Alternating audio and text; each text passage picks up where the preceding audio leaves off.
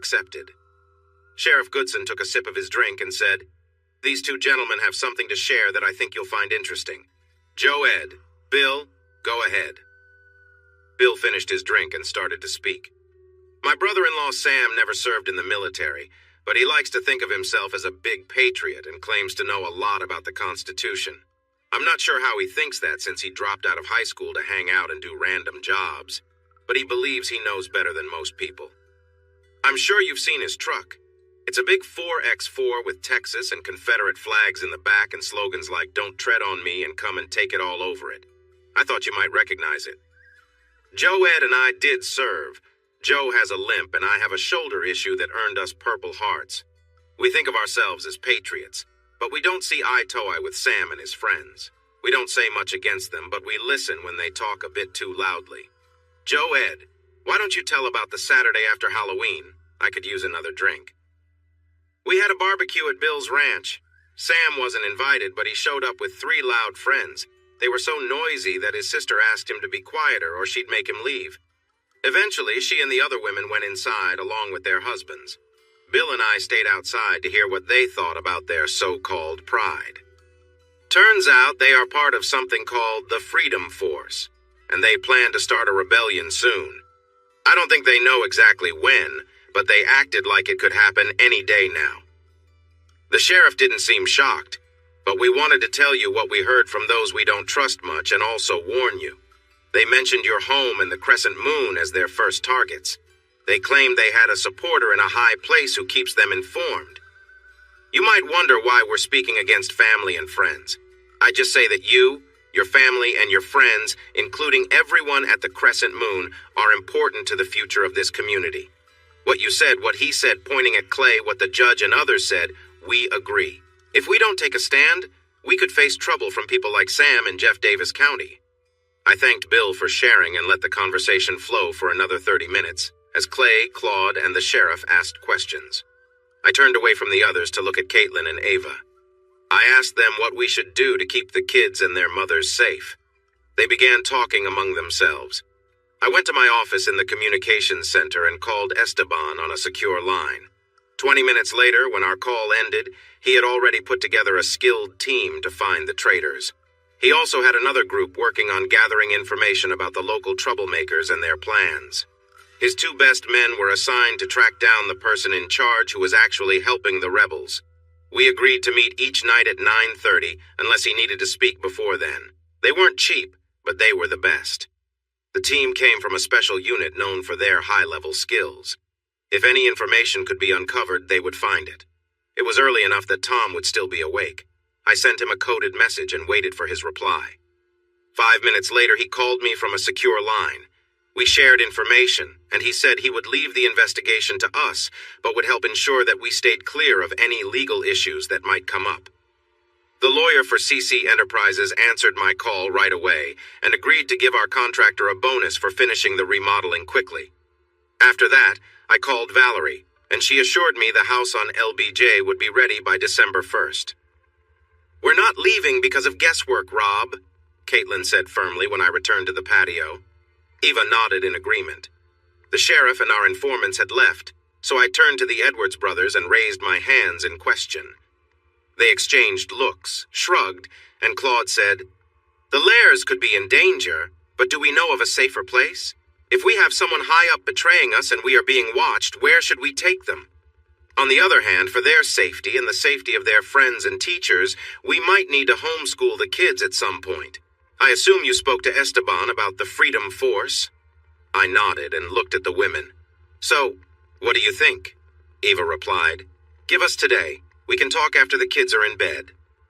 After breakfast, we got the uncles moving. They took on their Humano identities as they prepared. Claude, Clay, Paul, and I spent the day quietly searching for any signs of the traitors. The uncles might not have been as quiet, but they were effective. El Toro reached out to his contacts in the oil business. El Chaparral looked into Mexico. El Gato was well liked by the locals, including some of the less trustworthy ones. And El Coyote was popular along the river, especially in areas like Terlingua, Lajitas, and Study Butte. Once the kids were asleep, we gathered a serious group in the communications center. Esteban's update was quick. The ISR had gotten past their security, but it would take a while to figure everything out. Maybe we can help you find a way forward, Claude suggested. We're about to review our own ISR, and I believe they have some important information, even if it's not what we want to hear. Gentlemen, 2 of the local informants are new trainees. They don't realize we know about them, so we can give them anything we want them to share, El Gato mentioned, then looked at El Toro. The meeting place is in eastern New Mexico, near Hobbs. It's being watched, and we'll inform you when they start to gather. My source says it won't be soon because their location is almost empty. There is a suspicious group of people in a valley southwest of Redford, El Coyote said. They are well equipped and seem to draw no attention from even the cartel. They may have outside help since the police and military are not showing interest in them. They aren't officially backed, really, El Chaparral added, but 2 high-ranking officials in that area have suddenly become wealthy.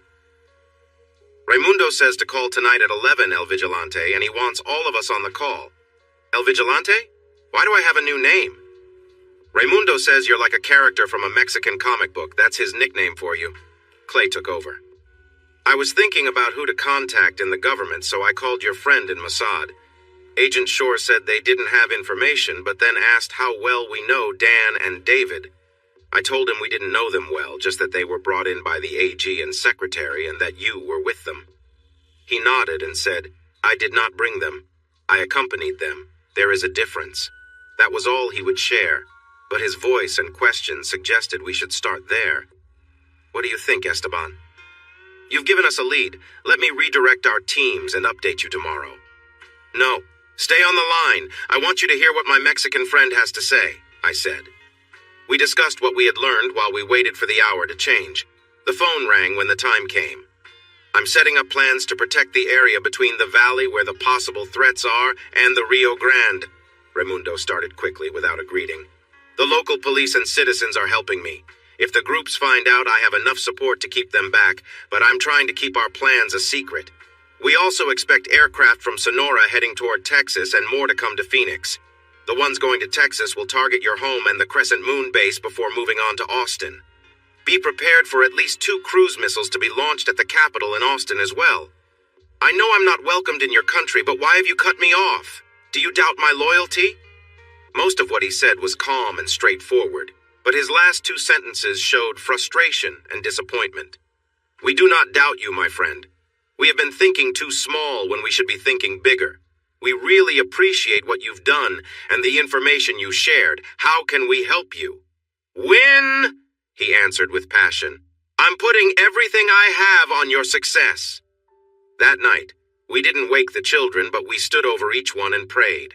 Our prayers weren't for our safety. Instead, we hoped they would grow up in a strong, democratic society, one better than the one we knew. Win or lose, change was coming. And change can be good or bad. In an ideal world, not only would the democratic society thrive, but it would also take the chance to improve, and the people would recognize the importance of their freedom, becoming thoughtful and active citizens. Thanksgiving meant something different this year, and I did something unexpected. I tried to mend things with Caitlin's parents. Our last talk had been heated, with them saying I had neglected our marriage, and I told them the only person who had betrayed me was their daughter. Caitlin also had issues with them because when she divorced Robert a few years later, she changed her story about me and their relationship during our marriage. They were not happy with her, especially since she clearly stated they had added to her problems by doubting my loyalty and implying she could find someone better. Things got worse, and she firmly told them it would be a long time before they saw their grandchildren. I thought they deserved it. But now, facing a possible crisis, I felt differently about them. Caitlin's choice to limit their visits with their grandchildren made their move from Katy to a place near Gatlinburg, Tennessee, easier. She kept her word by cutting off all contact with them and their grandchildren. When I suggested we call them to see if they had Thanksgiving plans, Caitlin looked at me as if I had lost my mind. What? But we agreed. I understand. But if I'm going to forgive my wife, I said with a smile, it makes sense to forgive her parents too, since they were misled. She lowered her head onto my chest and confessed, I'm too ashamed to call them. In a way, I treated them worse than I did you by cutting them off from their only grandchildren. I know. I paid to find your mom's phone number online. I'm thinking about calling her. Your dad and I had a tough start when I began dating his daughter, but your mom and I got along pretty well until someone told her some wrong things. I'm sorry for the mistakes I made back then. I felt a lot of pain and regret during therapy sessions that left me really tired from crying. I gently ran my fingers through her hair and said, "But that's all in the past now, right? With both my parents gone, our kids need some more adult guidance besides their uncles. Don't you agree? If you can let me go, I'll make the call." She hugged me tightly one last time, took a deep breath, and stepped back. I pulled out my phone and dialed the new number I had saved. It rang 4 times before going to voicemail. "Mimi, this is Rob McGregor. I wanted to check if you had plans for Thanksgiving this year. Caitlin and I have made up, and I'd like to make up with you too. I know she may have said things back then, and I was too angry to share my side. Anyway, Caitlin knows I'm calling, and she wants to reconnect with you. Grace and Rob Jr. would love to be included if we can set something up. Please call us back either way. Thanks." "You are so sweet," she said as she hugged me once again. "I hope they have a good reaction to your message." Just moments later, my phone played a happy ringtone and Caitlin started laughing. "Where did you get that?" I smiled, swiped, and answered, "Hi, Mimi. Thanks for getting back to me." "Rob? Is that really you? I don't answer numbers I don't know, but we heard your message and... Oh, wow. Is it true?" "I promise everything I said is true. I even have a witness here. Say hi to your mom, honey." "Hi, Mom. How are you and Dad?" "Oh, Caitlin, it's so great to hear from you. I can't believe it. It's like all my prayers are coming true." "We're good. Well, I'm doing well. Your dad is recovering from a little fall when he climbed a ladder, but the doctor says he's improving. He's here. Would you like to talk to him?" "Hi, Kate. Is that really you?" "Yes, Daddy, it's your daughter. I'm really sorry for the hurt I caused you and Mom." "No, dear, it was my fault. I pushed you away with how I handled things, and I regret it. We miss you so much. Can you come to visit us, you, Rob, and the kids? I can't travel right now, but if I could, I would fly to see you wherever you are." "Well, we were thinking of inviting you for Thanksgiving, but if you can't travel..." "Let me talk to Rob for a moment." She muted the phone and looked at me, and I nodded with a smile. "Papa Joe, this is Rob. Are there any inns or hotels nearby that could fit about 16 of us?" I know it's a bit late, but we had already invited others to join us. "Rob, our good friends Claire and Bill own a lodge by the Little Pigeon River about a mile from our house. They just finished some work on it and haven't had guests until December 1st. I'm sure they can fit 16 people. Does that include you and your lovely kids?" "The kids might come, Mimi, but it could be better for Caitlin and me to stay with the others, at least for a night or two. Can we use the kitchen and dining room? We'd love to cook for you, especially since Joe is having a hard time moving around." "Oh, wow. We were planning to eat with them anyway. I'm sure they will be happy to let you cook and tidy up if they can join too." "The more the merrier. Just let us know how many people will be here so we can bring enough food. One more question. Where is the closest car rental? We want to fly in on Tuesday and stay until Sunday afternoon, and we'd like to explore the area and the Great Smoky Mountains National Park, so we'll need a way to get around." "Rob, it's so nice to hear you. Yes, another friend has a Jeep rental nearby. We can pick you up in Knoxville and take you to his place near Pigeon Forge." "You won't have to drive that far, Joe. We'll be landing by private plane at the Gatlinburg Pigeon Forge Airport. Are the Jeeps close by?" He laughed. "I forgot you're a big-time oil man now, and don't think you can avoid sharing some stories with us. We've been following your adventures on TV, and it looks like you have interesting lives. We just want to join in and see the grandkids again." Caitlin had moved on from school. We had been close, but everything since then had gone wonderfully for her. Oddly, when she's feeling a lot, it's easier to connect with her. That night, she told me, "It's so sweet that you reached out to Mom and Dad and took the first step to reconnect with them. You are so kind and generous, and I really appreciate everything you do. How can I show you how much I care?" That's Caitlin for you. I had some ideas, and she jumped in with excitement. Together, we created a joyful atmosphere, making for a lovely evening. We both felt a nice sense of calm that stayed with us after our time together. The next morning, Ashley, Eva, and Caitlin made a plan for our Thanksgiving dinner menu and how to prepare everything. The men joined in until it was time for the turkey, and then the Edwards brothers, the four uncles, and I stepped in.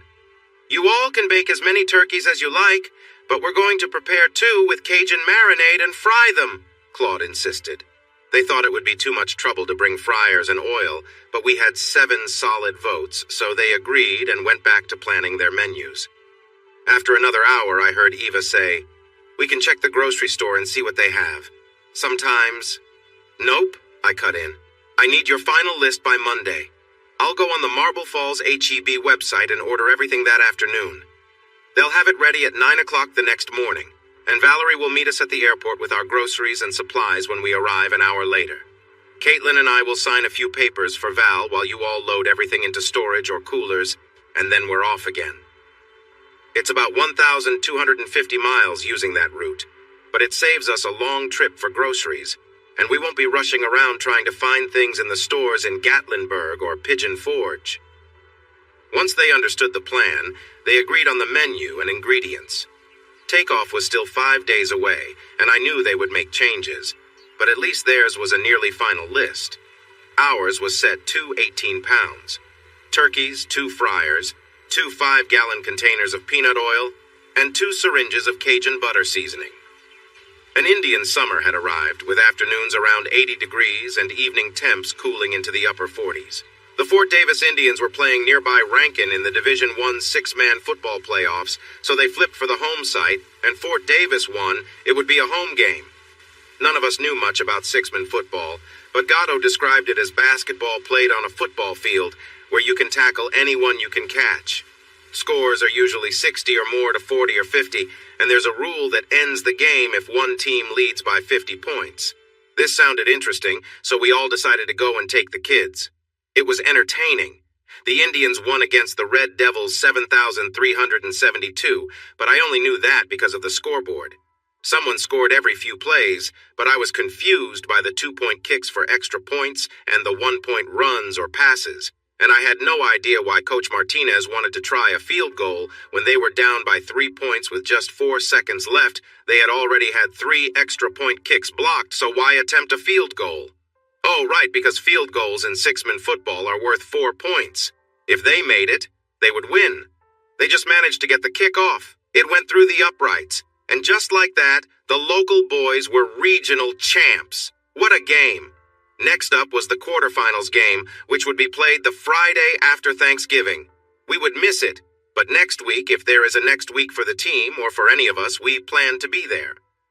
Caitlin called Addie, shared our plans, and invited her to join us with a guest. She also told her about the menu and asked if she wanted to bring something traditional. Addie chose homemade fudge with nuts. To stay active until then, I decided to work out more, which everyone agreed to do. Felix smiled and checked how much I had improved. I managed to keep up while the others seemed to do well, even though they complained of soreness each evening and morning. Raimundo mentioned that there was still no news across the river. The area in New Mexico remained empty, and conversations online were normal, yet surprisingly filled with misunderstandings and theories. The only important update was from Esteban, who said they found a way to check on Dan and Dave's backgrounds, and they hoped the contract with the Secretary of Defense was strong. I also reached out to Agent Shore, who answered this time. We exchanged our usual greetings and had some polite talk. Then, without giving too many details, I asked for his help. He hesitated but agreed to call me later to discuss our concerns. The Israelis didn't have direct evidence against either man, but they had noted messages between them and known troublemakers. That information was enough for me and for the Edwards. However, when we shared this the next morning, it wasn't enough for the Colonel or Sheriff Goodson to take any steps. I looked at Clay and Claude and said, "Looks like it's up to us, guys." Colonel Adams quickly listed reasons why we shouldn't rush in and should gather more information first. I watched him carefully, and he invited me to look closely into his life if I doubted him. I assured him we would, and he insisted that was what he wanted. Later that night, we told Esteban what we learned from the Israelis and asked him to investigate Dave, Dan, and Colonel Adams thoroughly. He promised that the Colonel had already been checked closely because he was one of the few who knew about my family and where I was. Then check him again, along with Sheriff Goodson, Secretary Tom Yonkers, and AG Edward Robert Lee. Our trainees and Dave and Dan are not close enough to accurately track our plans and movements. There has to be someone nearby. So let's have one team look into the details and the other check everyone around here. There must be some clues. And it's time to search the house for any hidden devices. Yes, I was feeling a bit anxious, but with good reason. Waking up in a better mood, I headed to the Crescent Moon to meet Ash and take care of some things, as we would say in West Texas. She and Clay lived there now, along with all the uncles except Gato, who had a home nearby. Claude's move to the Crescent Moon was stopped by Ava, whose children wanted to stay with mine. So he set up a nice office at the Moon to manage Ultimate Solutions and other projects. Ashley liked it so much that she made an office for herself, saying she preferred being close to everything instead of being far away in Midland or Dallas. I received a text from Caitlin around 11 saying Rosa had made lunch for me and I should come home. Like a good husband should, I followed her advice and enjoyed the wonderful meal Rosa served just before she left 4 hours early. My lunch partner seemed a bit restless and nervous, more than the situation called for, and I started to wonder if something unexpected was coming. After we finished eating, she led me upstairs and I began to suspect there would be more surprises. Instead, she pulled out a hidden bag from under the bed, looking both happy and a little shy as she handed it to me. "Where did you get this bag and what do you plan to do with it? Am I being replaced?" I asked in a dramatic way. "No, sweetie, not at all. My counselor said some of her clients found their relationships improved by trying new things. I told her we didn't need that, but she said that if we didn't try, we would never know. I admitted I had no idea what was out there, so she got me a starter kit." "What do you think of it?" I asked. "I swear I haven't used anything yet. They all need to be charged, so I don't even know which ones work." I walked to my office, gathered what I needed, and took an extra charging station to the bathroom. We opened the boxes, made jokes about the contents, read the instructions, and plugged in as many as we could, picking the most interesting ones for our first try. We also chose a few different items, including a small one that could be used discreetly. I could just imagine her wearing it under snug jeans or a fashionable dress while we were out. It might add some fun to our evening together. I pictured us enjoying a cozy night in a more private space. There were still more items in the bag, but we ran out of charging slots, so I suggested we enjoy some classic romantic moments while the new items charged. Knowing we had some time and privacy, I worked on making the setting feel special. I gently explored her from head to toe while making sure she felt relaxed and happy. I wanted our time together to be enjoyable without being too much. Once we were ready, I brought out something new to try, and it seemed to bring her a lot of joy. "I'm so glad I didn't have something like this before," she said happily. "What did you use before?" I asked, curious about her past experiences. This started a light conversation about her earlier moments, filled with laughter and shared stories. It was a warm time that drew us closer. With everything set, I suggested we try a few different things to make our experience even better. She looked excited to explore, which made the moment even nicer. There were many settings to play with. After adjusting the device, I made sure it was in the right spot to create the best feelings. She lay back on the pillows, and I saw her respond with surprise. I reminded her to stay still, explaining that it worked best with careful movements. She chose a setting, and I could see that she liked it. A little while later, she seemed to be taken by the experience, and I wanted to make sure she was comfortable and happy. I gently stroked her arm and smiled at her, feeling good about how everything had gone. I was starting to realize there were new possibilities with what we were trying. As she relaxed, I made sure everything was tidied up and gave her some time to unwind. We shared a quiet moment, reflecting on how interesting the evening had been. It was clear that we had many enjoyable moments ahead. Meanwhile, Esteban's team managed to tap into Dan's communications that night. This led them to Colonel Adams' assistant, seen by his superiors as a bright young officer in the U.S. Army. Knowing this, we decided to provide false information on purpose and to find out how many others on the base might be involved or had been informants from the start. More importantly, the team could now look for supporters of the so-called Freedom Force within the government or military. It was vital for our safety to deal with local threats, but addressing those at higher levels was crucial for the country's long-term stability. As we prepared for a thorough check of the meeting rooms, offices, and communications, We held our final meeting before Thanksgiving under a sheltered area in a box canyon on the 6,400 ranch, sitting on camouflage chairs. Were we being overly cautious? Yes, we felt it was right to be careful. We had a plan to share some information locally, but realized we needed advice from those in charge for bigger issues at the state and national levels. Once we got back to the gates, I called Tom on my phone and left him a message. "Hey Tom, it's your old friend Rob.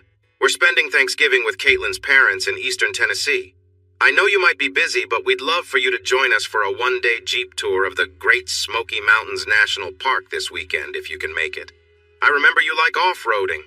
Give me a call if you're interested. If not, enjoy your holiday." I wasn't sure how to find a shady spot in a canyon along the Tennessee-North Carolina border, but we could definitely make it tough for anyone trying to watch us from above in the mountain wilderness. I kept changing the ingredients for our meal until I finished the online order, paid, and told them to leave since the food was going to be great and there was no need to worry more. They were still hanging around, so I asked, "I hope you have all the kids' clothes packed for 6 days and some for exploring in the Jeep, plus outfits for the casino in Cherokee and clothes for the dance halls in Gatlinburg or Pigeon Forge for adult evenings, right?" They scattered quickly like a flock of birds. Addie introduced our co-pilot and travel companion when we got to the airport the next morning. She was lively and charming, a slim blonde with blue eyes and a sporty look, which suited her well. She was fit and friendly, just like someone named Jackie should be. Both of them wore the company uniform of tailored navy pants and short-sleeve button-up shirts. Addie looked as lovely as ever, and her dark hair and skin stood out against Jackie's light features. I welcomed Jackie and praised the HR department for their good hiring choices before taking one last look at them. Maybe I stared a bit too long or made my comment about HR too playful, but I wasn't expecting the sharp elbow from Kate or the pinch from Eva, who nudged me forward toward the steps. They stepped in, checking out the pilots a little longer than usual, said hello, and introduced themselves.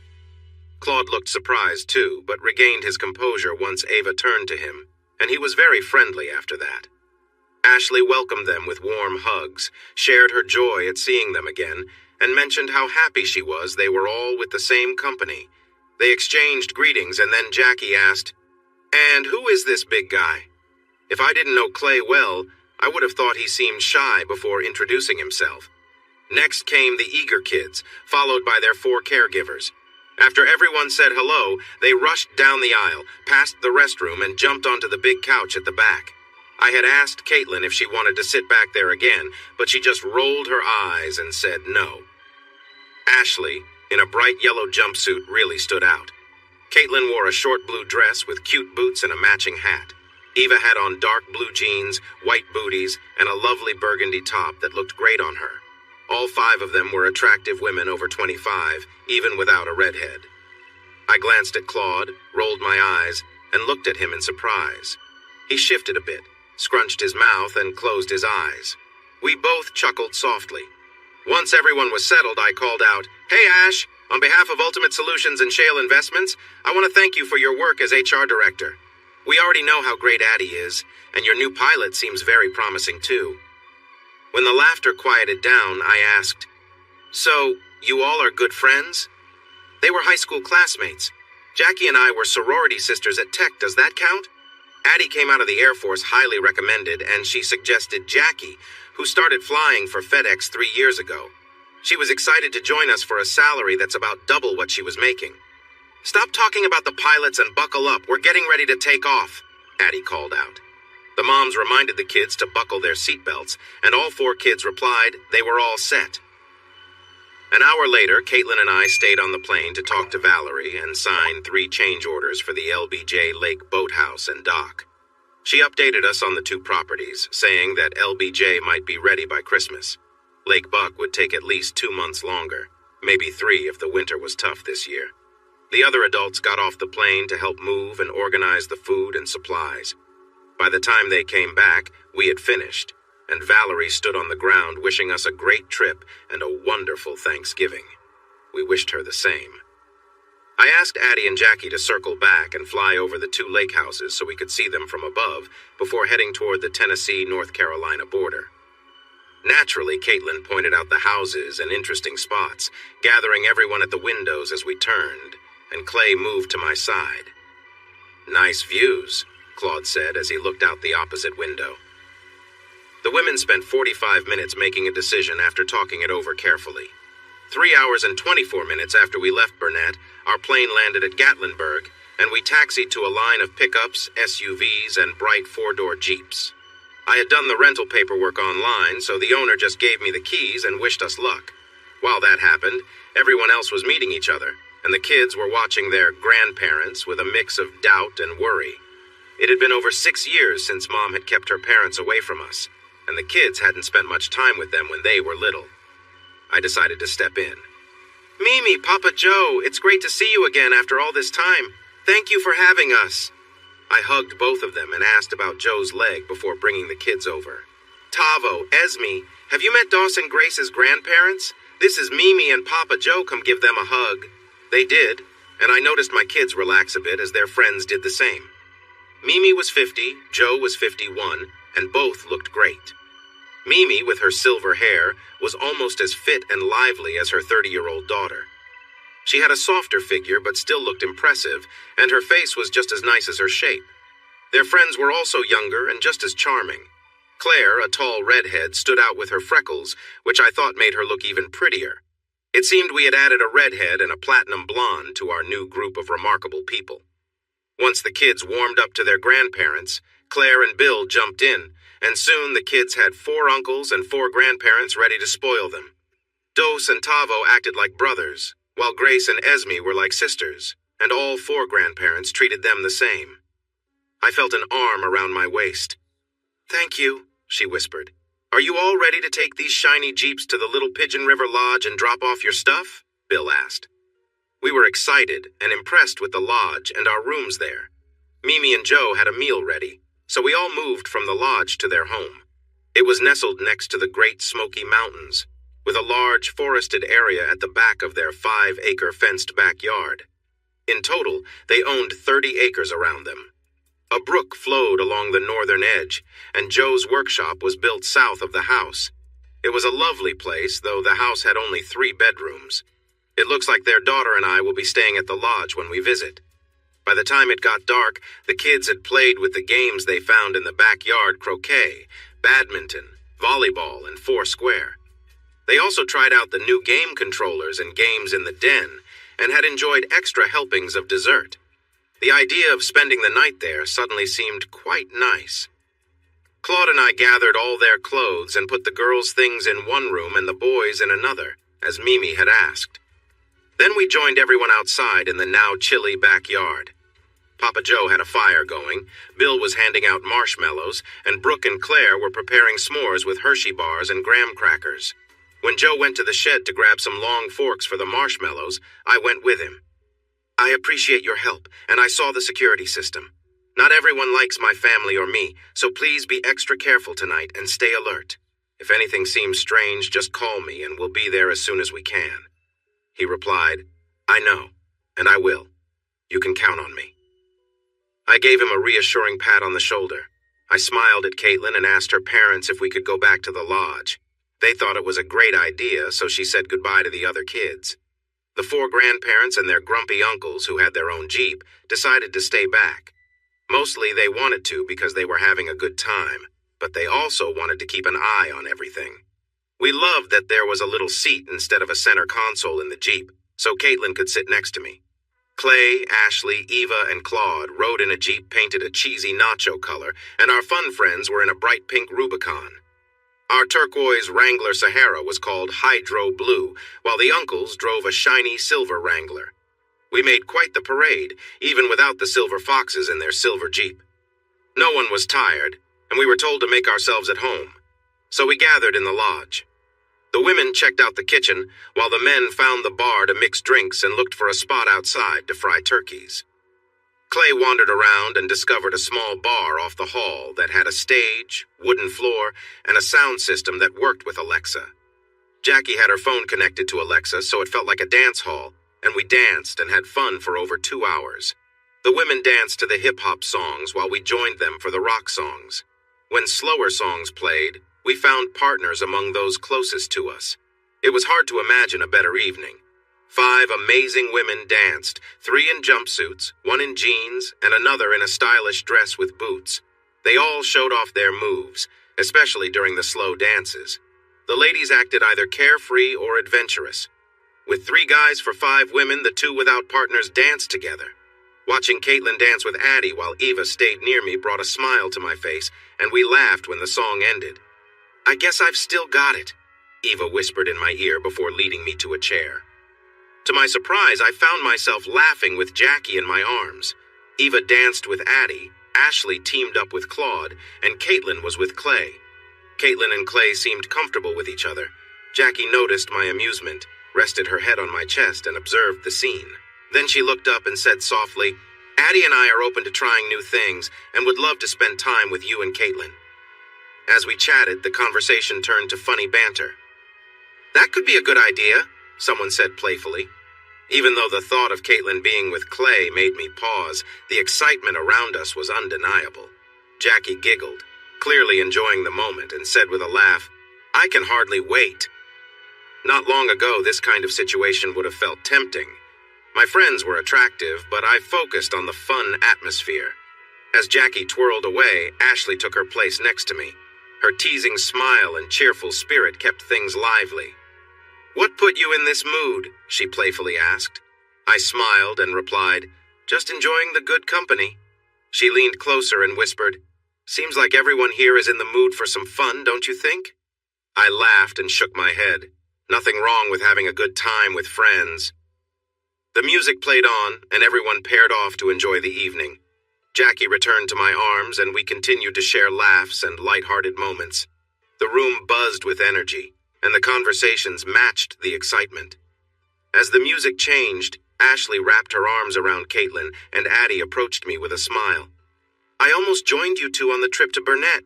It sounded like such an adventure," she said, leaning in with enthusiasm. I took a small step back, smiling at her spirited nature. "You both definitely bring a fun vibe to the party," I said with a chuckle. She laughed in response. "This is the most lively crowd I've been with in a while. Everyone seems to be having a great time." The mood turned cheerful as people paired off and continued to dance.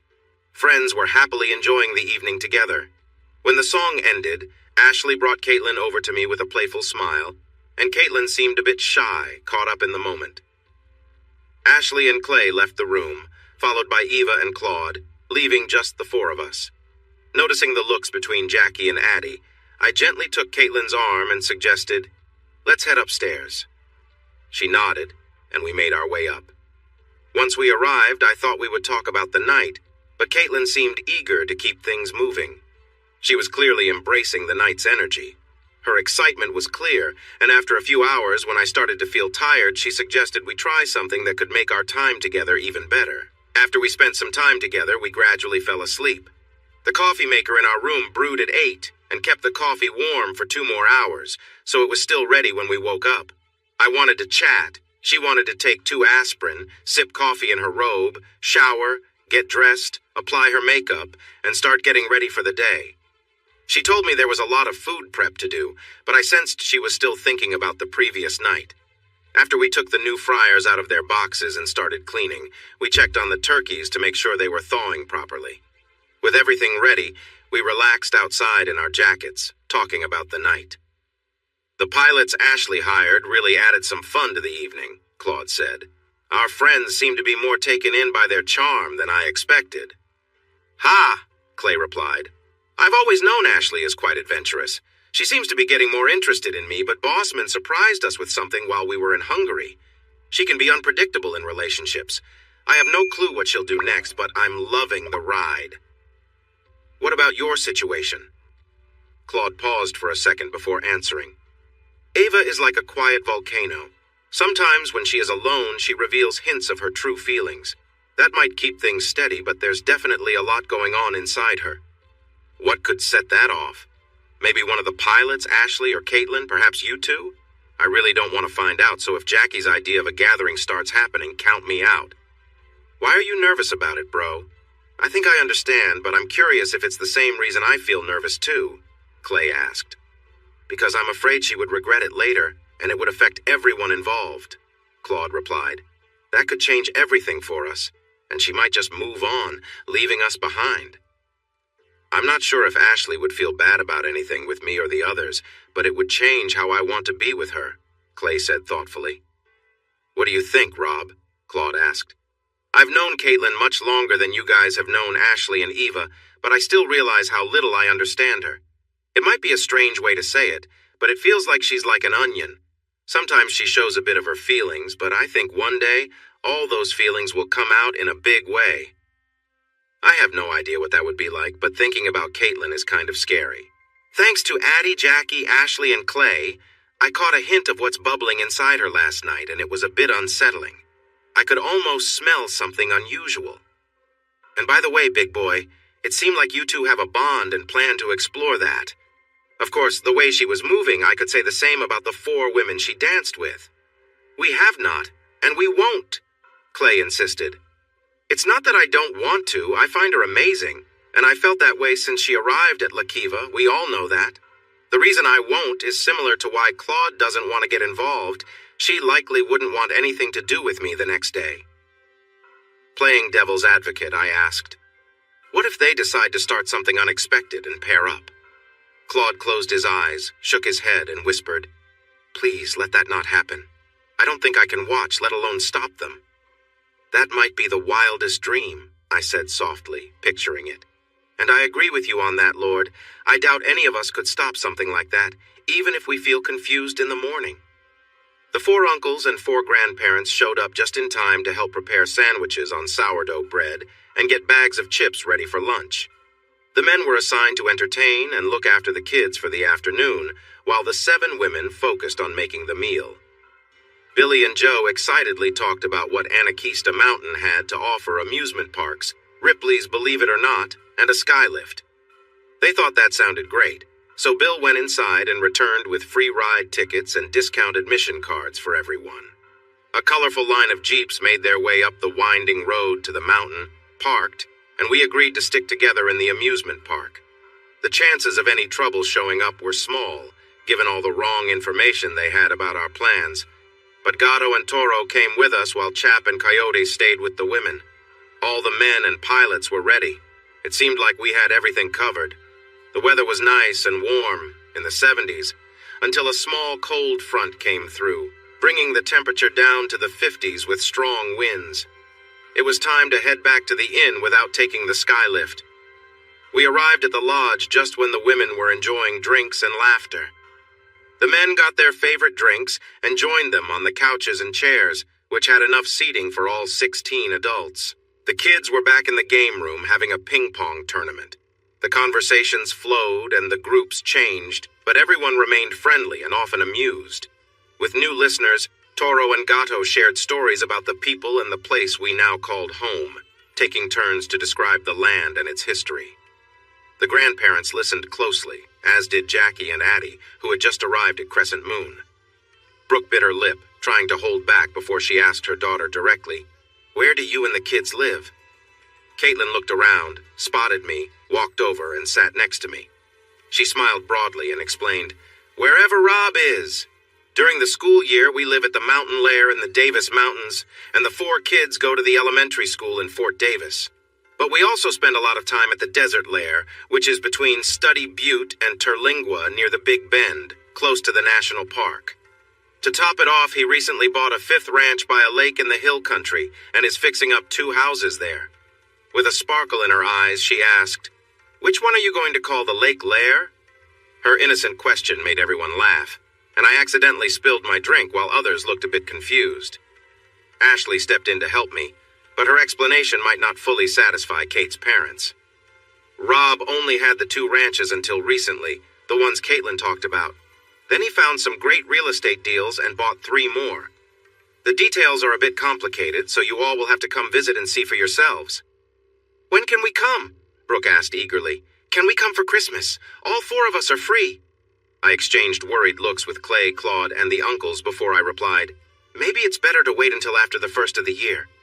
That answer, along with the looks shared among us, made Joe curious. "What is it that you aren't telling us?" Nothing we can talk about right now, Joe.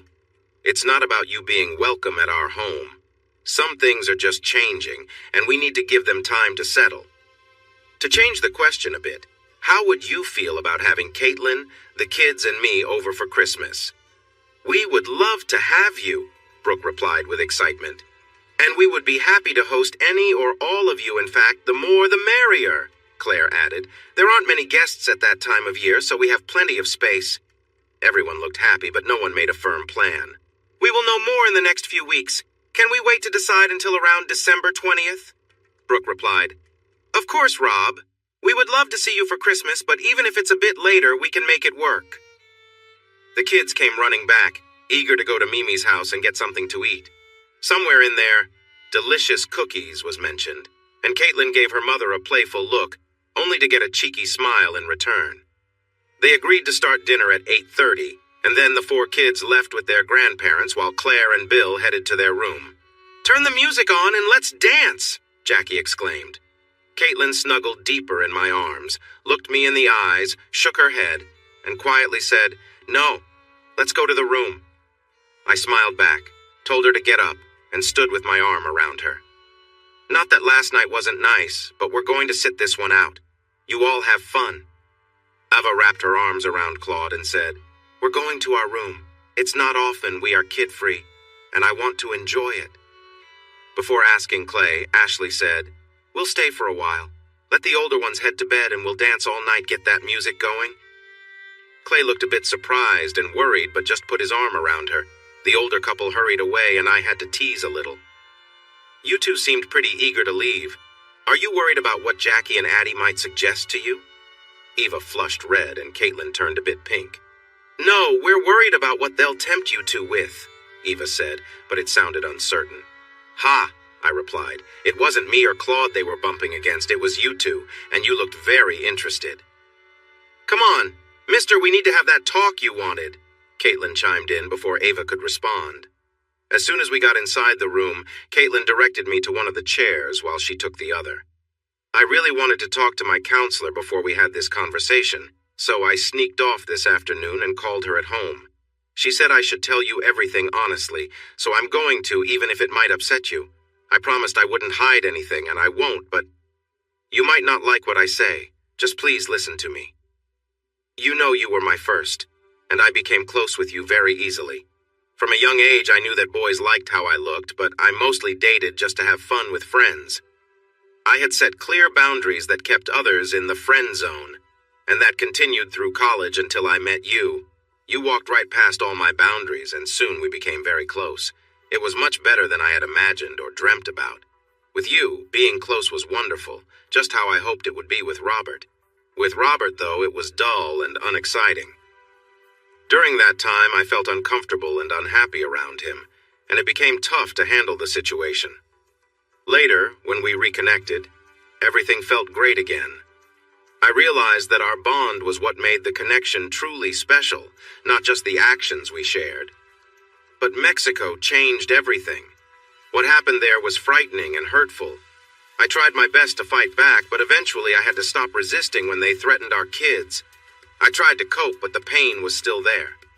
I understood that to keep us safe from more harm, I needed to make my body follow along, even if my mind was elsewhere. Often I thought of you to help me get through. My mind stayed distant from the physical pain, which helped me keep my sanity. This situation affected me deeply. I noticed my body would react in ways I didn't expect. It wasn't that I liked it, but I seemed to learn to endure. In a different setting or with someone kind, it may have felt different. That understanding, along with everything I went through emotionally, finally made me break down. The hardest part of healing was accepting that I wasn't the same person I believed I was. With you, I feel a connection in every way. When we are together, I feel safe and cared for, especially when you hold me close. But sometimes I struggle with the feelings that come when you take charge. The way you care for me and lead me is something I truly appreciate. I'll admit Clay is charming. He's a kind and gentle person. If something were to happen between us, it would likely be sweet and thoughtful, but it wouldn't give me the same feelings that I have with you. Who really understands me on a deeper level? Jackie, Addie, and Ashley. They know my true self. Jackie, Addie, and Ashley. I've had attention from both men and women for as long as I can remember, but I've never really been tempted until now. Are they attractive? Definitely. But that's not the main reason. It's the way they act around me with confidence, making me feel like they know what to do, and the way they say things that leave me wondering. She paused, took a deep breath, and asked, "Does this make sense to you?"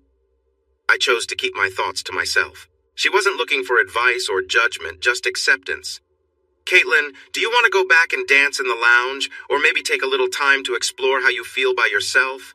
Everyone is still there, including Clay." She looked surprised. "You can't be serious."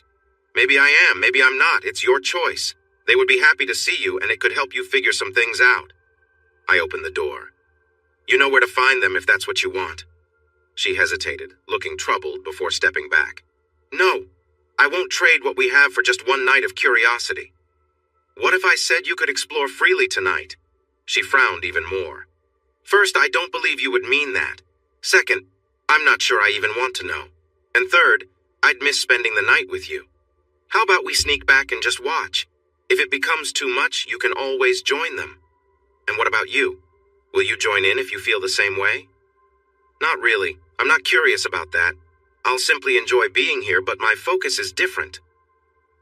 Instead of moving towards the door, she backed up until she reached the bed. "No. It seemed fun when I wasn't thinking clearly, but now it feels wrong. I wouldn't be able to feel good about it later. The idea of you with them makes me feel uneasy, too. Then let's just focus on having a good time tonight." She smiled, took out her phone, found a playlist she liked, and started to move to the music. Her outfit wasn't fancy, but she made it look good. From where I stood, the way she carried herself was much more captivating than anything happening downstairs, and I think she noticed when she glanced back at me. She relaxed on the bed, looking comfortable and at ease. She raised her arms playfully, wanting my attention. Instead, I focused on making her smile and enjoy herself before joining her for a moment of shared joy. Afterward, I gently moved back, feeling happy to watch her enjoy our time together. I got a soft towel, lifted her a bit, and placed it under her. After turning off the music and lights, I lay down next to her. She snuggled up beside me, and I felt relieved that she chose to be upstairs with me instead of heading back down. I wondered if that choice meant her earlier feelings were fading or if it was time to talk to her counselor about them. The next morning, Caitlin was lively in the kitchen, putting things in the oven and on the stove. Ava was right beside her, checking their schedule to make sure everything would be ready by noon. At 9, the uncles, Claude, and I were sitting outside in the cool air with cups of coffee, heating the peanut oil in the fryers. The turkeys had been seasoned and were resting on the rack, drying off. We dropped the food into the hot oil when it was ready, expecting it to be done by 11:45. Bill and Joe arrived at 9:20, and the kids wanted to explore outside, so we kept an eye on them. I looked toward the kitchen just as Clay poured himself some coffee.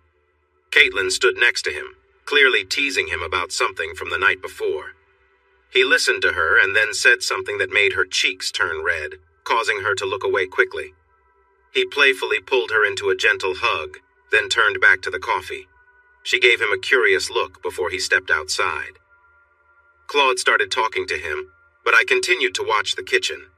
Ashley, Addie, and then Jackie took turns greeting Caitlin, who seemed to turn even redder with each greeting. After Jackie finished, Caitlin hurried away. The others smiled at her before getting cups of coffee and starting another pot. "I really need to talk to that counselor as soon as I can." The light teasing around Clay began to fade since he didn't seem bothered by it. He looked quite pleased with himself. In a way, I felt a bit jealous of him, but I knew he might feel the same about me. The Thanksgiving dinner was everything it should be. We had 3 generations together, laughter filled the air, and the food was simply amazing. We had both baked and fried turkey, 3 trays of stuffing made from my grandmother's recipe, homemade noodles in a tasty sauce, sweet potato casserole, fresh green beans, homemade bread, and lots of desserts: pecan pie, pumpkin pie, apple pie with ice cream, pumpkin spice cake, and a variety of cookies.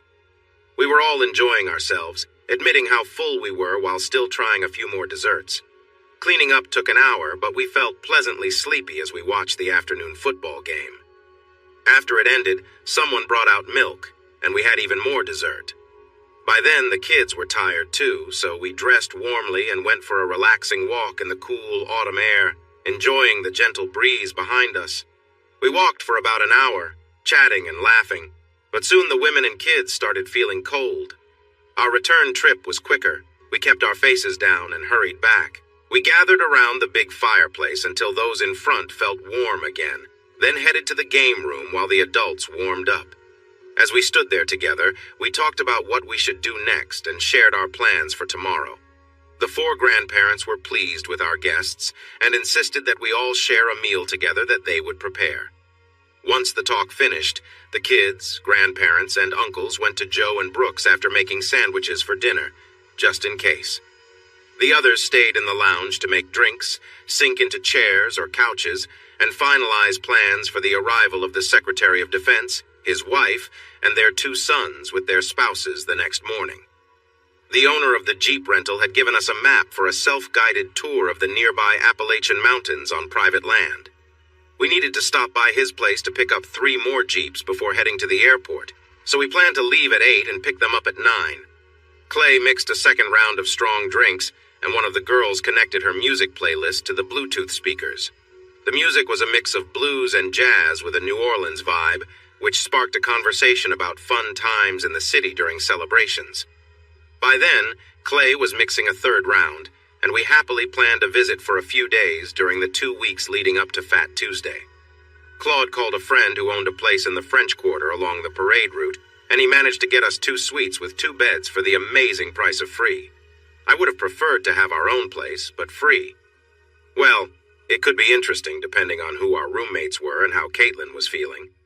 As soon as the guitar solo for ZZ Top's Blue Jeans Blues started, Ashley pulled Clay onto the dance floor and Caitlin pulled me with her. We danced closely to the lively music, and I noticed my girl making little happy sounds. Looking past her, I saw Claude dancing with Jackie and Ava with Addie. They were enjoying themselves too, but it was hard not to feel excited while dancing to this song as Eva turned a charming shade of reddish-brown. The music smoothly shifted to Brown Sugar, and Caitlin danced in rhythm to the beat. I spun her away, pulled her back, and she moved in perfect time while leaning playfully against me. Her eyes were almost closed, and she seemed lost in the music. She was hard to ignore, and soon the others gathered around to watch her. It wasn't quite a show, but it was certainly captivating. Jackie gave me a questioning look and a wink, waiting for me to spin her again. When I did, she took my hand and pulled me away. Addie and Ashley joined her, pulling Eva along, and the 5 of them moved energetically to the next song, She Loves My Automobile. The guys stood back, enjoying the lively scene. Hot, Blue, and Righteous followed next, and Jackie grabbed Caitlin while Addie took me. Ashley caught Claude, and Eva wrapped Clay in her arms. This turned into a fun, slow dance, and it seemed the ladies intended to make the most of it, Caitlin included. She playfully moved around Jackie, spinning away and dancing just out of reach. When A Fool for Your Stockings started, Jackie approached Caitlin, who twirled away and pulled Addie with her. Caitlin wrapped her arms around me, leaning against me with excitement. As Tush played, she twirled again and danced for us. Then she took my hand and guided me toward the hallway leading to our room. The others laughed and teased us, but she was focused on the moment. I unlocked the door and opened it, and she happily walked inside. She jumped onto the bed, encouraging me to join her. I settled beside her as we enjoyed spending time together. At first, she hesitated at my suggestion, but soon she complied. I could see she appreciated my attention by how she responded to me. We shifted positions as we continued to have fun. Her energy was high, and it didn't take long for us both to feel a strong connection. Instead of stopping, we stayed together, enjoying the closeness. We shared a quiet moment, exchanging a few words before she became lively again, fully embracing the playful atmosphere. She seemed to take charge with enthusiasm, moving gracefully like she had on the dance floor. As she danced, her words were teasing, but I focused more on the moment itself. Her joy was contagious, and I found myself caught up in it. I began to think more about our relationship, how much she meant to me, and how my feelings had grown. The realization hit me just as she reached a high point of joy, and I could see she was savoring every second. Afterward, we remained close, sharing a quiet moment. She whispered that she loved me, and as she rested, I reflected on my feelings for her, holding her closely as we relaxed together. Then I gently laid her beside me. The next morning, she was cheerful and happy. Did you see how I handled things last night? After our talk, I understood I needed to be more assertive. When I faced challenges in the kitchen, I promised I would take charge. I care for you, so I focused on having fun with you, even with others around. They didn't know how to respond. Didn't I do well? She asked excitedly. Yes, you did, I replied. I loved how you engaged with everyone. You are a wonderfully charming person, and I'm so glad we found each other again. She smiled brightly and whistled happily as we cleaned up. I got dressed, and when I left the room, she was doing her makeup and had hot curlers in her hair. 20 minutes later, she arrived in the kitchen, looking great in a stylish red sweater, fitted blue jeans, and cowboy boots that completed her outfit. Her hair fell in beautiful curls, and her light makeup looked perfect. She appeared completely charming. So charming and delightful, the other 7 men, including her father, paused to admire her, and the women taking care of breakfast looked up to appreciate her beauty. I heard her say that she didn't want anyone to outshine her, even those she had seen on TV. This news sent Eva and the pilots back to their rooms to change out of their casual clothes, but Claire and Brooke were already happy with how stylish they looked. Bill, Joe, and Addie drove the other 3 colorful Jeeps to the airport, where we waited a little before the secretary's personal plane arrived. Caitlin was right. The girls from Yonkers looked stunning, dressed in sweaters, jeans, and fashionable shoes. Tom came off the plane, noticed our group nearby, and nearly stumbled. Yes, our women looked that good. His sons were not much different, but managed to walk down the steps without tripping. We exchanged first names all around, but when Bill said, "Nice to meet you, Mr. Secretary," Tom replied that today he preferred to just be Tom and didn't want to talk about his job. He said it with a smile, and Bill responded, "As you wish, Tom, but it's tough for an old soldier like me." This led to some friendly talk about their military experiences, including Jackie and Addie. Eva, Jackie, and Addie looked great, but it was Caitlin who caught the eyes of Tom's sons, Tommy and Clark, just a little longer than seemed normal. She kept a calm face, but I could see a slight smirk forming. It turned into a smile when we were alone in the Jeep, and I teased her about the attention she received, reminding her that I noticed her too. She laughed, cuddled into my arm, and said, "You do, and I love that you do. But it's nice to hear a compliment from others sometimes." Claude led the first part of our Jeep tour, Tom the second, and I took charge of the last part, which ended at the highest point of our trip. We stopped a few times to enjoy the views and had lunch at the top. Caitlin and Tom's wife, Mary, seemed to connect well, chatting while we ate. Clay and I collected the trash and put it in a bag we brought along. Always take away what you bring. As we were placing the bag into the back of my Jeep, Clay pointed out something I had noticed too. "Buddy, we had 3 blondes, a brunette, and a dark-haired beauty. A bit more variety would have been nice, right? If we added Jessica's long brown hair and Amanda's freckles, we'd have quite a mix, especially with Mary's silver hair. And isn't she impressive for someone in her late 50s? Just then, Tom approached from behind and we heard him chuckle. Without looking back, Clay said, "Sorry I said that out loud, Tom, but you know I'm right." He stepped between us and put a hand on each of our shoulders. It's hard to concentrate on conversations or enjoy lunch with them all around, isn't it? I feel the same way about my daughters-in-law and wife, so I can only say, I completely agree. They were stating the obvious, so I just nodded. Tom's tone became serious. Let me give you some important news about misinformation on a national level. You can share this with Claude when you get a chance to talk alone. We have 2 high-level betrayals. One is a civilian, a senior military advisor to the president, and the other is a discontented general based at the Pentagon. We can give them false information when it benefits us and work around them the rest of the time. They are influencing the alternative media, which is stirring up discontent among those unhappy with the system. Edward and I are meeting every few days to coordinate, and we have started several campaigns to spread misinformation. We are keeping an eye on the shifting meeting places on the dark web and areas where the traitors and their supporters can gather. We have trusted people monitoring the effects, and it seems to be working. I'll have more updates before we leave, and I'll let one of you know. The group was eager to move to the next part of the adventure, which included a 2-mile hike to a viewpoint above a waterfall. We got back in our vehicles and drove to the trailhead. The path was rocky and winding, so we took our time to avoid any mishaps. But the view of the waterfall tumbling down the cliff made the journey worthwhile. Caitlin wanted to drive home, so I tossed her the keys and got in. I buckled my seatbelt and wished her good luck, which earned me a playful tap on the arm. She had been great on the way up, sticking to her side. I, on the other hand, may not have been so careful. She usually liked me to drive, but today it was her turn. We were the last car in the line, and I decided to enjoy the moment. Before long, we were both distracted and lagging behind. Eventually, Caitlin pulled off onto a ridge they had already passed and stopped the Jeep. She got out, took off her sweater, and tossed it on the hood. The wind was cool, but the view felt refreshing. Leaning over the bumper, she playfully said, "You started this. Come join me." We shared a fun moment before quickly getting back to normal. We cherished our time together, caught up in the thrill of the mountains, and we smiled at the light teasing we received when we reached the lodge 45 minutes later. Mary led the way, speaking up. "Tom and I were worried about you two and thought about turning back to check on you, but we were told this was normal. Now that I see that smile on your face, Caitlin, I get it. Was it really that special?" Caitlin, not bothered by the attention, smiled and said, "I've never enjoyed a view stop more." Even her parents joined in the laughter. Her mother then added, "We need to have another chat about proper behavior, young lady." "Mom, you should talk to the one who keeps making it hard for me to drive. I had to pull over to calm him down or I might have lost control."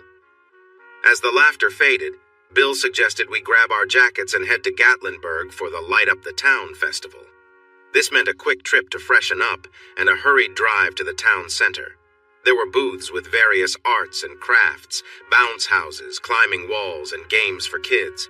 There was even a section where we could pay to throw a ball at stacked pins or toss darts for prizes. Grace loved her stuffed tiger, and Caitlin hugged the large teddy bear I won for her, so spending a bit on charity felt fine. Esme, Doss, and Tavo wanted to win their own prizes. With quiet tips from their uncles, they gave Brooke and Claire the stuffed animals they earned. Tom worked hard to win Mary a big Pooh Bear, and she was thrilled, making him feel proud. His sons did well too, and their wives were happy with their alligator and beaver toys. Claude was excellent with the target games until he was asked to stop after winning too much. Eva gathered a lot of prizes and generously shared with Esme and donated to a holiday charity box. Clay, Ashley, Addie, and Jackie skipped the games and rode the rides instead.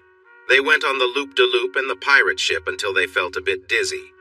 Bill and Claire, along with Joe and Brooke, enjoyed the rides as well, finding joy in the Ferris wheel and carousel. While it wasn't the most thrilling event they had been to, it was certainly better and safer than a Black Friday shopping trip. The town looked beautiful when they counted down and turned on the Christmas lights. It was hard to believe it was nearly that time of year, and so close to a big day. On the way back, Mary asked Caitlin if she could ride with her, so I could ride with Tom. I thought we had something serious to discuss, but it turned out Caitlin and I heard a similar story on the way home. It seems that early in his military career, Tom was a hard-working and eager young officer who often took jobs overseas, leaving Mary alone for months. During that time, another young officer took advantage of her loneliness, and they had a relationship that lasted several months until Tom came back home. He found out they had separated, divorced, and both ended up feeling very unhappy. Nearly a year went by. Their parents arranged for them to meet at Christmas. They reconciled, and 35 years later they were more in love than ever. They had 2 boys they loved and were very proud of 2 boys who wouldn't be here if they hadn't gotten back together. The lesson from this was straightforward, but Tom wanted to say it anyway. "I know what happened and how hard it was for you, Rob. But that was in the past when she was young and didn't have experience, and you were both trying to figure things out. You made a mistake by staying at the company when you knew you should leave, and she made her own choices while you were away. Yes, her mistake was big, but might it have happened if you hadn't made your mistake? I believe Mary wouldn't have if I had been home, and I feel the same about Caitlin. Still, I see how much you love each other now, how committed she is to you, and how proud you are of your kids. What you have may work for both of you, and we are living proof that thinking once a cheat, always a cheat, is wrong. I know you will do what you feel is right, but Mary and I wanted to share our story with you and Caitlin. I could have said that just last night. I worried I might lose her to someone else. A few months ago, she found it hard to talk to me because she felt overwhelmed. I could have reminded him that Mary and their kids were never in danger, and that his wife wasn't mistreated or taken from him in a way that made them seem worse than they really were. Our stories were quite different, but I understood his point. Thanks for sharing, Tom. I know that must have been hard to discuss, and I appreciate your advice. I wondered how Caitlin would react. The Christmas decorations at the lodge sparkled as we arrived, and a big evergreen tree stood in the lounge waiting to be decorated. We all helped out, and a couple of hours later, it looked brighter than the professionally done decorations at the inn. Putting up ornaments on that huge Christmas tree with our friends and family felt heartwarming. It was as nice as cooking and enjoying the festive meal, bringing us all closer together. That night, Caitlin and I shared a sweet moment, filled with kind words and heartfelt "I love yous." She fell asleep in my arms, and I felt happy.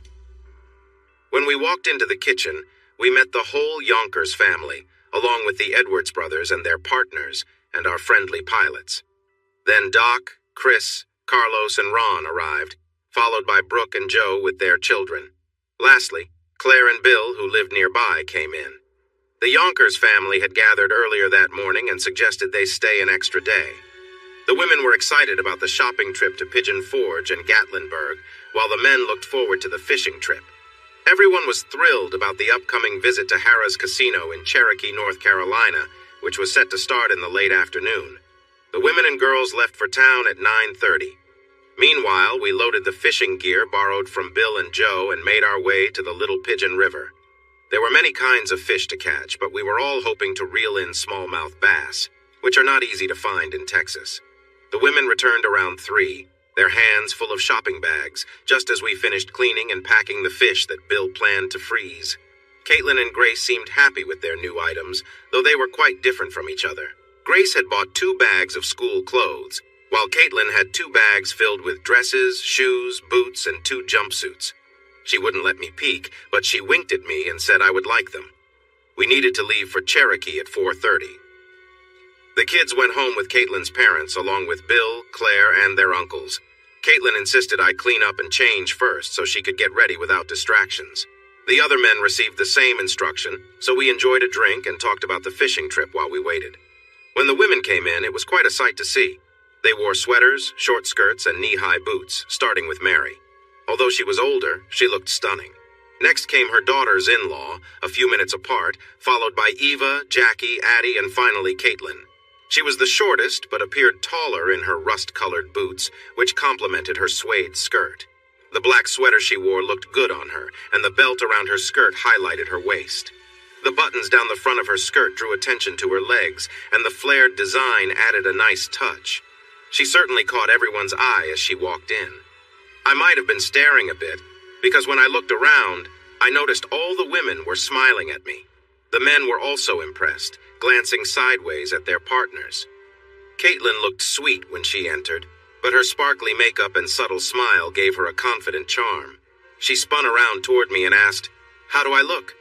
"Like you're ready for an adventure," I replied quietly. She laughed and said, "That's exactly what I wanted. Let's enjoy ourselves at Harrah's." We all got into the Jeeps, which seemed a bit funny since the women were dressed so nicely. Tom and Mary rode with us, while Eva and Claude shared a Jeep with Clark and Amanda, and Addie joined Eva in the back seat. Jackie squeezed into the second seat next to Jessica and Tommy, with Clay and Ashley in the front. Driving down Highway 441 through the Smoky Mountains was truly beautiful, and Caitlin's excitement and gestures added to the fun. It made me smile to think about how I've seen her dress in different ways, yet I still found her outfit choices interesting. We arrived first, which gave me the funny job of helping her out of the tall Jeep. I noticed how stylish the other ladies looked as they got out. We chose valet parking at the hotel, catching some attention as we walked inside. The hotel was fantastic, the buffet was amazing, and the game area was great too. Around midnight, we headed to the nightclub, which had a lively sports bar feel. It was a bit noisy, but the band was good and there was a small dance floor. Caitlin was really enjoying her time, winning at the slot machines and happily accepting drinks from admirers who enjoyed watching her. I had a bit of luck at blackjack, lost some at roulette, then won back more than 1,200 at the craps table. I found Caitlin, who had a group of admirers around her, and I invited her to join me and the others at the bar. They were not happy to see her go, but they quieted down as we walked away together. Addie and Jackie had paired up with some young men who were tall, fit, and clearly from the military. We learned they graduated from the Air Force Academy last year and were on leave before starting new jobs in Texas. I chuckled. It was clear the girls were taken with them, and the guys seemed to feel the same. Caitlin took a moment to look them over, and I whispered, "You're staring." She blushed and said, "They are as good-looking as the girls' perfect matches." When Caitlin was introduced to them, they reacted with a mix of surprise and respect. Tom Yonkers, who was friendly and easygoing, introduced his family and asked how Addie and Jackie met the young men. Things went smoothly after that, but it was clear everyone was trying to behave, which disappointed the girls a bit. We talked, danced, and shared stories, learning about Tom's children. We had a great time until 2 a.m. when Tom and Mary went to their room, followed by Ava and Claude. After that, the boys, Lieutenants Michael Cooper and Daniel Martin, relaxed a little, although there was still a bit of their formal behavior. We all understood the situation, so we decided to stay low-key. Caitlin was lively after a few drinks, always knowing how to keep things fun without going too far. Ashley cheered her on a little. We were a cheerful group, just dancing, chatting, and having a good time. Then, a loud group of 6 people walked in, took a nearby table, and started to say rude things about us. Clay, who was tough-looking, didn't know them, but they acted like they were the toughest ones around. Daniel and Michael got annoyed right away and looked to Clay and me for support. I tried to calm things down. "Looks like you all are having a fun night. Can we get you a drink and maybe keep the comments to ourselves?" It wasn't the best way to handle it, but I wanted to avoid trouble. They misunderstood. "Thanks, little guy. We'll take your drinks, but what we want is your women. You boys are just pretending these ladies will want real men." Their group was full of different types of people, challenging us with their words. "Little guy? Boys?" Clay was 16, 3 inches and strong, and the other guys were big too. I frowned at their taunts. They ignored my look, and one of them started talking to Caitlin, saying he could let her take charge while he held her close. I found his talk funny, but Caitlin and the other women were not amused. Clay changed to a serious look, but he kept the rest of the group at a distance, saying quietly, "Not yet." I was still turned slightly toward the loud group who were laughing and making comments. Caitlin stood up, walked over, and confidently sat on my lap. She leaned in, giving me a warm smile and resting against me, enjoying the moment. When she pulled away, she winked at me with a satisfied sigh. I understood what she wanted and placed my hands gently on her waist, happy to have her close. She relaxed against me, enjoying our closeness even more. Seeing this, the other women joined in with their partners, who welcomed their moves. With a playful smile, Caitlin leaned down and said, "Let's make this special." I smiled back at her excitement as she settled against me. She looked happy and comfortable, showing her joy openly. I'm not sure if any other couple, except maybe Clay and Ashley, got as playful as we did, but Caitlin and Ashley were really enjoying themselves. Caitlin rested her head on my shoulder, her eyes shining with happiness. "Let's find somewhere nice," she suggested. I stood up, carefully lifting her, and we moved away from the lounge to a quieter spot. The others followed closely, their friends behind them. Caitlin was smiling brightly at the group. In a happy voice, she said, "You can thank me later." Lieutenant Dan spoke for the men. "We appreciate it, as long as we know we weren't scared," he said. "Our new boss doesn't like when we get into fights, and it was clear that's what they wanted." Jessica, still in Tommy's arms, asked excitedly, "What did Rob do to make you feel that way? Does he have a special skill?" "Yes," Caitlin replied with a grin, leaning closer playfully. The rest of the group laughed, and Ashley joked, "He doesn't call her his special friend for no reason. Carry me to our room and make me happy all night," Caitlin said. "You might want to get down and walk," I warned. "I think everyone here is noticing your outfit." "Stop. Enough teasing telling me everyone is staring is just too much." I shook my head and said, "You know you love the attention. Why aren't you walking? Do you want me to make a scene? Get me to our bed? Now, she insisted, while the others chuckled. We probably looked a bit silly, carrying our friends like that, or maybe it was the surprised looks we got as we walked to the elevator. Eva finally knocked on our door. It was mid-morning, although it felt like we had just fallen asleep. I quickly put on some shorts and opened the door, only to see Claude laughing. I'll throw him in a cold shower. You pour cold water on her and toss her in when I get him out. Maybe they will wake up before the buffet ends. Caitlin, worried about the cold water, quickly jumped out of bed and ran to the bathroom. I stood there in my shorts, but the look Eva gave me made me a bit shy, so I followed Caitlin to the bathroom. And no funny business in the shower, Claude warned. We have a schedule to stick to. I didn't think it would be an issue since I felt tired, but when she leaned over and smiled playfully, all my tiredness went away. We were, relatively speaking, quick. Despite all our chatter and complaints, we weren't the last ones, and I looked a lot better than Clay or the lieutenants. The Yonkers boys were the last to arrive and looked like they had a hard night, while Jessica and Amanda were beaming with satisfaction. Actually, Ava and Mary were glowing even more, but they had started earlier. Caitlin? She shone brightly like the sun.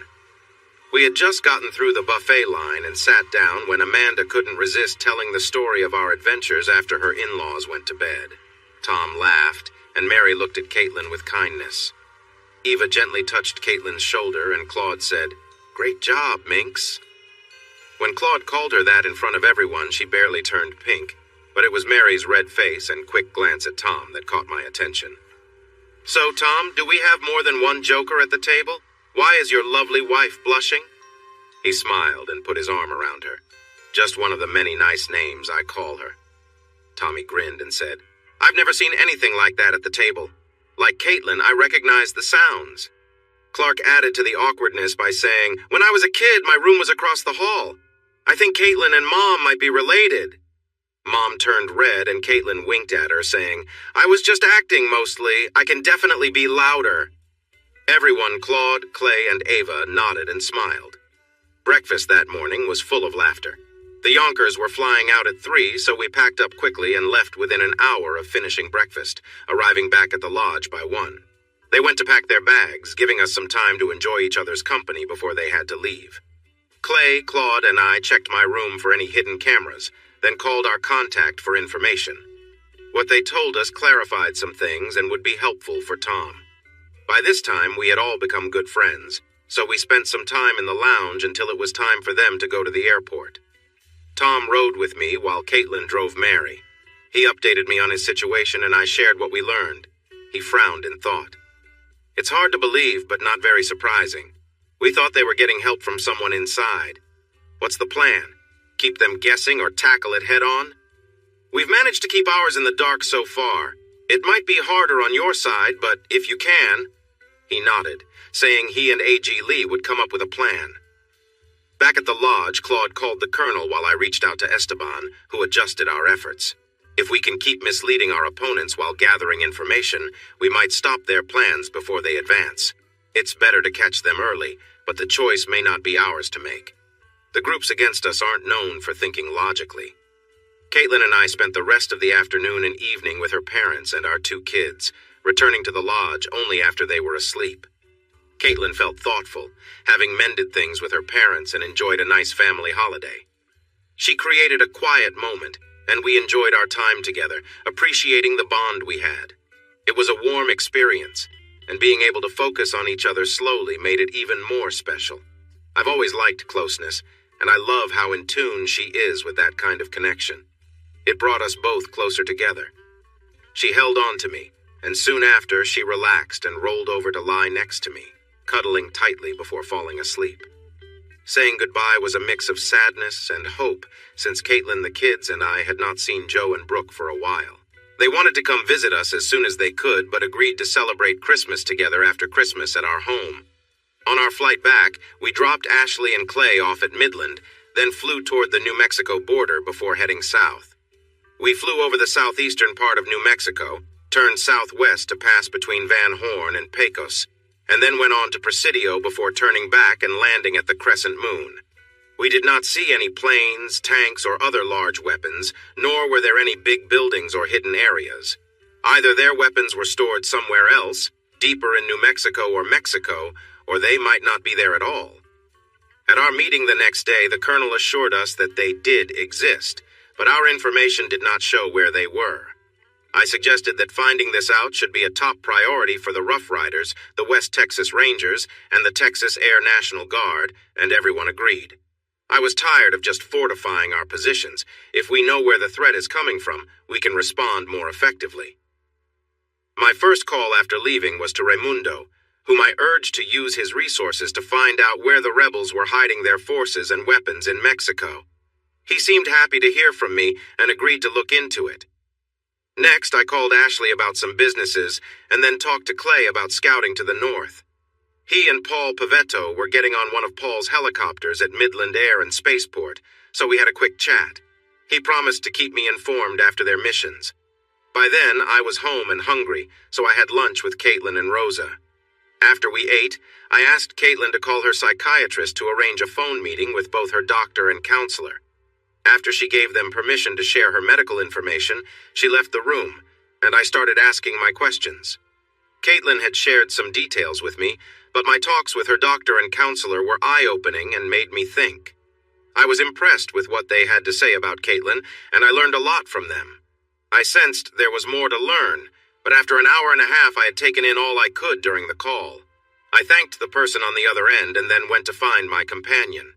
She had spent the time thinking about activities and places to enjoy them, and she insisted we take a ride to the 6400. The weather was lovely for November, with temperatures in the 80s, so I changed into shorts and a t-shirt. I was curious about her wish to visit the other ranch, but we hopped into my Jeep and drove across the road onto the open plains. A mile and a half in, I turned north into a small mountain range, steering clear of the area used for military training in the flat Central Valley. When she found the perfect spot, we parked, got out, and sat on a high rock ledge that overlooked the Central Valley. Caitlin then urged me to talk about what I learned from her doctors. I hadn't had enough time to fully think it through, and we had spent a lot of time discussing our past.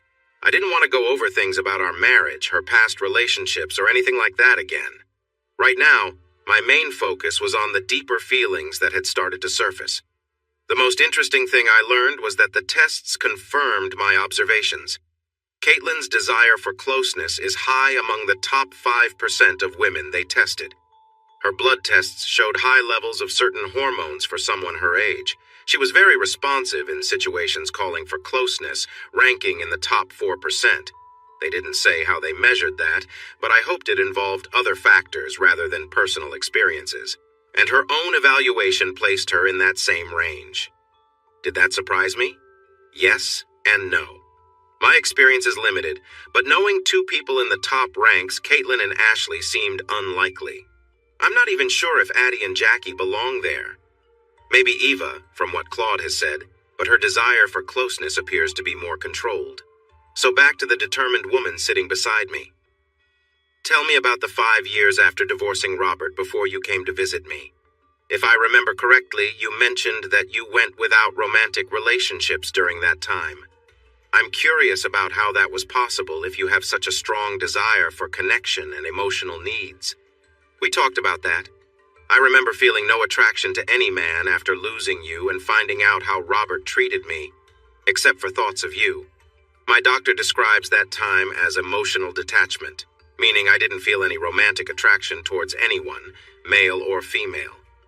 She thinks my feelings of guilt and dislike for myself have made me pull away from everyone except my kids. I just remember feeling silly and alone, not really thinking about anyone except my children. You didn't lose me. You let me go. However, I can't argue with how you felt. It seems strange given where you are now, I replied. But let's not focus on that part of the past. My next question is more important. How do you plan to manage these strong feelings when I'm not around? I still have to travel for work and I could be gone for weeks, just like before. The same way I always do. When you're away, I keep busy with everyday things. Taking care of the kids, exercising, planning, and talking to Eva, Ashley, the uncles, or any safe person. I make sure my days are filled with regular activities. At night, I have my own ways to stay occupied, but I have to be careful that my hobbies don't leave me feeling upset. She smiled. Only you can really meet my needs, but I think I can find other ways to ease some of my restlessness.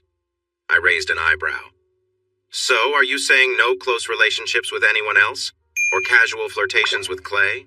Can you be around them and still stick to your plan? I'm not completely sure, which is why I didn't mention them before, she said with a nervous smile. You brought up Ashley. She's very different when you're not here. She's more like a big sister. It didn't look that way the other night.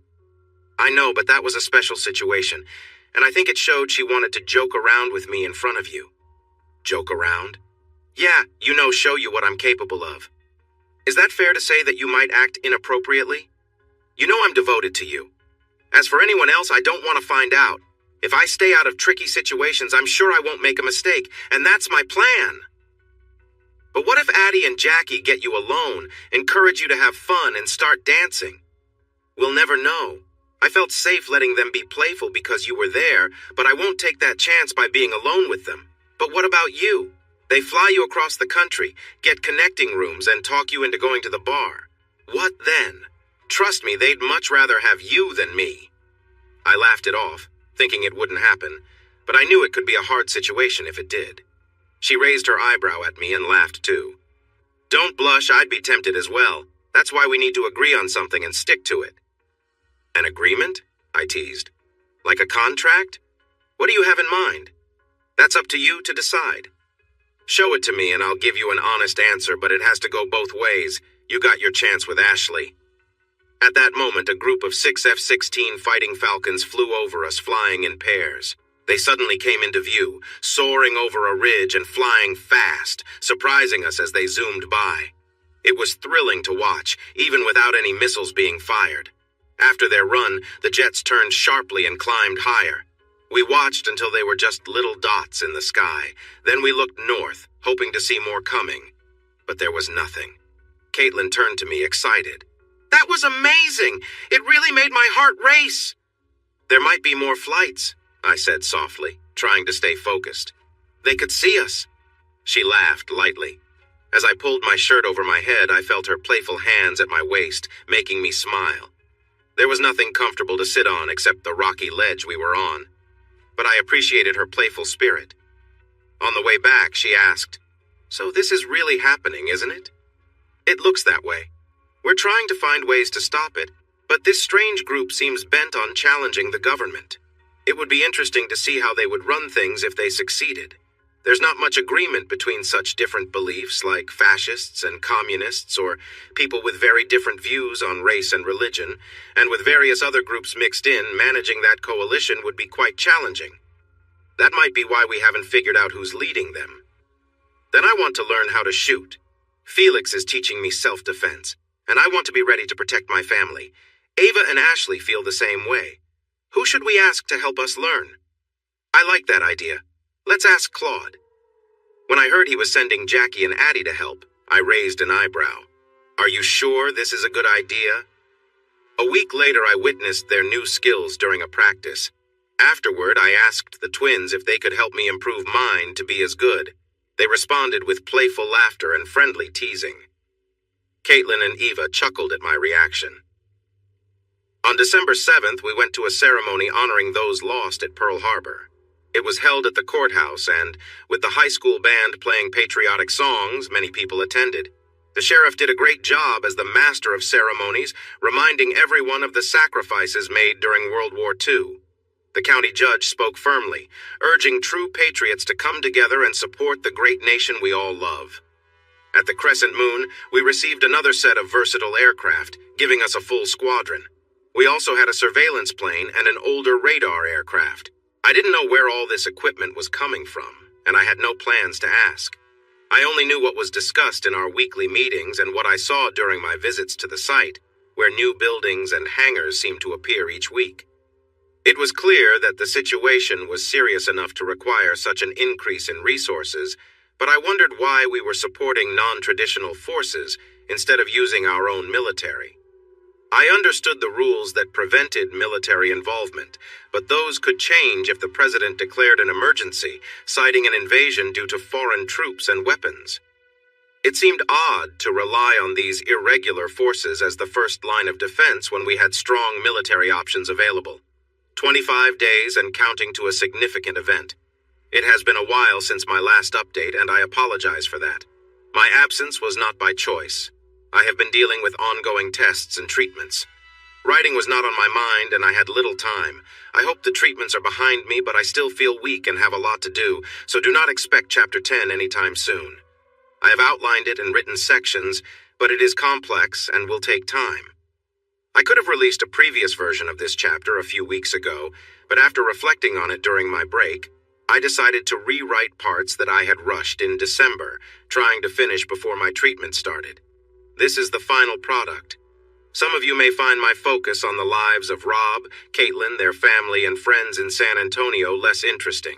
Feel free to skim, but make sure to read the last night of their adventures in the city. A few usual notes. The content is suitable for older audiences. I edit my own work. The story takes place in Texas and features Texans, which might put off some readers. And while the politics are not aligned with a specific party, people from both sides may feel they are being criticized. I welcome constructive feedback, but will address inappropriate comments quickly. Lastly, a heartfelt thank you to everyone who reached out to me and shared kind thoughts in the comments. Your feelings made each day a little brighter. From the end of Chapter 8, we got another set of versatile fighter planes at Crescent Moon, bringing us up to a full squadron. We also added a scout plane and an older radar plane. I didn't know where all this equipment came from, and I wasn't going to ask. I only learned what was shared in our weekly meetings and what I saw when I visited the moon, where it seemed like new buildings and hangars appeared every week. The situation is serious enough to justify this buildup, but why support unofficial forces instead of using the U.S. military? I understand the Posse Comitatus Act, but the president could find a way around it by declaring an emergency and calling it an invasion because of weapons and troops coming from another country, including foreign fighters. To me, having unofficial troops as the first line of defense when we have a strong military is just strange. It has been 25 days until the deadline. After thinking carefully about what I learned in my first chat with Caitlin's therapist, I asked for another meeting. This time I wanted advice. How can I help Caitlin express her feelings without losing control and doing things that worry me? They turned my question around and asked me to explain what I can't accept. They made me think deeply about why I hold these beliefs. It was unsettling to be pushed on principles I hadn't closely examined, but I realize I'm not the only man who feels mixed emotions about closeness and boundaries. For example, the thought of Caitlin being with someone else is something I can't accept. But if Caitlin is put in challenging situations against her will, I felt sympathy instead of anger. Why is that? If the issue is her involvement with someone, why don't those situations bother me as much? She had been with Robert while both of us were in serious relationships, but I've come to terms with that. If those actions break my core beliefs, why did I cope? If she were to do it again, would I be forgiving her once more? Why would that be? Would it be easier or harder if it was just a physical connection?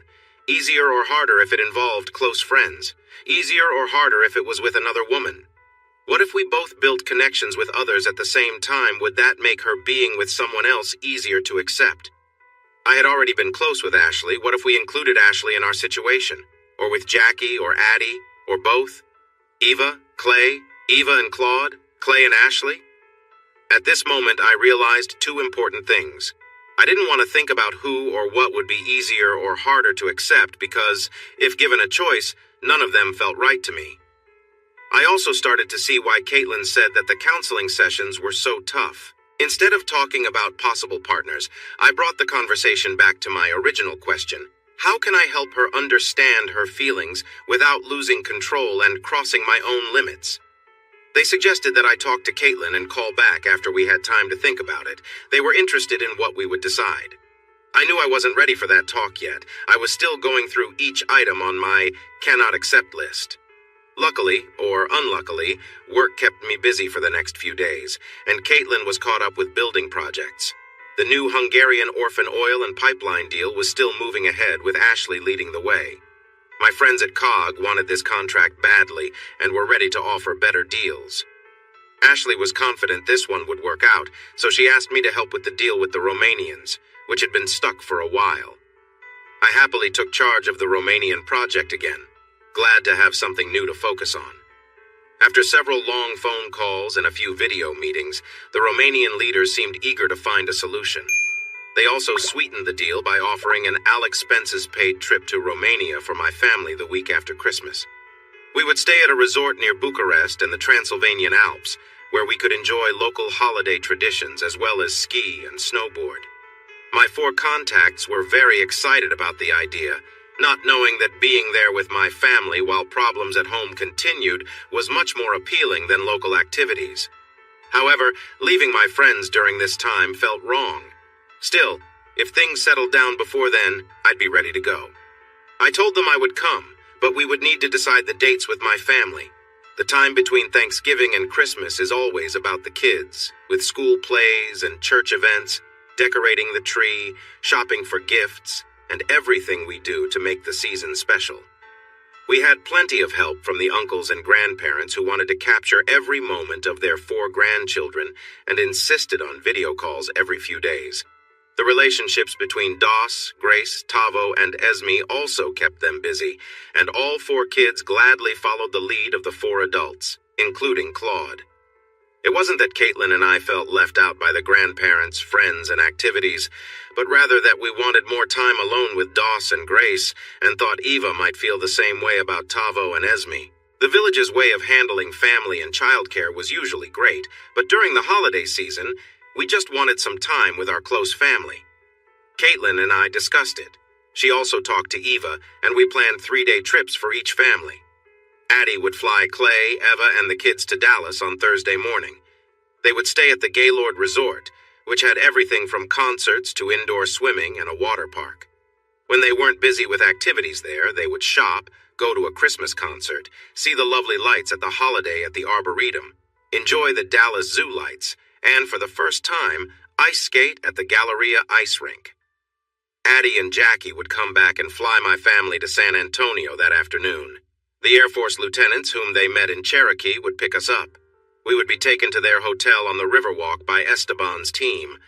Although they would be discreet, members of the Ultimate Solutions team would be watching over our safety during the weekend, just like they would for our friends in Dallas.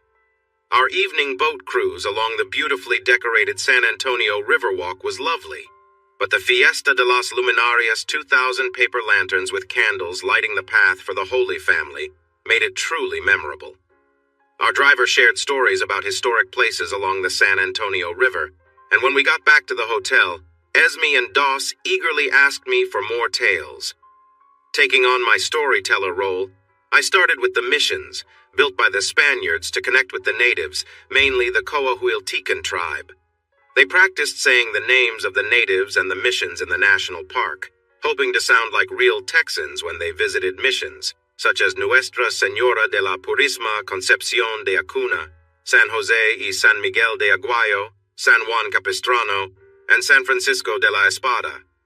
I explained that Mission San Antonio de Valero, known as the Alamo, was not part of the park because it belongs to the state of Texas. They wanted to hear more, so I told them about the Texican settlers under Spanish and later Mexican rule, and how Santa Anna took power from the elected president of Mexico in a military coup. This action caused unrest among the Texicans and other people in the northern Mexican state of Coahuila y Texas, who were worried about losing their rights to self-govern. Though it was getting late, they and their mom were wide awake and insisted I keep going. I shared stories about Moses and Stephen F. Austin. Austin worked hard to settle Texas, but he faced trouble when he took a petition from the people of Texas to the government in Mexico City. This created even stronger feelings among the Texians. The first fight for San Antonio ended with the Texian forces defeating General Cos, who led the Mexican army. Battles also occurred near what we now call Corpus Christi. In Gonzales, Mexican troops tried to take a cannon that the townspeople had gotten to protect themselves from raiders.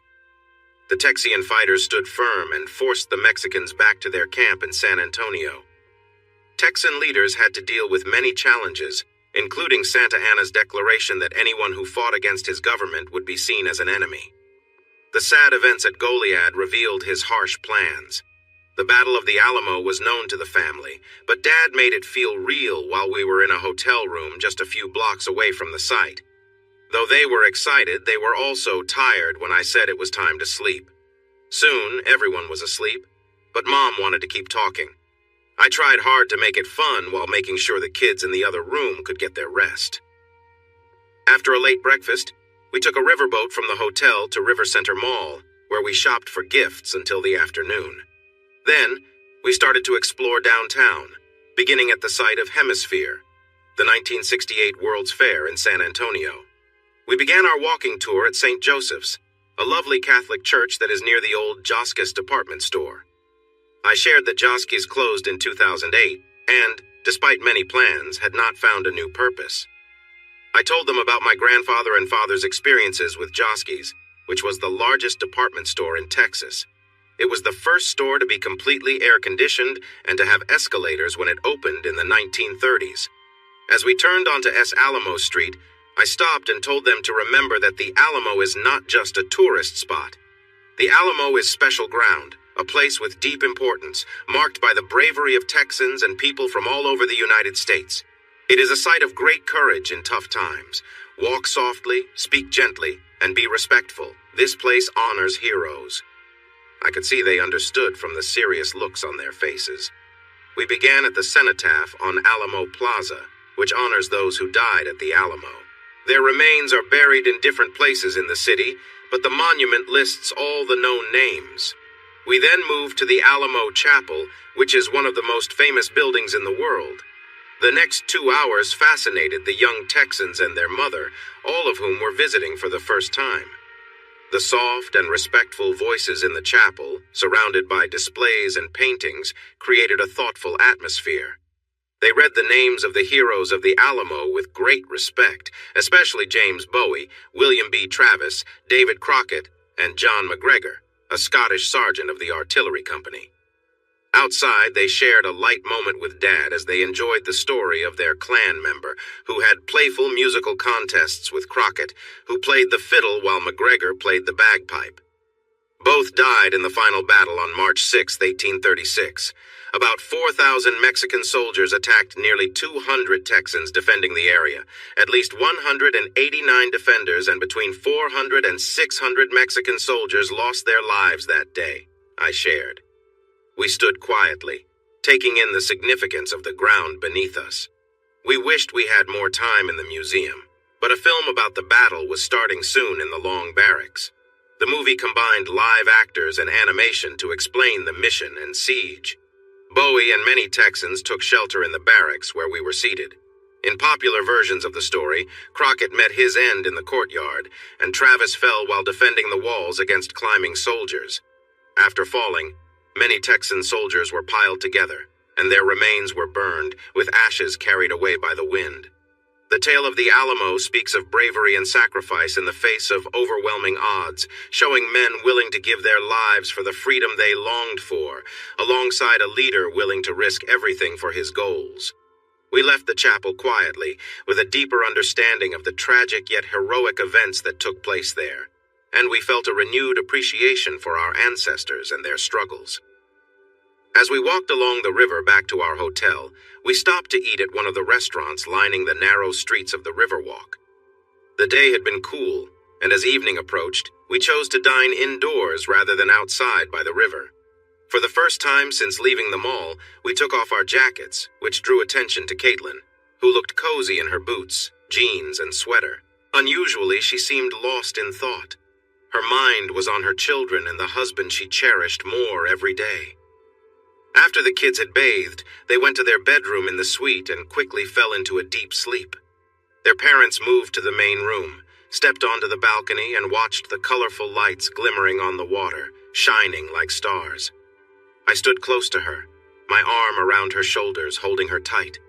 We enjoyed the beauty of the river and the Riverwalk in silence for a few minutes until Caitlin spoke up. "Rob, thank you for this. I really needed it. And so did the kids. We've been so busy with everything on our never-ending to-do lists that I can hardly remember the last time we spent time together as a family without distractions. I needed this time too, Caitlin. I've loved every minute we've spent together, even the shopping because it was for each other and our friends. I feel calmer now in a way I haven't in a long time, and I owe that to you and our children." I looked into her eyes, gently lifting her chin so she would look right at me. "This seems like a good time for me to share something important and ask you a question." She looked confused and concerned, which made it hard for her to calm down. "Caitlin, our journey together hasn't always been easy. We faced many challenges along the way, even during the tough times when I felt upset or hurt because of what happened between us. I loved you even if it was just the memory of you that I held on to. I still cherish our memories, the warmth of being together, how we connect, and the look in your eyes during those times. There is something special that brings us close, and I treasure our bond." She smiled a little nervously, her concern shifting to curiosity. "We have a tough road ahead," I continued. "Not because of us, but challenges are still there. We don't know how things will turn out, and we have little control over what happens. Yet amidst all that uncertainty, I have realized something important. You have become the woman I always pictured you to be, and I want you by my side no matter how this turns out. In good times and bad, through illness and health, I choose you, now and always. Will you make that promise to me? In front of our friends, family, and God? Not just for today, but from this day forward? If you agree, will you accept this ring as a symbol of our commitment?" I revealed the ring I had been holding in my hand. She looked down, gasped, and said, "Oh, Rob!" The blue-green, too. 5-carat Montana sapphire was surrounded by smaller diamonds set in a beautiful design. The sapphire reminded me of the color of her eyes. She turned to face me completely, closed my hand around the ring, and placed her hand gently over mine. She took my left hand and, with shining eyes full of love, said, "Whether we have a ring or a ceremony, I'm yours completely if you want me. I know I won't be perfect, but I promise to be the best partner I can. I love you more than anything, and I want to spend my life with you." "Is there a yes in there somewhere?" I asked with a playful smile. She stood on her tiptoes, wrapped her arms around my neck, and pulled me close, saying sincerely, "Yes, I would be honored to marry you." I placed the ring on her finger and we shared a tender moment together, holding each other. Even though he often didn't notice such things, Doss looked up from breakfast, pointed at the coffee cup she was using, and asked, "Mom, where did you get the pretty new ring?" This got Grace's attention. She looked at the ring, saw the smile on Mom's face, and quickly turned her gaze to me. "Dad, does that mean what I think it means?"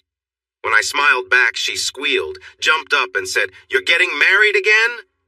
That thought excited Doss enough to stop eating, smile widely, and ask, "Really?" My nod and Caitlin's enthusiastic, "Yes, honey," made breakfast come to a pause. I was glad I ordered room service instead of going to the busy restaurant downstairs. After hugging her mom, our daughter settled on my lap to share her happiness, while our son curled up with his mom, giggling. "Have you decided when and where?" Grace asked. Caitlin looked at me. "No, we haven't yet, sweetheart, and I need to talk to your mom about it, but I do have an idea." Caitlin gave me a knowing smile and suggested, "At the desert lair, where this all began again?" When I nodded, she replied, "Yes, I'd really like that.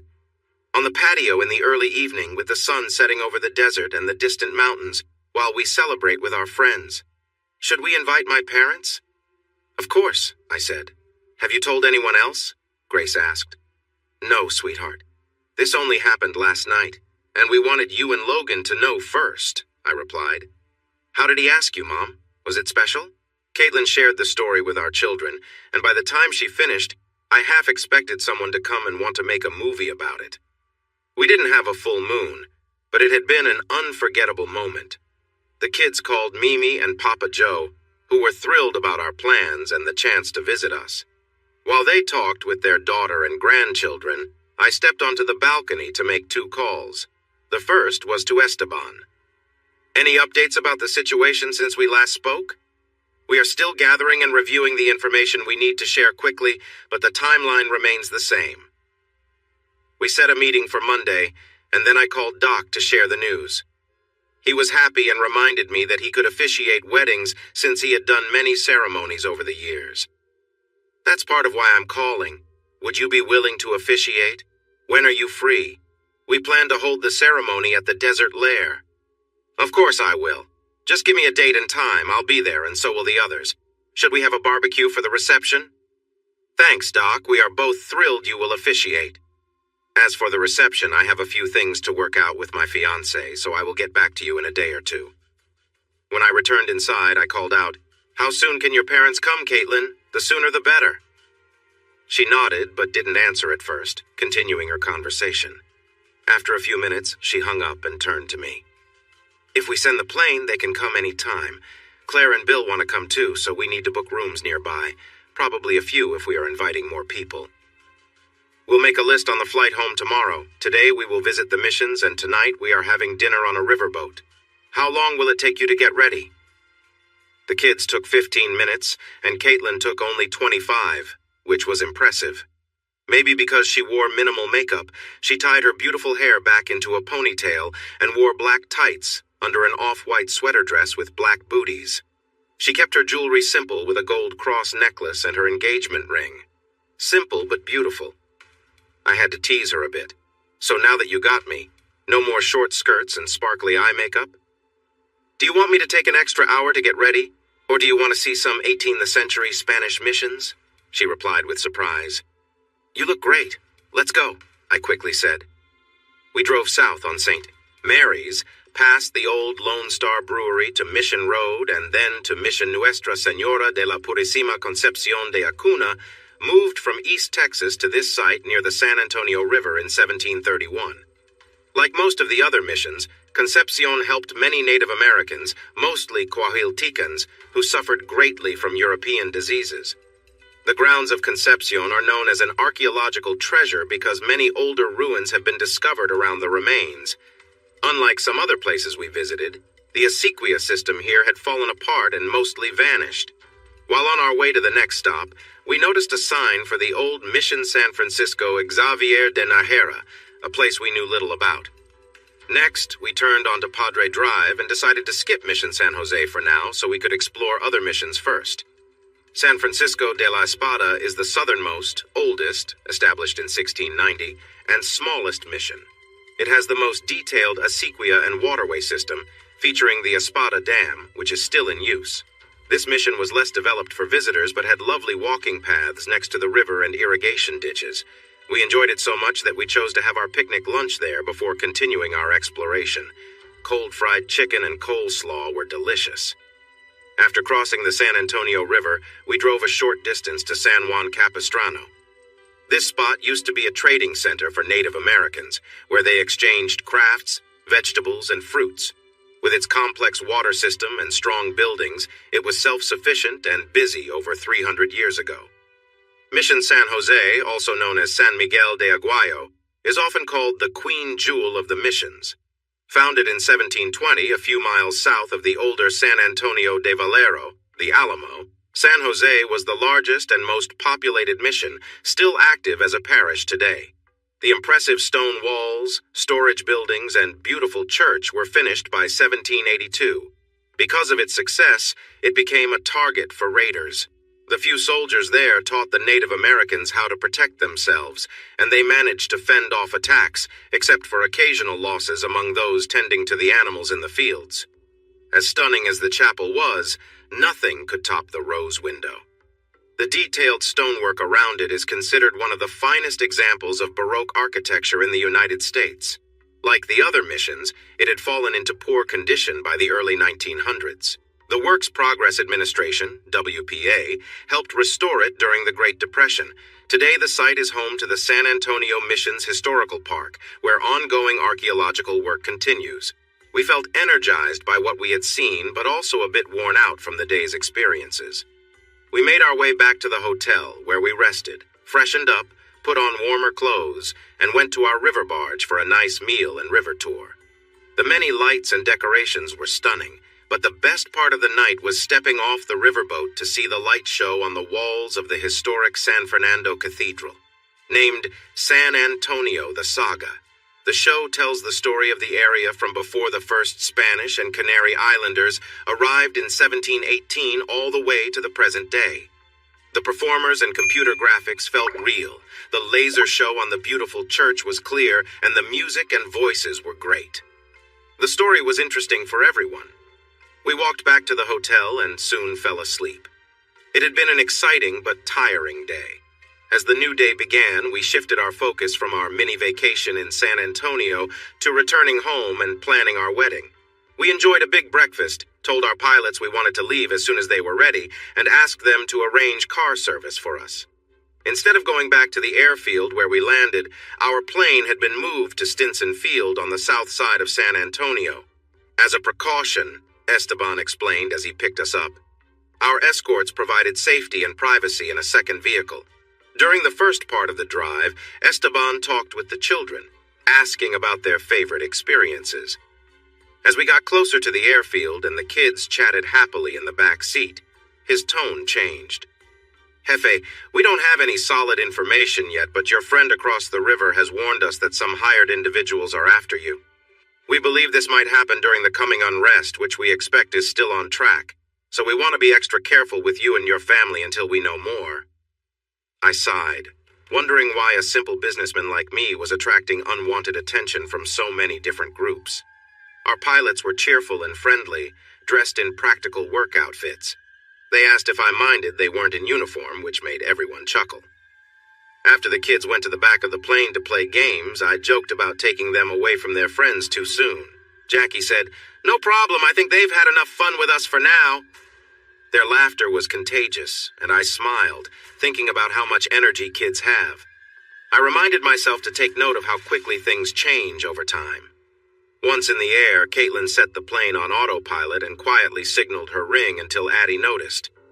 This led to a celebration during our flight that lasted until I mentioned we were flying over mountains, hinting it might be time to get ready for landing. As we descended toward the runway at Crescent Moon, I spotted many people in camouflage practicing in small and large groups. As we slowed down to land, I noticed some improvements to our missile defense stations. Although I couldn't see them well at first, I could make them out from our lower altitude.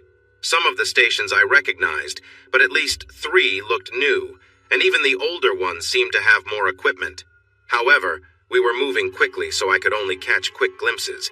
It might just be me wanting to see changes. One thing I was sure I saw was a few camouflage trucks with what appeared to be 8 or 10 containers for launching rockets on the back. They were parked on a ridge in pits that partially concealed them. I wasn't sure what they were, and the pilots didn't say they knew either, but I could tell they did. Jackie suggested I talk to command after we got off the plane. They dropped us at the Crescent Moon headquarters, turned back to the runway, and went to Dallas to pick up Claude, Ava, and her kids. The colonel and his aide greeted us. He mentioned that drills were happening this week at the 6400 ranch, which made me wonder if he would be available for our meeting tomorrow at noon. He assured me he would be there, but alone since the other command members would be busy with the exercise, and his aide had been called to Washington to report on the trainees' readiness. His aide stood to his left. The colonel winked at me with his right eye, and I nodded back, another worry gone. Sunday afternoon was clear and cool in our home on the mountains, so after a warm greeting from Duke, we put our things away, dressed warmly, and went on an adventure. Duke sat in the middle of the second seat of the mule, between his 2 favorite people who filled him in on their experiences in San Antonio, assuring him he was missed. He showed his feelings too, with soft whines and friendly gestures. Caitlin watched with a loving smile. We parked in the brush beside the road, hidden from view. I grabbed my Remington 700 A308 rifle and unstrapped my pistol, leading the family down the rough path to the springs. We set up camp behind a large rock that kept us out of sight from the road.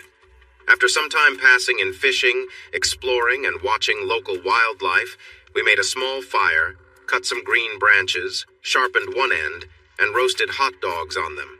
Caitlin heated a pot of chili over the coals, and the kids set up the table, which was a ground tarp laid over a flat rock, using paper plates, napkins, and silverware. With chips, Pepsi, and roasted marshmallows for dessert, we had a lovely picnic by our creek. I brought dog treats, bacon strips, and biscuits for Duke. He also enjoyed some sausages and bits of chili-soaked buns that the kids tossed him. It was getting dark when we finished eating. and we watched the stars come out in the clear blue sky until they sparkled brightly, surrounded by night. I shared a story about Jim Bowie's lost treasure and told a spooky tale about long-gone explorers guarding hidden riches. That's when we noticed it was getting late for a school night. Duke led us back down the trail with Doss right behind him holding a little flashlight. I followed, carrying the supplies over my shoulder and a trash bag in my left hand. Grace held onto my jacket, and Caitlin carried our picnic basket and leftover food. It was very dark and quiet, with the tall grass along the path swaying gently in the breeze. I felt connected to nature, alert to my surroundings, but I trusted Duke would notice any danger first, so I kept an eye on him for any sign, which thankfully didn't come. Tavo and Esme were waiting for us at the house. They seemed a bit jealous that we had our adventure first, but they were glad to see their friends again after being apart. Our Monday meeting was very informative since there were no spies around. I learned that the new long building I had seen far from the barracks was actually a hangar. It was for drones of all kinds. There were many reconnaissance drones and others called combat drones. I asked for more details and heard some names I recognized, like Predator and Reaper, along with one called Sky Guardian, and another the colonel referred to as Experimental. "Do we have people who can operate these drones?" I asked the colonel. "Yes, we do. Most arrived with the drones, but we also had a few, including your two skilled pilots. Behind the hangar, built into the hill, is the command center for the drones. That's where the pilots will be, but they can control their aircraft from far away. But that's not all. Did you see the trucks with a special pod on the back?" he asked. "I did. What are those for?" "They are HIMARS rocket systems. I'm sure you've heard of them. They can quickly target and launch when artillery fire or enemy missiles are detected. They can also be used against ground troops or to take out vehicles or buildings. We only have a few of these in this area, but I've heard they are more common in West Texas. Most importantly, we don't know where they are, but the Patriot PAC-2 and PC-3 missile systems are set up to protect important places, including state capitals. I keep telling myself that when you think you're ready, you're probably mistaken, but I really believe we are ready. We have better trained people, more resources, good information, and solid communication. On their side, they only have strong feelings from some groups that don't always work together, and they're unhappy with their leaders.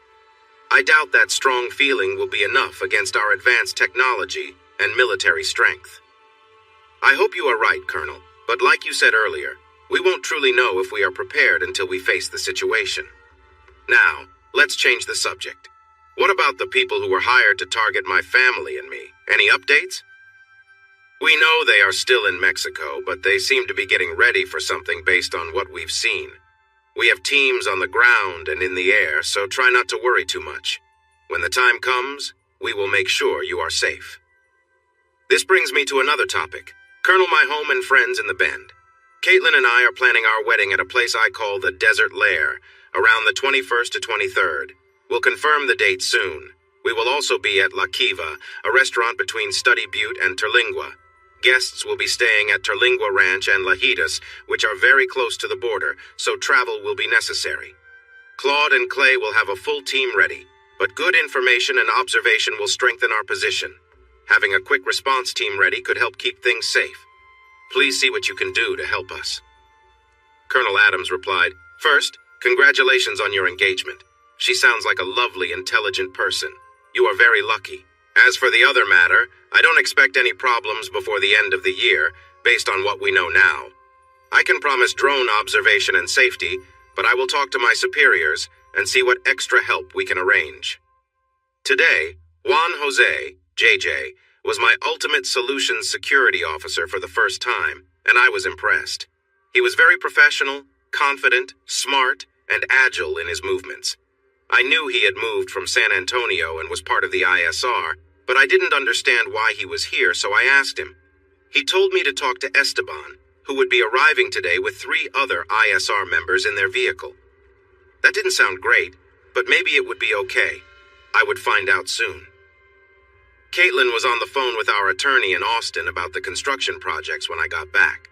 We had lunch, and she told me the place on LBJ was almost done, but the work on Lake Lair at Lake Buchanan would take a few more weeks into January, though the house was ready to move in. I was surprised because the contractors had said it would be February at the earliest. After we ate, she said she wanted to work out and asked if I would join her and Felix. I want to, but we need to have a serious talk about our wedding. We have to finalize things today. First, can we be ready by the 21st? I know that's soon, but it has to be then for everything else to work. Since we have the venues and caterers ready, she said with a small laugh, and I know where to get the dress I want, yes, I can be ready by then. But you need to share all the plans you have made so we can share the work. You can't do it all yourself. Okay, here's my thinking. We aren't young anymore, and our friends aren't either, so we can skip the traditional parties. We'll have a rehearsal on the patio Friday afternoon. It's more about seeing how to set it up for the guests than practicing. Berta and Renee will host the rehearsal dinner at La Kiva that evening. We'll have some drinks and dancing, but we should stay focused instead of celebrating all night. The wedding will begin around 5 on December 21st, and the reception will be at La Kiva. Los Viejos and Rosa will handle the catering and want to surprise us with the menu. They promise it will be fantastic. I trust them, but if you're curious, you could always ask them for hints. I have a nice honeymoon planned, with the kids joining us, but it will start in January. We'll take a couple of days for just us before heading to Tennessee with your parents on Christmas Day. We'll stay there until the 30th, and then I'll fly home. A plane will come to get you on January 2nd, and we will take the kids skiing somewhere, maybe in Western Canada. Once everything is settled, we'll go back to our lives, get the kids back in school, and then enjoy our honeymoon, which a client is paying for. I'll have some meetings, and there will be some social events throughout the week, but I think you'll enjoy them as much as I do. How does that sound? Oh, I really like everything except you flying back here on the 30th. I understand what you are thinking, and I want to remind you that we have many trained people already here. You have never been a soldier, so you don't add anything to this. I expect you to either stay in Tennessee with your family or fly me to our secret honeymoon location a day or two after Christmas. I'll say this, if you come back here, I'm going with you. I can't bear the thought of our kids being without a parent if something happens to you. Do you want that on your mind? Mr. Secretary, we need to talk. When and where can we meet? Or would you prefer a secure video call? You wouldn't ask if it weren't important, Rob.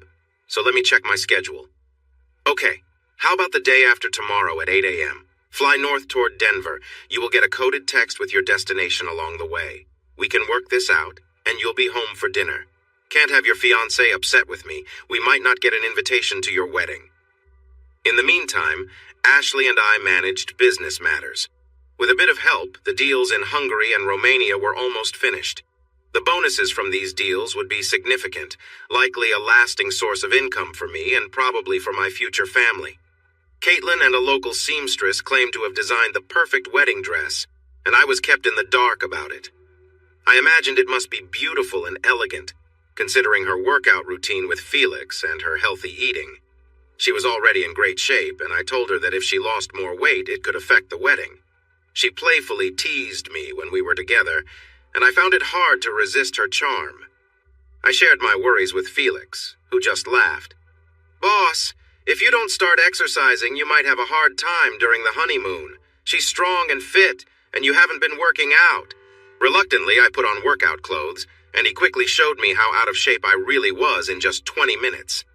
After an hour of exercising, he took pity on me and gave me a guide for stretching, eating well, and running, insisting I go to the gym every day at 6 until I could keep up with Caitlin. He made me start at 5 the next morning so I could leave by 6. I managed to shower, get dressed, and catch my plane just in time for takeoff. I asked Addie to let me know when she received the coded message, took some pain relief medicine, and rested on the couch in the back. My pilot didn't get the message. I did. My phone started playing George Strait's Amarillo by Morning. I told Addie, who replied, 10 more minutes, so no more sleeping. The control tower sent us to a big hangar with a corporate logo, where we found a small plane and some fit men waiting. Our plane landed, and we had to get off. A tall, strong man in a dark suit guided me to another plane while Addie waited outside, watching a group of fit men nearby. I thought about whether she could bring me back if anything went wrong. Secretary Yonkers was friendly but rushed. We greeted each other with handshakes and quickly got to the point. Given the size and makeup of the so-called Freedom Force, and that many are based in at least one foreign country, why is the United States relying on this group when we have our own military? The Secretary replied, "You might not know much about the Rough Riders and Rangers or the Texas Air National Guard's early role. Believe me, Rob, I'd feel ready to take on any challenge with the skilled teams we have at Crescent Moon and those stationed northwest of Big Spring, and I trust the pilots of the Texas Air National Guard completely. The group that will be in place by next week will be the most carefully selected and trained military team outside of American Special Forces. All of them are former members of our military or allied forces, many of whom have served with honor in special operations.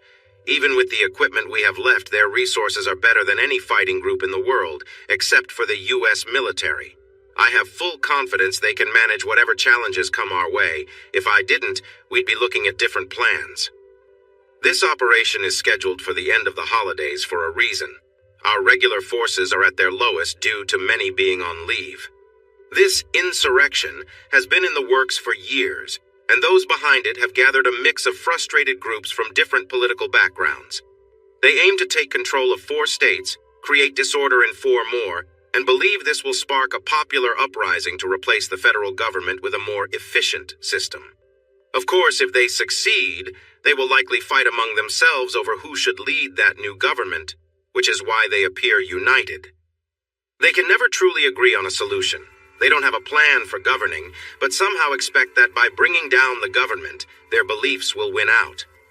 They've taken so long to organize this that we've had time to place informants in every rebellious group we know about, including those in Mexico. All attempts to talk with them and resolve complaints peacefully have been met with disdain. They believe they are ready to take over the chosen areas, while we think we are set to stop them, using local citizens instead of regular military forces. We chose this approach because they strongly support the right to bear arms and see themselves as a well-trained group of citizen defenders. They will argue that they represent the true majority of Americans, fighting for freedom and fairness. If the military confronts them, they might gain sympathy from many. On another note, if a properly organized group of citizens steps in to deal with what others might see as troublemakers, it could be well received by many who enjoy conspiracy theories. Yes, we want to avoid conflict, but we really can't. These are strong believers and hired hands. The time is right. We have the right resources ready. If they decide to make a move, I am sure we will succeed with few injuries on our side. As for you and your family, come and stay with us after your Christmas visit, or you can head back to the mountain lodge and stay safe there. I think any other place may be less secure than the command center at Camp David, where we will be stationed. We have plenty of space. Just inform me of who will be joining you. You know someone hired people to put us in danger, right? I asked, surprised it hadn't been mentioned before. I know, but we are keeping watch on them all the time, and Claude will be informed as soon as they show any movement. They may pose a risk to ordinary people and officials, but you are surrounded by a strong group dedicated to your safety. They won't stand a chance. Right now, Claude is being updated by Colonel Adams and his new assistant, Air Force Major Mark Rogers.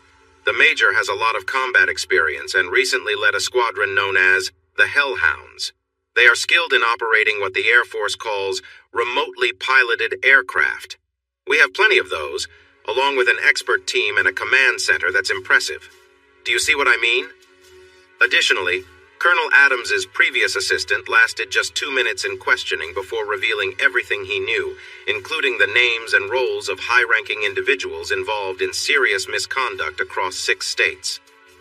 The president was not happy to learn that 2 members of his close team are untrustworthy. On December 31st, they will see just how determined he can be when we feed them false information right up to the critical moment. But now, you need to return home and prepare for your wedding, and I need to travel to Salt Lake City. I'll meet you at La Kiva on the 21st.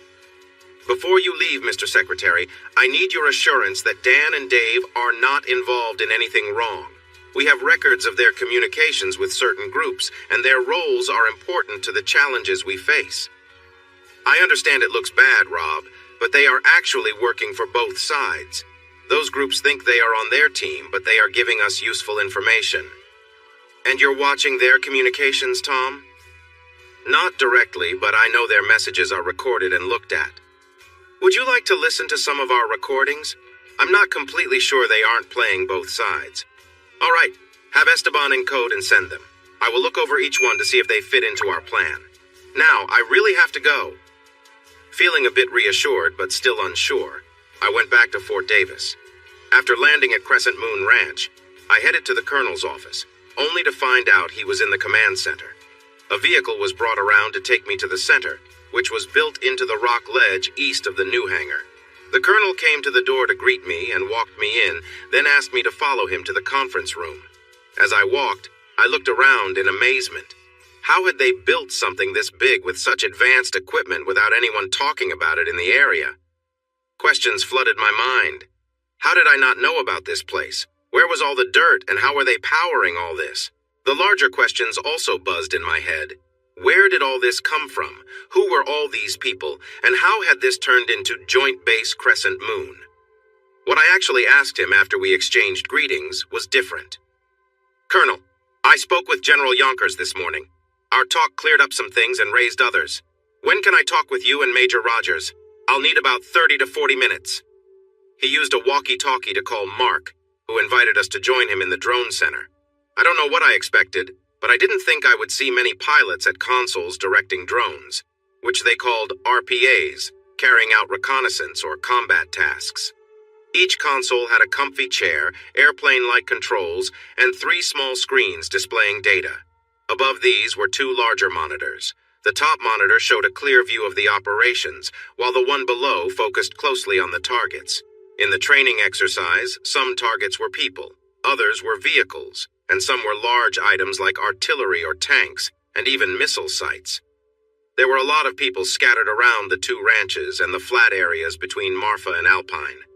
From what I could see, there wasn't a clear main office on the ground, but everyone wore headsets, so I figured there was some way for them to talk and work together. To be honest, it was a lot to take in.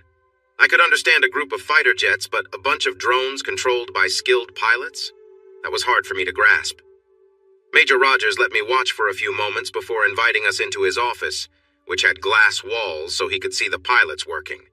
A big screen was mounted in a corner and showed a view from above of the activities happening on the 6,400 ranch. As soon as we entered the office, he shook my hand firmly. Mr. McGregor, it's great to meet you. My former boss, General Yonkers, has spoken very highly of you. I trust his judgment completely. Also, Colonel Adams has told me about your ownership of these facilities and your role in the communities that are part of the Brotherhood and the Rough Riders. I know you have questions for me, and I can answer them freely, so feel free to ask. I'm not an expert on the military, but I know colonels lead groups and majors help them. I didn't really understand how this worked for the Rough Riders, with an Army colonel and an Air Force major, but Adams seemed to regard Rogers as his equal. As we talked, I learned that Rogers was in charge of air operations, Adams oversaw ground operations, and each had others to help with their decisions. Planning took place among a small group that included Tom Yonkers and these 2 men, but they would be the ones making decisions in the upcoming activities. As soon as I left that room, I promised myself I would have Esteban dig deep into the backgrounds of these 2, even though Adams had already been checked out. With the resources they had, they were some of the most powerful people in Texas, maybe even in the entire country, aside from the commander-in-chief or chief of staff. They seemed open, honest, and straightforward, but I didn't know them well enough to fully trust them yet. Tom trusted them, and I trusted Tom, but something about how they presented themselves today made me uneasy. I wanted to talk to him, but it felt more like I was getting a sales pitch. Thank you, gentlemen. You have certainly given me a lot to think about. I have an engagement party the day after tomorrow, and the community is invited. I would love for you to come. If there's someone you want to invite, we can arrange to have them picked up tomorrow or Friday morning to come here. They nodded and smiled at me. Adam said they would be happy to come, but didn't have anyone to bring and asked about the time. Would between noon and midnight work? We're having a catered buffet with soft drinks at the biggest pavilion in Davis Mountain State Park, along with a band playing Tejano and country music. That's for everyone in the community and will end at 6. Then we'll move the party to my house and keep going until we get tired or it hits midnight. No alcohol is allowed in the park, which is why we're starting there. We're getting close to an important day, so we need to keep everyone clear-headed. Of course, this could change if anything happens with the groups out there. Just when you think you have everything planned, something unexpected happens. Rob, Claude, and Eva have some news for you, my fiancé said with a smile when I got home. Eva looked excited but a bit nervous. Claude seemed a little shy. Eva started, "We wanted to wait until after your wedding to share this, but your lovely bride encouraged me to tell you now so we can talk about it. Rob, Claude asked me to marry him while we were in Dallas, and I said yes." "That's amazing," I said, picking her up in excitement and giving her a joyful spin. When I set her down, I turned to Claude and shook his hand warmly. "I can't believe you kept that a secret. What wonderful news." Now they both looked a bit shy. Claude said, "We didn't want to take attention away from your engagement and wedding plans. But when Caitlin found out, she suggested, well, I'll let her explain." With a bright smile, Caitlin said, "They want to get married at the same time as us. We're planning a double wedding. Isn't that great?" I wasn't sure how I reacted because my mind started replaying all the plans for the rehearsal dinner, the wedding reception, and even the honeymoon. After a moment, Claude, looking a bit down, said, "That's all right, we don't want to impose. We'll plan for another time so you guys—" "No," I said a little too loud. "Sorry, I'm a planner and this news made me rethink everything." Then I gave them my biggest smile. "You know what? This will only bring more joy. Our kids can be the ring bearers and flower girls, and you two will walk down the aisle one at a time, just a minute apart." I never got to finish because I was quickly surrounded by excited women and received a big hug from Claude. Not needing to help with the rest of the planning, Claude and I went out to the patio for a drink. News about our change in plans and where we would be quickly spread. Soon, some older men, Clay, and 6 security staff who weren't working that day, including Felix, Armando, and JJ, joined us to celebrate. The gathering was so lively that the women decided to stay inside after listening quietly for a moment. It seemed they wanted to let us have our fun without interruption. We realized we were running low on drinks, so Claude and I went to fetch a small keg of our favorite beer from the cooler. We ended up finishing it before midnight. The next morning was tough. I had a bad headache and my stomach felt off. The saying, "whiskey on beer, have no fear," didn't apply when I combined vodka shots with several cups of beer. I didn't get up until 9, making me the first of the men awake. Caitlin and Eva seemed to be in great spirits and showed no signs of sympathy. They talked even louder than usual and kept bringing up foods that made my stomach turn. Eventually, I had to step away to feel better. Once again, I promised myself never to drink too much again, hoping this time it would stick.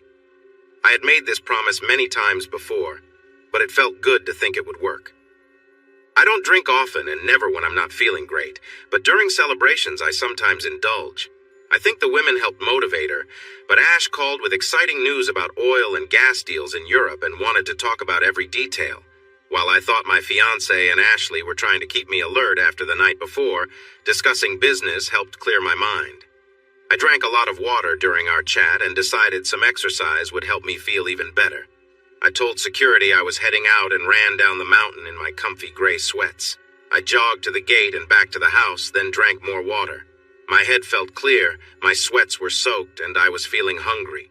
After showering and changing, I put my wet clothes in the washer and joined everyone at the dining table. At first, the group teased me, but once I shared how good I felt, they started making fun of the men who were clearly still struggling from the night before. I enjoyed my meal quietly, listening to the chatter, and then excused myself to make a few calls. JJ also stepped away, gathering his Ghostbusters gear he had been using to check for hidden cameras. Even though he hadn't found anything yet, he was still convinced something was there and continued to search each room carefully. I left him and went into my office to make some calls. Even with a hangover, there are times when things become clear, and last night we shared a few of those moments as a group. My first call was to Esteban, who was with his team at the Crescent Moon. He told me they hadn't found anything unusual about the Colonel and Major, which was a relief. I then shared our plan with him, and he agreed to send someone to help. Next, I spoke with Major Rogers. He listened closely, asked a couple of questions, and promised to talk to Colonel Adams right away before calling me back. After that, I called Paul Paveto. He liked the idea and agreed to work with the West Texas Rangers. Finally, I called Raimundo to invite him to the upcoming wedding celebrations. After he happily accepted, I asked if he could carry out a similar plan on his side, and he assured me that he could. By then I felt tired, which was normal after a hangover, some exercise, and a meal. I decided to sneak upstairs for a nap. It lasted about an hour until Bunny found me and woke me up. We shared a quiet moment before settling down for a short nap together, helping me rest for the rest of the day. That piece ended when the kids came home from school. The idea we had while enjoying a carefree moment was simple. Use our resources to look beyond the crescent moon and mountain lair. This meant using drones, planes, helicopters, and sometimes people on foot, horseback, or ATVs to look for hidden dangers or anything linked to enemies, along with electronic searches in the area. Nobody seems to know where they are, but we think they might be in Mexico or New Mexico, though there's a chance we could be wrong. What if there are local groups hiding in the canyons and caves of the Davis, Glass, Chalk, Christmas, Rosillo, or Chisos mountain ranges, or other places nearby? Tom mentioned that satellites are monitoring movement, but we can't see that information right away. Our project might help uncover details that satellites miss, giving us important updates. If our low-flying aircraft happen to cross the river, that's just a natural boundary, and the mountains on the other side are part of the same system. These barriers wouldn't stop enemies from launching attacks.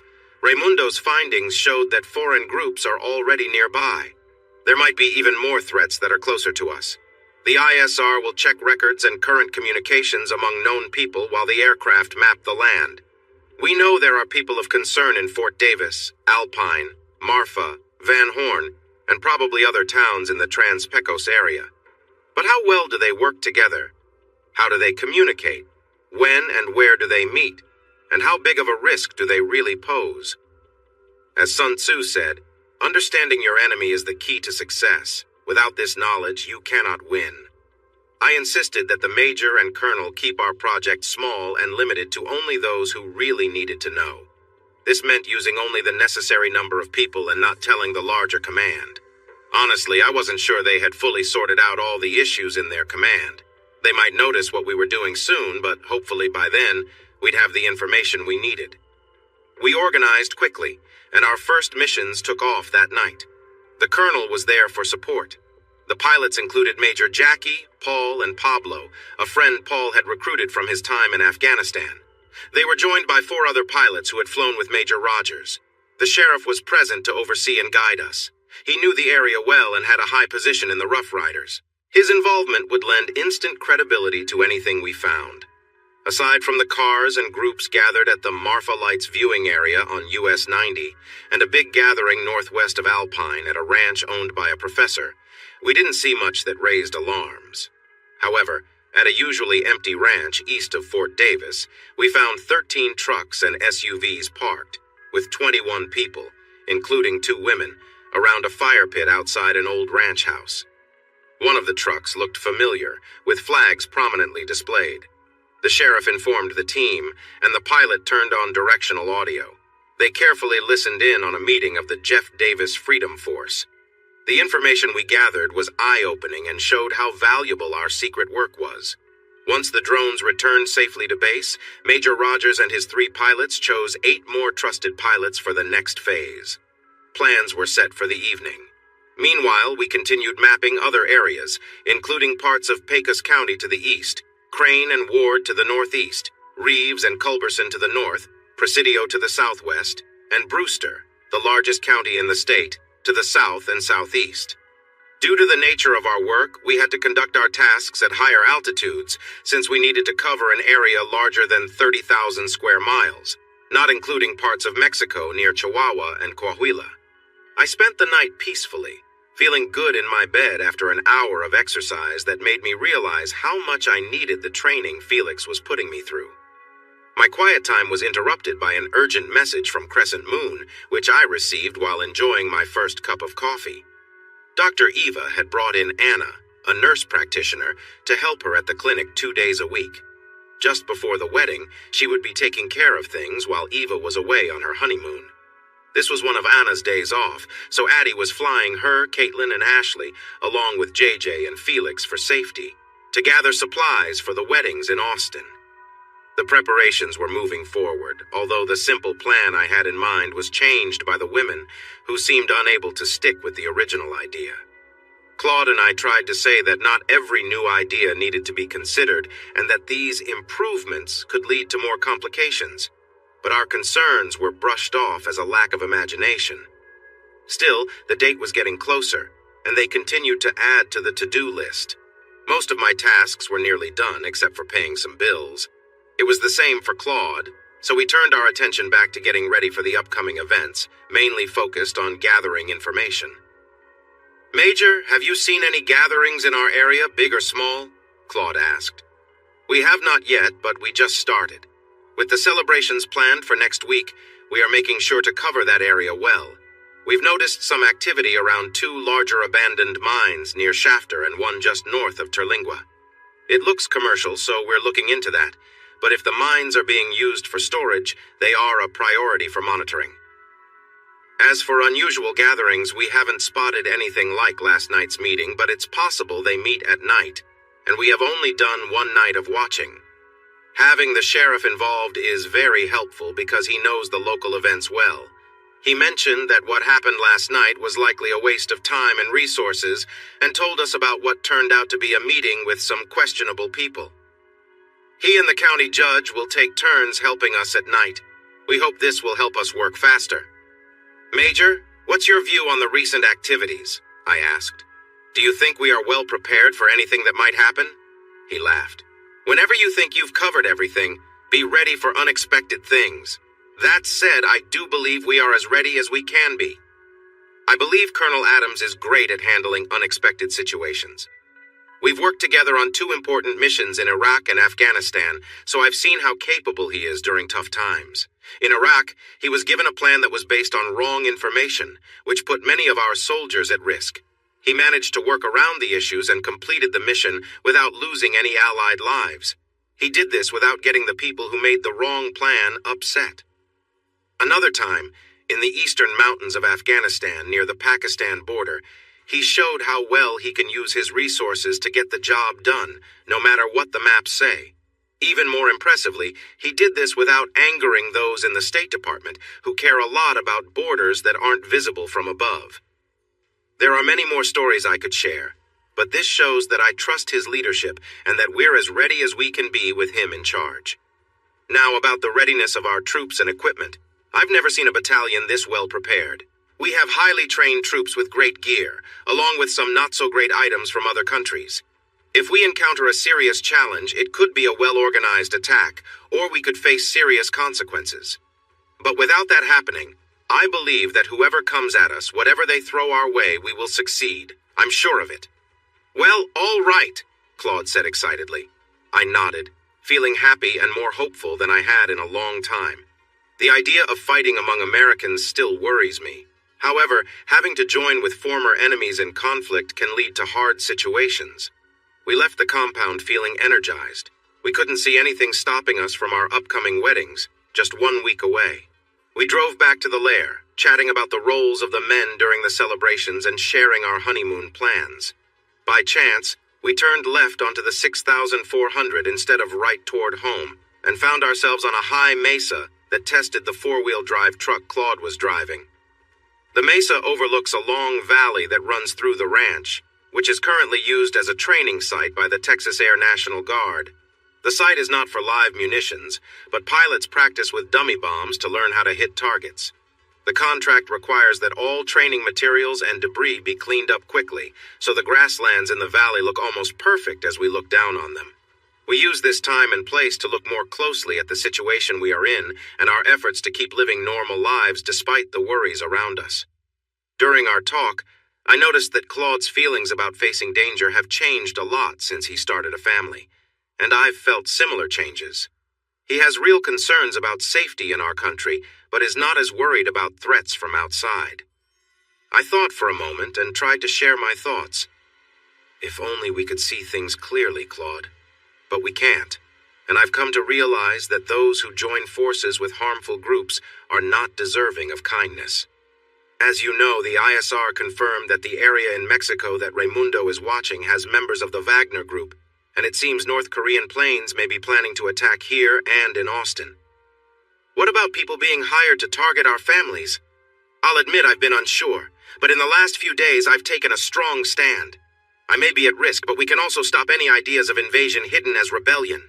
The idea of being connected to Putin's private army and Kim Jong-un's Air Force should worry anyone in America, no matter how disconnected they feel. Yet there is no sign of that worry, so I am determined.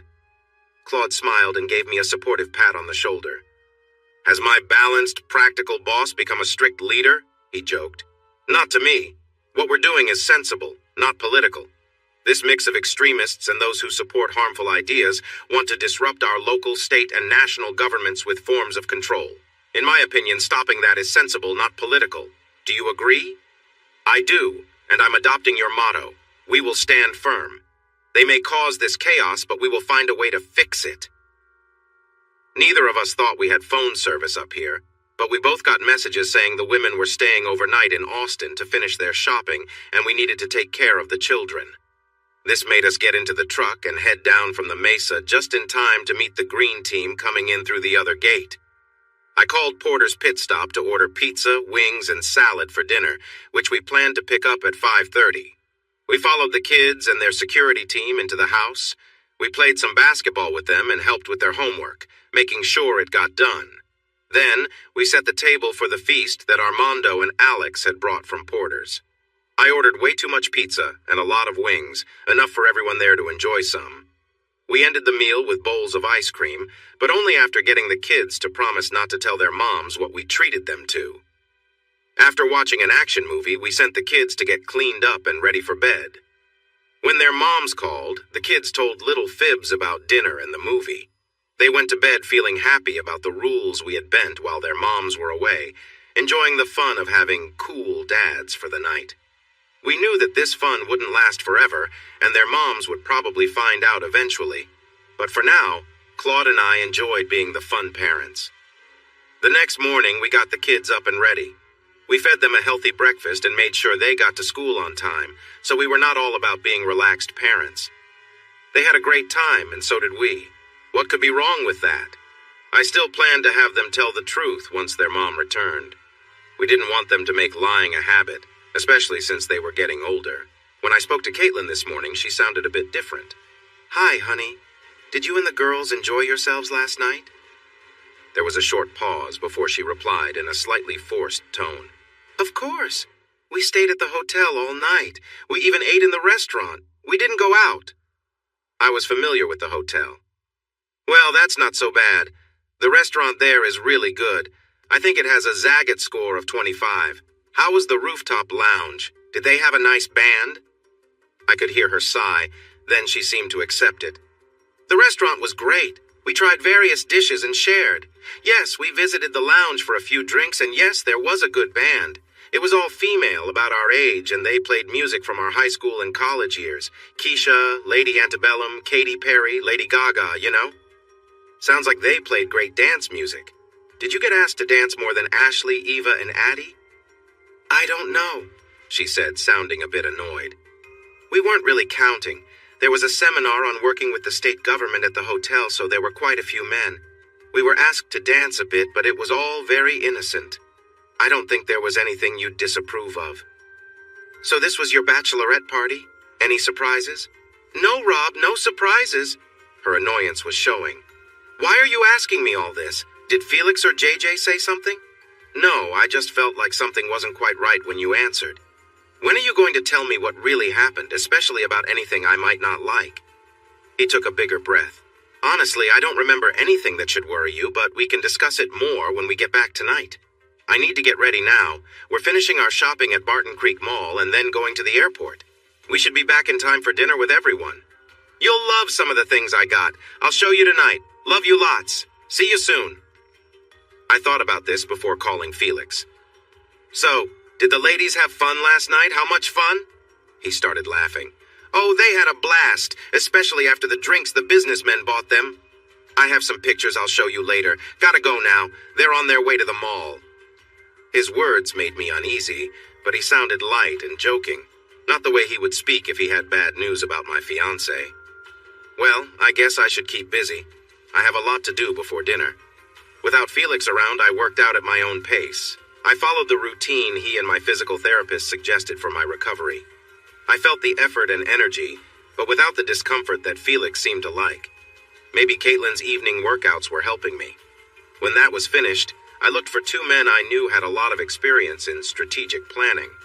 Knowing that Clay had relied on their help for our trip to Mexico made me feel confident they could answer my questions about the changes made to the defensive systems at the mountain and desert sites. Both were former pilots who had become members of the USAF Special Reconnaissance Units, and they usually went by their call signs. Ox was a tall, strong man, while Cuchillo was smaller and known to be very skilled. Clay called them respected planners who understood modern warfare well, which was enough for me. In person, they were a bit intimidating, and I admitted right away that I didn't know much about battlefield tactics or the technical parts of aircraft, missile systems, and defense moves. They smiled kindly and assured me I would learn enough to contribute by the end of the day, but they also asked me not to share my limited knowledge during planning. After 6 hours, my mind was full of information. They had used maps and views from various ranches to teach me about where to place defensive and offensive measures over a large area of operation. I didn't need to worry about my earlier promise. I started to understand the reasons behind these placements, though I still had a lot to learn before I could join in on the strategy. After asking me many questions, they seemed pleased, like I was a good student. One thing I realized was that if the group threatening us decided to take action against me or my belongings, they better come ready, and the safest place south of Camp David could be the mountain lair. With this in mind, I asked Ox and Cuchillo how safe my family would be if they stayed with Caitlin's parents in Tennessee compared to the mountain lair. They smiled and helped me see the best choice. "What about the weddings at the desert lair?" I asked carefully, worried about the answer. "The Silverleaf Ranch is the safest place, but they would have to cause a lot of trouble to harm you and your guests," Cuchillo said. "Have your wedding, enjoy the celebration, and sleep peacefully. You'll be safer there than you were in San Antonio or where your friends are in Austin." Later, I wondered, how did they know about Austin or San Antonio? "Hey, Raimundo, how are you?" "I'm very well, and you?" "Yeah, I'm good too, but I have a few questions for my friend. Do you have time to talk?" He did, so I asked, "What's the situation with the group causing problems? My government contacts say they are watching them, but no one is telling me anything." "Unfortunately, it looks like they are finishing their training and may be moving out soon. They are using new equipment I have never seen them use before, including heavy weapons. They have machine guns and a special type of gun mounted on vehicles. They can't bring those as they are, so they must have some hidden on your side of the river. I'm worried enough that I suggested a plan against them, but my contacts in your government want more proof before they act. That is frustrating. The only way to get proof is to let them attack you and your family. I need the name of your contact, but first, do you know where they might be going?" "No, but they are well organized. They have two groups, one larger than the other. They are training separately, and their training is different. I think they aim to send the two groups to hit different areas." "And what does your American contact think about that?" "He just shrugs and says we need more information, but won't let me send people to gather more." "Yeah, send me his name and what you know about him. It looks like Esteban needs to do some more digging." One more work question and then the big one. What's happening with the group of outsiders in the valley west of Presidio? We don't have a government official there, so we have people monitoring them. About 3 in 10 of the group are from Eastern Europe, mainly from Belarus and Chechnya, or are Russians. 2 of 10 are Arabs, 2 are Asians, believed to be from North Korea, and the rest belong to Central American gangs from El Salvador, Guatemala, Honduras, or Nicaragua. As you said, it's a diverse group. They don't train together, they stick to their own, and each group has its leaders. We plan to stop them from crossing the river, but it would be interesting to see what would happen if they had to join forces. We haven't seen any new equipment come in, but they have enough helicopters to move themselves and their supplies deep into Texas if they get past our defenses. I thanked him for the updates and asked, "Now, for the big question, my friend. Will you come to my wedding and will you stand with me during the ceremony? My wife and kids are excited to join me at your wedding. They were so eager that they had to shop in San Antonio for the right clothes, and I must say, My budget is feeling it." He paused for a moment, collecting his thoughts, and with a slight quiver in his voice said, "I am truly honored to be asked to stand beside you. Our friendship goes beyond borders, my brother, and being asked to stand with you strengthens our bond. Thank you, Hermano. My wedding wouldn't feel complete without you and your family, and I look forward to meeting your wonderful wife and kids." After we said our goodbyes and promised to keep each other updated, I felt relieved. Raimundo would not come with his family if he thought it would be unsafe. I sent JJ the details about Thomas Robles, the American who was supposed to work with Raimundo and his team, and requested a full report by tomorrow. I reflected on what I had learned. The most concerning detail was that the groups had split into teams, one larger and one smaller, both well-equipped. The larger group seemed likely to target either the wedding or the mountain lair, but we have strong defenses at both places. As much as I didn't want to think about it, it seemed possible that the smaller team had been assigned to approach Joe and Brooke's home in Tennessee. If that were true, it meant they were aware of my plan to spend Christmas there and leave my family until after January 1st. How they would know, considering only my close circle was informed, was puzzling, but it seemed like a real possibility. Despite any official oversight, I decided to tell Raimundo to send his people to gather information, even if Tomas Robles managed to pass the scrutiny he was about to face. I had been seriously reconsidering leaving my family in Tennessee, despite assurances that the mountain lair was the safer option. The thought that our adversaries might know my carefully kept plans was very troubling. If this is true, we need to look into it right away and find out where it's coming from. I called Esteban, and he confirmed that he was at Crescent Moon with most of the ISR team. He said we could meet as soon as I got there. "Esteban, let's meet in one of the secure spots. It should just be you and me. You can bring someone you trust completely after we talk." We met in a secure room beneath the big warehouse. The white noise machine was loud, but I was worried about the situation. I shared part of my conversation with Raimundo. It focused on the two groups involved, and I laid out the issue I wanted to tackle. "We'll give Raimundo some time to learn more about their plans, but I think we should prepare for one group to show up in Tennessee. The big question is how they know what I'm planning. This has happened several times, and I've realized that we might have someone leaking information or we're being watched.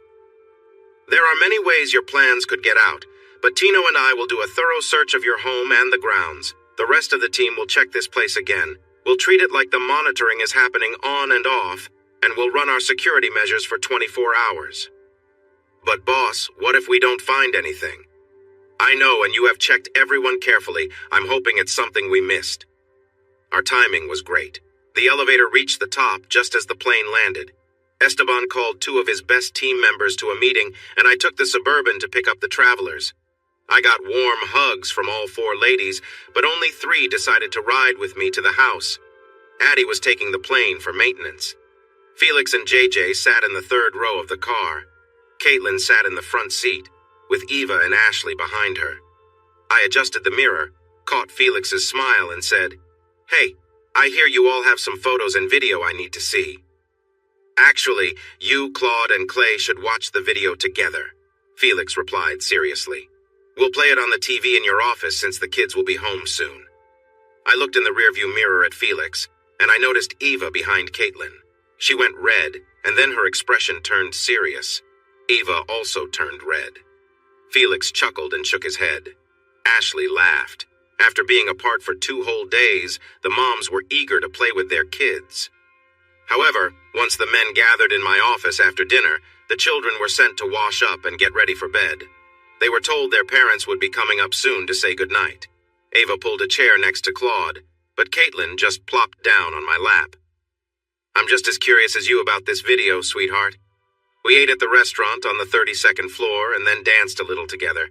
We were enjoying our drinks and chatting when a group of nicely dressed men, about 8 or 9 of them, pulled some tables together near us and started talking to us.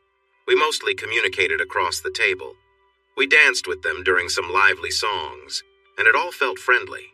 They were ordering drinks faster than we could finish ours, so we each ended up with a couple of untouched beverages. An older man had been sitting quietly, sipping his favorite tequila, when one of the younger men encouraged him to try some shots. Gabriel just laughed. He shook his head and said, "This is special tequila. It costs over $400 a bottle. You sip it, my friend. You don't drink it quickly like the cheap stuff." Eva chimed in, "A great song played, and 4 of the men invited us to dance." The others at the table were having a loud disagreement, but we were out on the dance floor enjoying ourselves.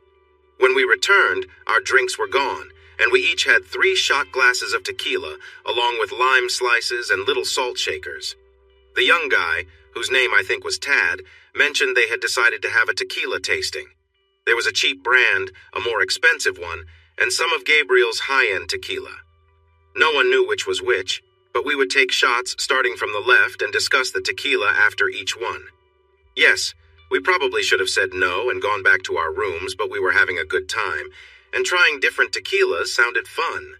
Plus, we knew Felix and JJ were around to look out for us, so we decided to join in. Caitlin spoke up again. The problem was we had already enjoyed a few mixed drinks, and these shots weren't the small ones people usually use, they were twice as large. After the 3rd round, we all agreed the last one was the best, and Tad had to buy us another round of the pricey tequila.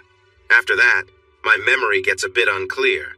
Then she cheerfully wiggled on my lap and said, "And that's why we want to see the video too.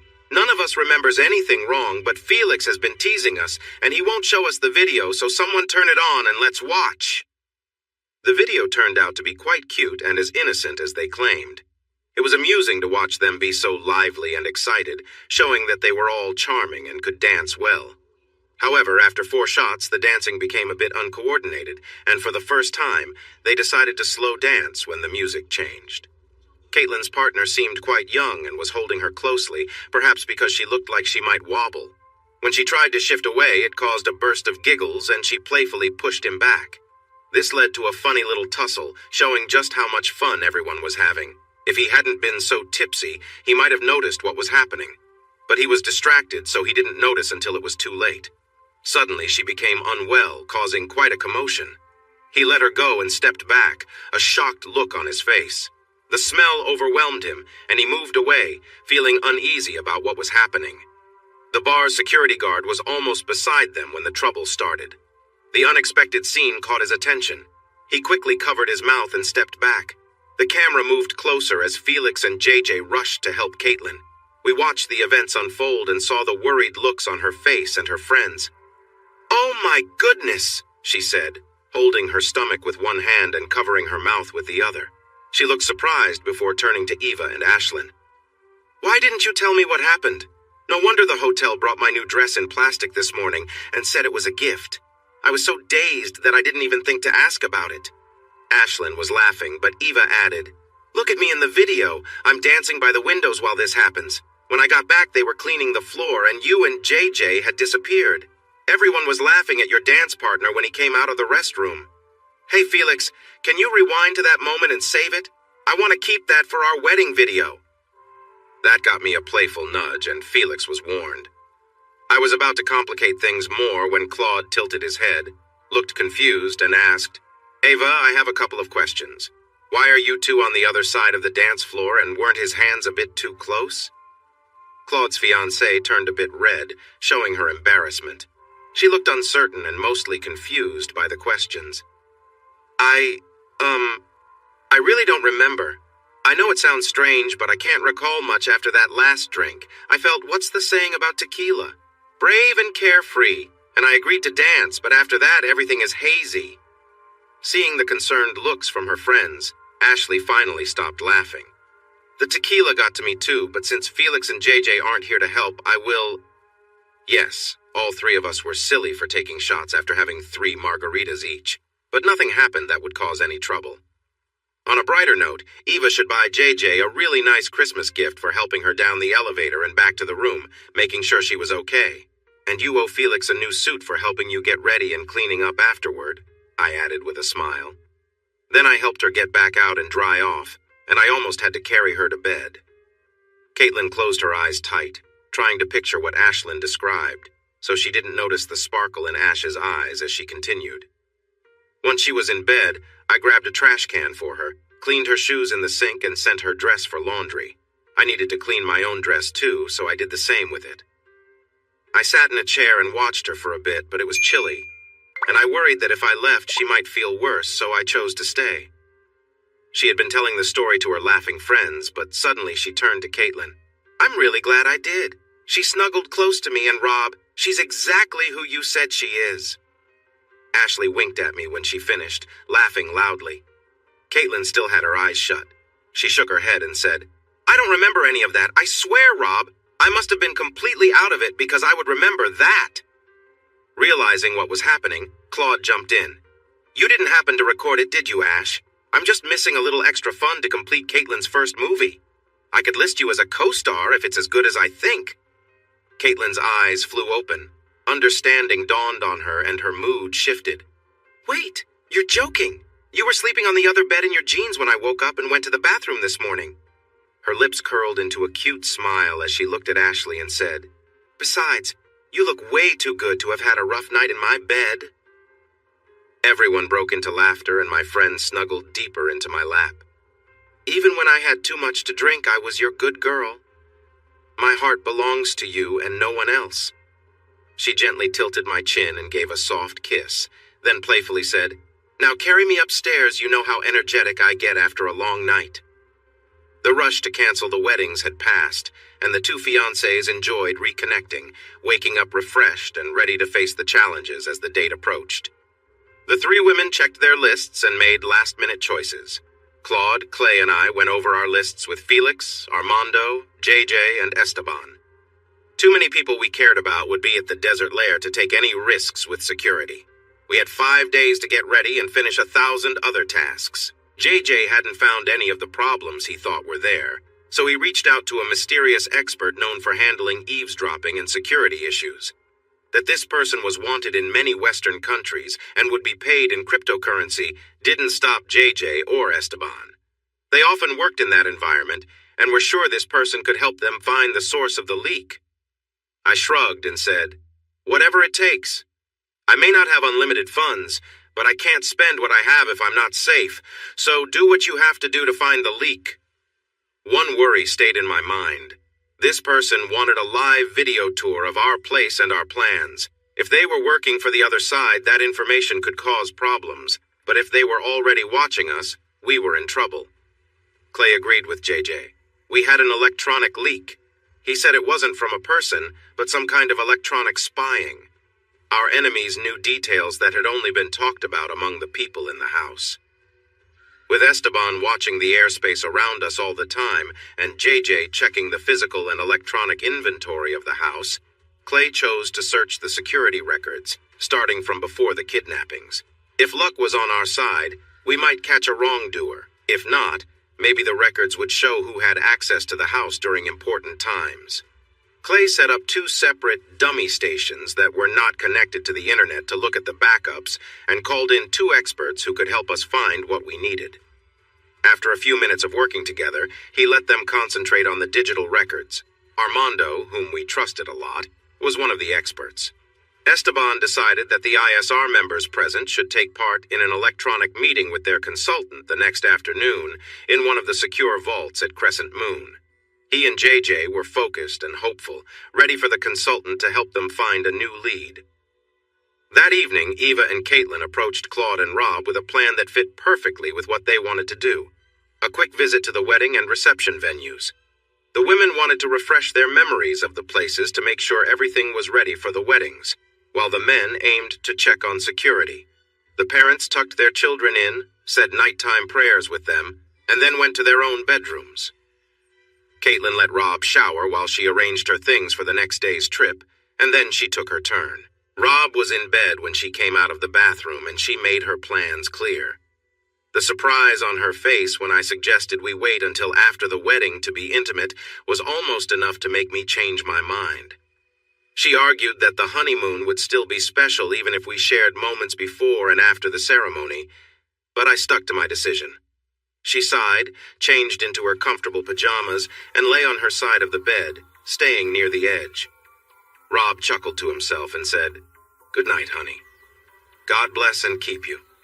They settled in and soon fell asleep. For the first time in a long time, there was little physical closeness. Neither of them really liked it that way, but Rob knew that if she were in his arms, he wouldn't be able to resist. He stayed firm in his resolve, despite his longing. After dropping the kids off at school, we drove to the desert lair in my Jeep. I had someone who looked after the place while I was gone, but it still looked sad and neglected. It was nice to see, though. Duke was excited, running around and sniffing everything. He checked his doghouse and explored the property before coming back to show how happy he was to be home. Inside, everything seemed okay, considering it hadn't been cared for much. Caitlin and Ava put their covered dishes in the refrigerator and began looking for dust and signs of disrepair. The rest of us checked every room and outbuilding, and the area we could call a yard given the dry landscaping. Once I confirmed that everything was secure, Duke found an old bone he had buried months ago and settled on the porch to chew on it happily. He was a good dog, especially because he preferred chewing on bones instead of breaking them into small pieces, which is better for his health. The security system showed that, other than the caretaker, no one had been around while I was away. I asked Claude to join me to check on the safety devices. We gathered our gear, loaded my toolbox onto one ATV, and drove down the road to the dry creek bed. All the safety devices along the creek and the western side of the mountain were working well. We finished checking the one farthest northwest when I felt a sudden surprise. After checking the equipment, I stood up and looked toward the western slope of Bald Knob, the tall granite mountain about half a mile to the north-northwest. I saw a lot of camouflage covering a significant missile defense station. There were 2 rows of missiles, one facing south, the other southwest. "What is that?" I asked, surprised. Claude laughed. "Yeah, we never told you where they put that one, did we? Remember when you allowed us to use your land? If you follow that dry stream bed that runs northwest around the base of Bald Knob, you will find another well-hidden defense setup between some big granite rocks. The one you're watching covers south and west. The one at the base covers northwest to north. If any threats get past Raymundo and head for Fort Davis, or if planes or missiles are fired toward a local site or toward Austin or San Antonio, they will have to deal with these missiles." "Well, I feel a lot safer now," I replied. "Can we assume there are some guards around here?" Claude smiled and shook his head. "Wow, you're not as sharp as you used to be. There are 2 close by right now. You really should spend more time out of the office." "I'm a bit embarrassed to admit it," I replied. "I guess I need to get outside more. I haven't seen or heard anyone." Claude took it lightly when we were alone. I promised myself to pay more attention next time. After all, you never know when you might have to deal with unexpected situations. With our plans in place and the place checked out, the eager women insisted we enjoy the casseroles they made before heading to La Kiva. Caitlin's King Ranch enchiladas were fantastic, and Eva's cobbler, made with cinnamon, sugar, and pecans, was a treat. I really wished for some vanilla ice cream to go with it, but the freezer was empty. Just another reminder of the groceries we needed to buy before returning with the kids for the rehearsal. La Kiva was already set up for the celebration, as much as a cave could be. Berta, Renee, their relatives, and a few friends had added some nice touches, including pictures from fun times and celebrations hanging up. One large black and white photo showed Eva and Claude dancing, gazing into each other's eyes. It was proudly displayed on the wall just inside the entrance. Above the bar, there was a colorful picture of Caitlin from the first night she came back. The photographer caught her dancing in red shorts and a white blouse. She looked stunning, with her golden hair framing her lovely face. I stood there staring until she noticed and came over to me. "What is it, dear?" "Look up over the bar. That might be the most beautiful woman I've ever seen, aside from you, of course." "But that's me," she said, squeezing my arm. "Well, maybe. She looks a little different, maybe 10 pounds heavier and not as fit as you. But that night, she had a softness about her that took my breath away and captured the hearts of many with her story." "Come here," she said, pulling me closer. After a moment, she whispered, "I came to the Big Bend to win one heart. It took a long time and I worked hard. But that's what you do when you know there's only one person you'll ever love. I understand you have questions about me, but I promise, just as I will later, that I will always choose you above all others, because you are my love." La Kiva was already good enough for the brides, but Renee mentioned he had one more surprise to hang up before the rehearsal began. He wouldn't give us any hints, except to point at a big, empty space on the wall next to the table I often shared with those who had the name Humanos. I hoped my instincts were right. On the way back to Fort Davis, we talked and took notes. We wrapped up everything from shopping lists to where the podium would go on the patio for the wedding party and the best spots for the parents. We couldn't set up regular seating because there wasn't enough space for everyone, but we did want to make sure some people had special places. We spent the last few moments of our trip laughing at how detailed our plans were. They had an equal chance of making this wedding the most memorable one, for better or worse. Caitlin didn't say much, but she seemed to accept my reasoning for taking a week to hold back, as she wore a lovely gown and slept on her side after a sweet gesture from me. The 4 kids didn't go to school on Thursday and Friday, and we left for Study Butte at 7 after a nice breakfast. Our wedding day was the winter solstice, but the sun rose late enough for us to enjoy the beautiful view over the Glass Mountains to the east while we drove down TX 118 towards Alpine, and then to our destination northwest of Study Butte. There were 5 identical black Suburbans in our convoy. Claude was driving, I was in the front seat, and we felt comfortable. Clay, Ashley, and some security staff were in the other vehicles. Paul Paveto was flying a plane half a mile ahead, and even though we couldn't see them, we knew there were 1 or more drones nearby. We weren't without risks on the road, but otherwise. Then Paul's voice came through on the radio. It might not be anything, but Sam the Super Patriot's big black truck is parked facing the highway at the upcoming roadside park. There's another similar truck further down, backed up to a gate. In a different situation, I'd say it looks suspicious, but I don't think this is how they want to reveal themselves. Claude calmly replied, "Let's check it out. Bring up the aircraft, and if they even move when we get there, take the right steps. Paul, climb a bit higher and look for anything else out of the ordinary." Sam waved at us casually as we drove by, while the other person gave us a not-so-friendly look. A mile down the road, Caitlin asked, "What was that about?" "I think we just saw their first big mistake," I answered. "They're letting us know they see us and know where we are going. That's all the proof I need. We are being watched, and I want their devices found. Make sure to search the area well to find them. Use whatever methods you need to solve this problem, Claude." 20 minutes later, we reached the intersection in Alpine. We turned left onto US 90 and then back south on 118. Everyone was quiet, thinking about the warning we had received and the possible risks. A few minutes out of Alpine, I started to think of ways to solve our issues, beyond just finding the devices. By the time we turned right on SH 170, Eva and Caitlin were chatting about wedding plans again.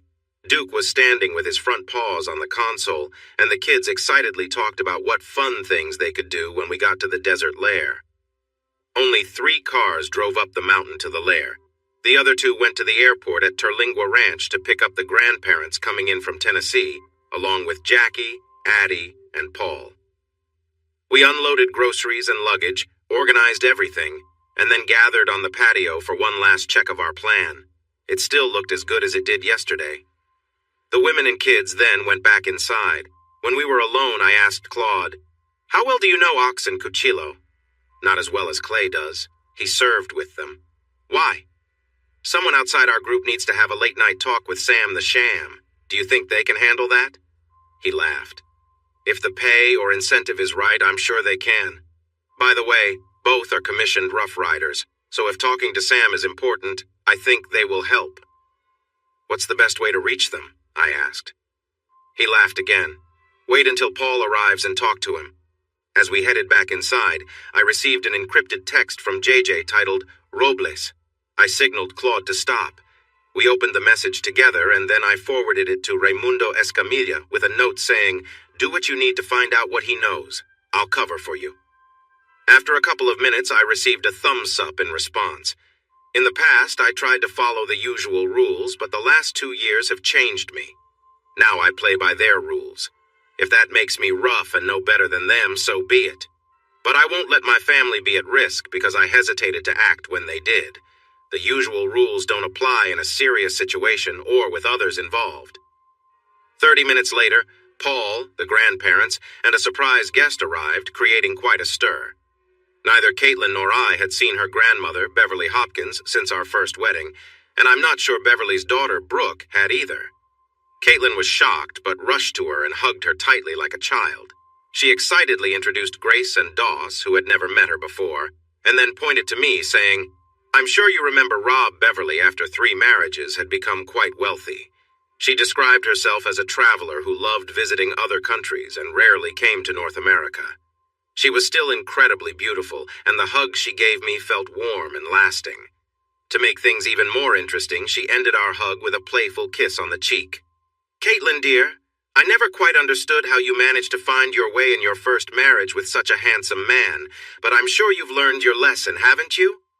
Caitlin jumped into my arms and said, "I have, Mimsy. I finally remembered your secret advice from our wedding night, and we've been quite happy for nearly 2 years now." They both laughed, and Brooke joined in. I knew I needed to ask my fiancé what those secret tips were as soon as I could. After all, as lovely as she is in her 70s, Beverly could be a bit mischievous, and I might be under a charm she shared with her granddaughter. When I had a chance, I took Clay outside, away from the lively crowd, to talk about the special skills Cuchillo and Ox have and how we could use them to help our cause. He agreed to reach out to them right away, and I went back to the gathering. Beverly hanging out with Ashley, Addie, and Jackie already made for an interesting scene, and they were just starting their drinks in the early afternoon. However, when the kids weren't around, they were really funny in a delightful way. Caitlin, Eva, and Rosa had prepared a feast of enchiladas to cook, beans and Spanish rice to heat, a huge salad, and apple enchiladas with ice cream for dessert. This was certainly more than just a small snack to hold us over until dinner at La Kiva, but everyone enjoyed it, and soon many began to feel quite sleepy. The beds, couches, chairs, and even the loungers on the sunny side of the patio were filled with children and adults snoozing or resting. Caitlin insisted we should take a nap in their bedroom, but she spent the first few moments teasing me playfully about how her family ages gracefully. I responded by expressing my hope for our future together and recognizing the beauty that runs in her family. Caitlin rested in my arms, but we kept our space even as I noticed her unconscious movements. After our naps, the new guests wanted a tour of the ranch. I glanced at Claude, who reminded them that the land didn't allow for wandering, but we could take the 2 Kawasaki mules with 3 rows of seats for a ride. This would help them see the special features of the Dagger Flats Ranch. Bill and Joe were retired soldiers, so I watched them carefully. They noticed the safety measures as soon as we turned down the dry creek bed and exchanged knowing glances, but they didn't say anything about them. No one else seemed to notice anything except the landscape. But when we stopped to let the group see a big piece of quartz in a granite wall, Beverly took me aside. "Rob, I've traveled a lot in the Middle East, Eastern Europe, and both Pakistan and Afghanistan, so I know about defensive structures. The ones I've seen here are quite impressive. Why is that?" I looked into her bright blue eyes and promised to explain everything to her and the others later this afternoon at the house. She nodded and went back to look at the quartz. Claude raised his eyebrows at me, and I said, "It's time to be honest." The rest of our ranch tour went smoothly. Once we were back at the house, we all gathered in the large open area that included the kitchen, dining room, and living room. I talked to them about the situation we were in. Bill, Claire, Brooke, and Joe knew what to expect when they arrived, but even so, they were surprised by how serious things were. If Beverly was shocked, she didn't show it, and she was the first to speak up. "Rob, Claude, Clay, I assume you feel ready for whatever might try to disturb us and your wedding." It was a statement, but she waited for a response, so Claude answered, "Yes, ma'am." "So what are you not telling us? Something is being kept back." I took the lead on that. "You're right, we have kept some details from you. We meaning none of us will be going back to Tennessee for Christmas. We have good reason to think a group of people might be waiting at your homes in Tennessee, and we don't have what we need to protect both that place and this one. So you all will be staying with us at the ranch outside Fort Davis. It's well protected, with an underground area made to handle major threats." My announcement surprised everyone except Claude, Clay, and me, and it put a bit of a damper on the cheerful conversations we'd been having before. Beverly quickly lifted our spirits again when she shrugged and said, But these wonderful men say we're safe right now and through the wedding events, so I'm planning to eat, drink, and enjoy life after all. Tomorrow isn't promised. Now where is the blender? I have a drink you're all going to love." Dinner at La Kiva was great, as always, and Beverly turned heads everywhere she went.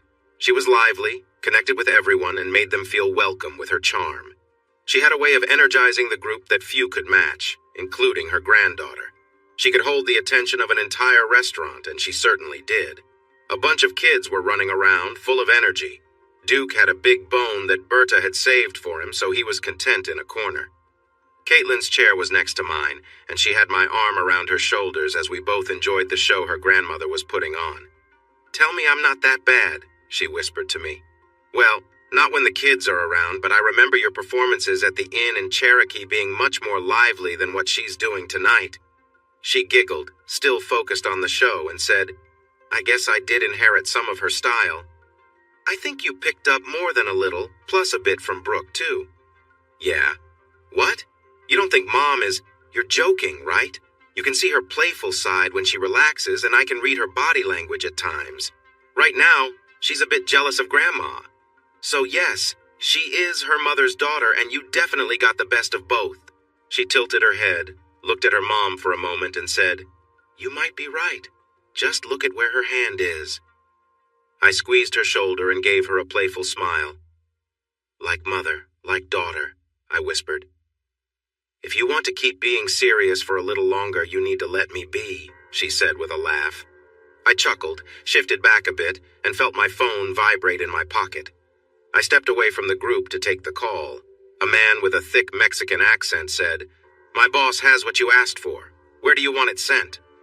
I gave him Esteban's secure email and thanked him for the quick help before ending the call. I looked at Claude and silently said, "Robles." He nodded, and we went back to the main group. A few minutes later, I excused myself to go to the restroom. Claude and Clay followed me. "And they tease us about women going to the restroom together," Beverly said loudly before going back to her talk about the beauty of the Greek Isles. I quickly shared the details of the call and asked if there was any news from Ox, Cuchillo, Esteban, or the ISR. "Esteban will check in at 10 unless something urgent comes up. After getting the report on Robles, he's gathering and comparing info, assuming Sam broke down as easily as I think, and that he actually knew something." We left the restroom laughing and joking, but I wasn't sure if anyone believed us. The Los Viejos were too sharp. Bill and Joe had too much experience. Paul had that alert look, and our women had seen enough to not fall for any act. Still, everyone seemed understanding. I figured they knew we would share important updates when necessary. At 9:30, I yawned, and the group quickly picked up on it. They shared goodbyes and headed to their cars. The larger group was going to Terlingua Ranch. The Los Viejos were going to one of Coyote Chaparral or Gato's homes in the area, while the McGregors and Edwards were heading back to Dagger Flats. Claude and I were sitting on the cold patio, pretending to wait for the women and kids to finish getting ready for bed when Esteban's call came in. Our consultant gave us some promising leads to check out at the house. We expect to be finished by tomorrow. Sam has been talking a lot and is now sharing details with his partner from the other group. We need to confirm everything they are saying along with the information we got from Mexico. That will take us all night. What I can share is that we are no longer sure the attack will start on January 1st. Should I wait before telling anyone until we know more? Claude raised an eyebrow at me. "Do you have a date?" I asked. "Christmas Day, maybe. There isn't any sign it will happen before then, but Sam and Bubba say Christmas morning, and Robles still insists it will be on the 1st. Contact our source in Mexico and check if Robles is trustworthy. He might not have all the facts, or Sam could be wrong, but he could also be holding back information. The same goes for Sam and Bubba.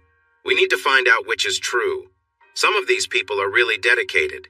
They will stick to their story until things get tough. By the end of the day, we need to understand where Robles, Sam, and Bubba stand." Once I ended the call, Claude asked, "How much can you trust Paveto, Adams, and Rogers?" I'm asking because if what we know is right, we have 6 days instead of 13. That is a big difference for preparing, and we need to move quickly. Let's give them the night. Tomorrow morning, we'll tell Paul and Jackie to go to the base and update Adams and Rogers in person. Then they can go to Big Spring to inform the Rangers. You can let Clay know. He can tell the local militia directly. We'll keep this local, and everyone we tell must promise to keep it quiet. We'll let Tom know as soon as he arrives, but no one else. I know their command structure is insecure, and it's better they don't know we're aware. They could change their plans again. You call Clay. I'll reach out to Agent Shore. Mossad is best for what needs to happen next.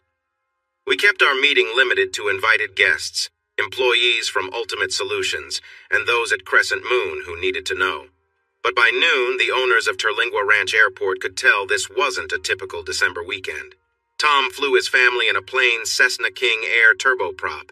It was parked in a hangar and the family got off. Tom, Mary, Tommy, Jessica, Clark, and Amanda wore jeans and boots with hoodies or jackets for the 55-degree weather, feeling colder with the wind chill. Each person rolled their luggage to the waiting Suburban, loaded it up, and climbed in. They seemed like everyday folks just enjoying their weekend. Before they had traveled a mile, a Challenger 350 luxury jet landed on the runway and moved to a hangar.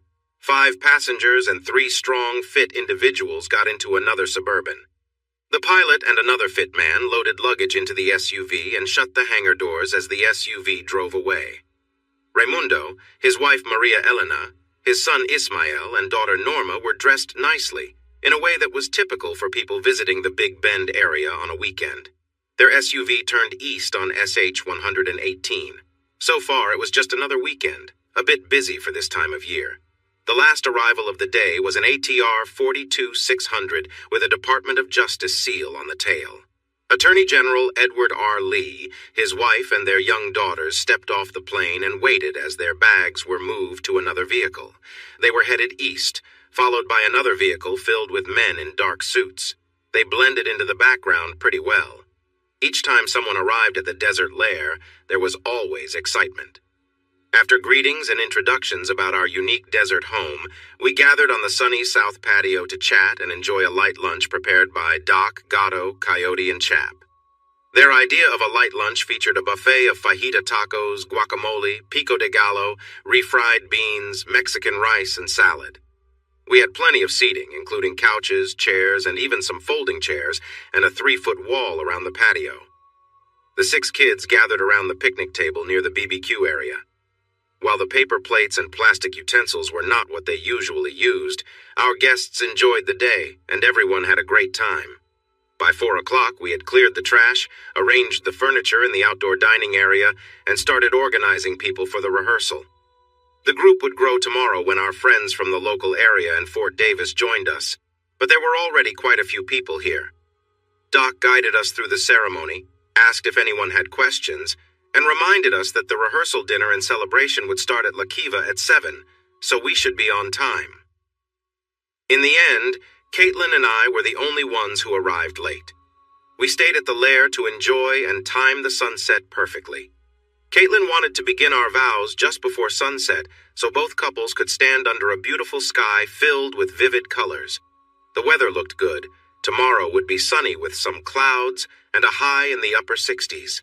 When the sun set behind the blue mountains at 5:58, the nearly full moon would already be shining in the sky. It was a beautiful scene that everyone would remember. As we stood together, arms around each other, we watched the desert change colors as the sun went down. It brought us closer before we joined the others. From then on, we were never far apart. Our families from Big Bend and Fort Davis mixed well with those from Washington, Tennessee, and Monterey. They shared funny stories about the host and hostess that made everyone laugh. As the stories got more playful, Berta took the kids to their rooms, gave them a game to play, and closed the door. When she came back, the stories had become a bit more daring, with Caitlin at the center. I tried to focus on Eva and Claude, but without their parents nearby, they weren't easy to tease. No one knew them, especially Eva, well enough for some fun joking, but Caitlin was a memorable target. Claude shared stories about upcoming award-winning movies. Eva talked about her entertaining performances. Felix shared funny moments that had everyone laughing, while the younger Yonkers told tales of their playful adventures at a local game spot. Mary Yonkers remembered her amusing attempts at yodeling during a Jeep tour. It was all in good fun. When Caitlin saw that her parents and grandmother were not upset and laughed even louder, She relaxed and smiled. Doc lightened the mood with a funny story about a misunderstanding at the hospital when I thought she and Clay were a couple. Edward Lee shared her exact words during a funny moment at Chaparral's ranch house near Odessa. Once the laughter faded, General Lee changed the topic and told a thrilling story about how I helped Tom, Paul, Clay, and himself in a tricky situation, showing my bravery in tough times. Claude shared stories of our earlier adventures with Boko Haram in Africa. Felix then talked about the troubling scene they found in Peter Volkov's hideaway in Lithuania. 2 guards who had met a sad fate, the damaged remains of Volkov, and an eerie image of me leaning against him. Since the parents didn't know that story, I quickly took over the conversation. I talked about the bravery of Ava, Caitlin, and the 4 children in their confinement, Caitlin's protection of me and the children in the North Korean RV, and the fantastic work Ava was doing at her medical clinic in Fort Davis. I remembered the way the Edwards brothers had reacted after Caitlin, Doss, and Grace were taken. They teamed up with Raimundo to organize the effort that led to the rescue of the captives, including Claude's fiancée and her 2 children, Esme and Tavo. I raised my Lone Star bottle and offered a toast to all the brave men and women who made it possible for us to be here tonight. To lighten the mood a bit and be playful with my fiancée, I said, "Remember Doc's story about my worries regarding Clay and Caitlin? I wasn't just making it up. I really felt it when I saw them dance for the first time right here in La Kiva. Renee, fire up the jukebox and let's all dance. And if you see Clay dancing with my fiancé, you'll understand." Never one to back down from a challenge, Caitlin jumped in saying, "Come on, Clay, let's show them what they missed. This might be our last chance before I become an old married woman." He smiled, said something to Renee, walked to the cheerful Caitlin, took her hand, and they danced with an energy that thrilled everyone. Her little white dress with a flared skirt added to the joyful atmosphere. Ashley stood beside me, smiling, and we joined in the applause. "I wonder what they really feel for each other," she whispered in my ear. "No doubt," I replied, "but as long as they don't." "And if they do?" she asked, raising her eyebrow. I smiled back, glancing at Jackie and Addie, who were watching the dancers from the side. I turned back to Ashley, winked, and said, "Well, then we'll celebrate." She jokingly said, "You sly one," and playfully nudged my arm. I gave her my best smile and resumed watching the dance. Ashley left to join the pilots, who gathered briefly before cheering loudly when Clay and Caitlin took their bows. Jackie maneuvered around the edge of the dance floor to the jukebox, looked through the selections, fist-pumped, and put money in the slot. She hurried back to meet Caitlin while Ashley and Addie gathered Ava and the other women. Once everyone who wanted to participate was seated on the floor, spaced out about 3 feet apart, Jackie dashed to the jukebox to play her song. She returned to the front row with Ashley, Addie, and Caitlin. The lively tune of "You Can Keep Your Hat On" filled the room, and the women started moving to the music when Joe Cocker sang, "Baby, take your coat off, real slow." As Joe asked them to remove their shoes in the next verse, they happily obliged. While no one took off any clothes during the 3rd verse, they put on a charming show of pretending. Everyone cheered them on, waving $20 bills. There wasn't a VIP lounge, but every husband or boyfriend received special attention, especially from Beverly, who engaged with everyone enthusiastically. She was so captivating that she ended up at the front line beside her granddaughter. Then, the upbeat energy switched to the songs of George Strait, Alan Jackson, Patsy Cline, Elvis, Willie, and even some Eddie Arnold and Ray Price. We danced slowly to every song, and I realized that by the end of the night, my commitment would truly be tested. Surprisingly, my excited fiancé wanted to cuddle, happily recalling the night's events, looking forward to tomorrow's ceremony, and then snuggling in for a cozy sleep.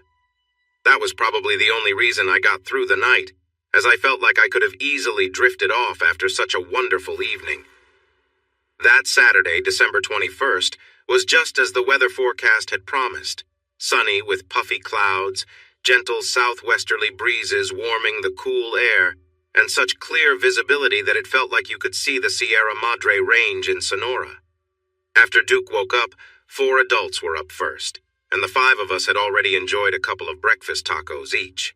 We sat on the patio, our feet resting on the wall, sipping coffee, and reminiscing about the fun we had the night before. Caitlin wore her plaid, loose-fitting shorts and a comfy top, her hair in a messy ponytail, looking simply adorable. After thinking long and hard about marrying her, in that moment, it felt like the best decision I had ever made. Claude had a similar dreamy look when he looked at Ava, and I thought about how lucky we were to be in love with such amazing women. Caitlin noticed my smile, set her coffee down, and climbed onto my lap. She gave me a small grin and asked, "What's that look on your face?" "Just enjoying the morning, hon. Why?" I replied with a casual smile. "That wasn't about the morning. It felt like you were looking right at me. Maybe it was me watching you and thinking about how much fun tonight will be." "Closer." But what I felt was clear love, not just attraction. "What's going on, sugar? Are you too shy to admit how much you care?" "Maybe." She nestled her head under my chin, rested her cheek on my chest, and whispered, "I'll let you slide for now. But tonight, before everything starts, you're going to tell me everything." Ava and Claude laughed at us, but then Ava climbed into his lap and whispered something. "Are we still sharing the house tonight before we leave for our honeymoons tomorrow?" Claude asked. "If so, I need to tell the guards to ignore any loud noises. We might get a bit rowdy." We saw dust rising as soon as the group started on the road through the desert, so we groaned and rushed to get ready. Caitlin woke the kids in their rooms, telling them to be quick because a lot of people would be arriving. We had 5 casseroles in the fridge, filled with sausage, egg, cheese, and biscuits. So I turned the oven on to preheat, started a big pot of coffee, and hurried back to get dressed, leaving Duke to keep watch. He was alert and wagging his tail. I don't know how he senses when they are 6 miles out, but he always seems to know. "I've done stunts that were less tricky than that path you made up the mountain," General Lee said as he stepped out of the first SUV. "I wasn't driving yesterday, but today that's quite a ride." I laughed and told him it was a superhighway compared to the rough road I used before we brought in the heavy equipment. I then hugged his daughters, who were about the age of Dos and Tavo, and his lovely wife Brenda Fairfax Lee from the famous Fairfax family in Virginia. She was the picture of a Southern lady. Polite, always dressed nicely, graceful, and beautiful. Her soft Southern voice reminded me of old-fashioned plantations, and her wavy brown hair would have looked charming with a stylish hat. She had a warm presence as we hugged, but I had to laugh when she quietly said to me, "Don't let him trick you. He really wants to find a hog and race it up and down your road. He loves a good thrill." Then she stepped back, maintaining her elegant walk. I gently took her elbow and whispered, "I remember seeing a charming brunette who caught Joe Cocker's eye last night. She seemed to be having a great time. Made me wonder, did you pick up those dance moves from classes?" She leaned back, looked at me wide-eyed, and with a playful accent said, "Honey, I was part of a sorority at UVA. I caused quite a stir at one of the parties. But don't tell my husband he thinks I studied all night." I couldn't help but laugh as she walked away to greet the children and adults coming out of the other cars. The Yonkers and Escamillas looked happy and relaxed. Clay seemed tired, but Ashley, Addie, and Jackie were in great spirits. The kids, my in-laws, and their friends were in the next vehicle. Brooke and Claire looked a bit worried while their husbands tried to calm them. I wondered if they would get through the weddings without any problems. Felix and Armando were with Esteban, and all 3 looked focused and alert, even though they weren't working. I appreciated that since Claude and I weren't as sharp. Brian, Chris, Carlos, and Ron arrived with Rosa, her sister Nina, and a lot of food to prepare. The men took over the outdoor kitchen and dining area, stacking ice chests and using the picnic tables for their preparations. Following their instructions, Claude and I built a fire in the firebox that morning, and now they were using the coals for cooking and adding more wood. They didn't say what tonight's meal would be, but they seemed to have plenty based on the number of ice chests. They waved us away when we offered to help, so we went back to chatting while Rosa and Nina prepared tortas, Mexican sandwiches, for lunch. They had bowls of marinated pork for the tortas al pastor and chicken salad for those who wanted a milder option. The bolillos, Mexican-style baguettes for the chicken salad, were crispy on the outside and soft on the inside, while those for the tortas had a delicious sauce. The spread included thinly sliced avocado, peppers, refried beans, and fire-roasted salsa. As soon as they set everything on the main table, they rushed outside to bring in bags of fresh vegetables and shrimp. We guessed about the meal, but they kept working quickly on either side of the double sink while chatting in Spanish. The four older men worked just as fast outside and were as talkative. Claude, Clay, Tom, Edward, Raimundo, and I watched them for a while before I made a remark about how well the older men worked together. Mundo frowned and said, "They aren't old men, my friend. They work like companions. That's a better term, don't you think?" We agreed he was right, and that term would fit as long as they were around. The wedding dress was simple, but that didn't mean the women didn't need to head back to their rooms to get ready, and their husbands were expected to do the same. Their departure started at 1:40, just minutes before the vans filled with folding chairs, decorations, and flowers arrived. Friends in the area set up the patio under the watchful eyes of the brides. When they finished, there was barely any space left. Danny and Deborah waited for Rosa and Nina to complete their preparations before moving everything to the reception. Renee and Berta organized a team to transport the meat to La Kiva in another van when it was ready. Once Rosa and Nina were prepared, the six of them traveled in one van with all the food except the meat. The guests were asked to return not later than 5, not earlier than 4:30, giving Claude and me some time to enjoy a drink or two and see what the cooks were doing. We offered them a round of cold beers as a friendly gesture to get closer, and they welcomed us in. Halfway through my drink, I quietly opened the grill and exclaimed, "Tri-tips! Not just any tri-tips. These are marinated in Carlos's special sauce from last night and kept juicy with Brian's sauce. We've had them before, but none of you have. Everyone is going to love it," Ron said with excitement. We nodded in agreement, and I mentioned the wonderful smell while Claude asked if we could sample them. Unfortunately, they replied there was none ready. "You two need to head inside and clean up," Doc insisted. "I can't have you marrying those lovely women looking like this." Chris chimed in, "Don't worry. Felix, Armando, Danny, and Renee will be back to help seat everyone for the ceremony, and we'll make sure they eat well at La Kiva. Go spruce yourselves up for your wonderful brides." As suggested, the men at our wedding wore neat jeans, boots, white shirts, denim vests, and cowboy hats. The women could choose their outfits, but they took the setting into account. Many wore denim or floral dresses, while others matched in vests, jeans, and boots like the men. There was a stunning group of women, and they truly sparkled. Claude looked sharp in a 3-piece linen suit slightly darker than my light brown one. Neither of us wore cowboy hats, but we both chose brown boots.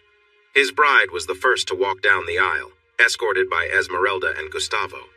When asked who gives this woman in marriage, they answered solemnly, "Her children do."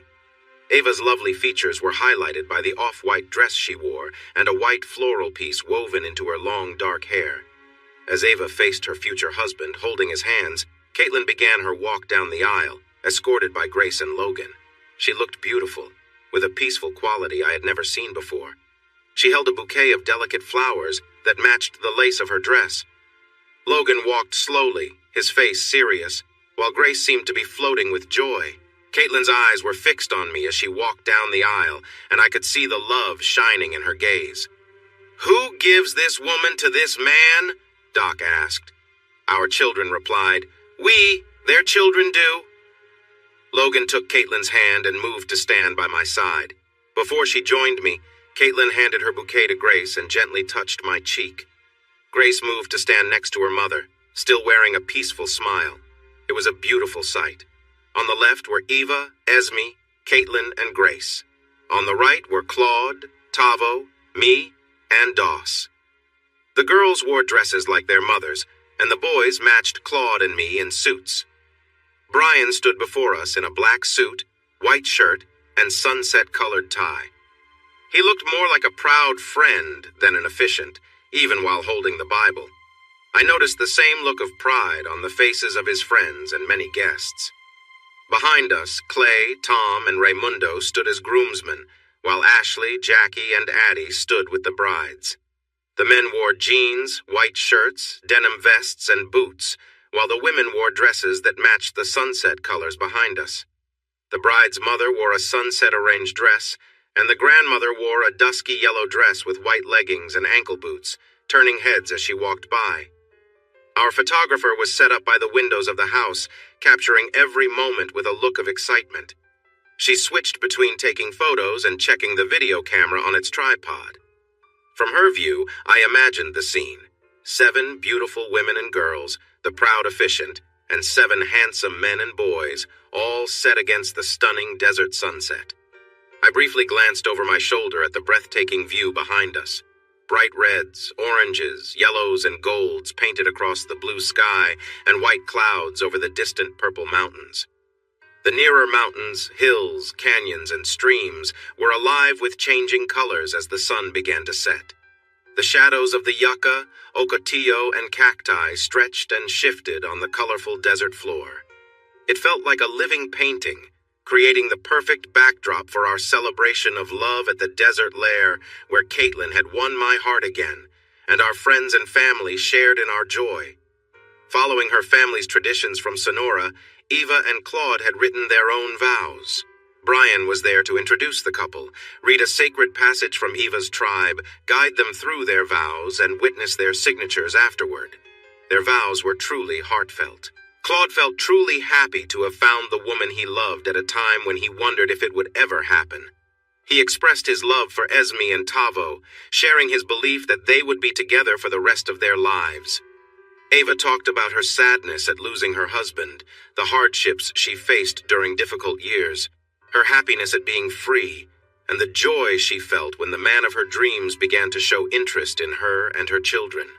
She shared his hope for their future together and promised to always be the partner that Claude deserved. Brian announced, "This man and this woman have made vows to each other. As the officiant of their wedding, legally recognized in the state of Texas, I now pronounce you husband and wife."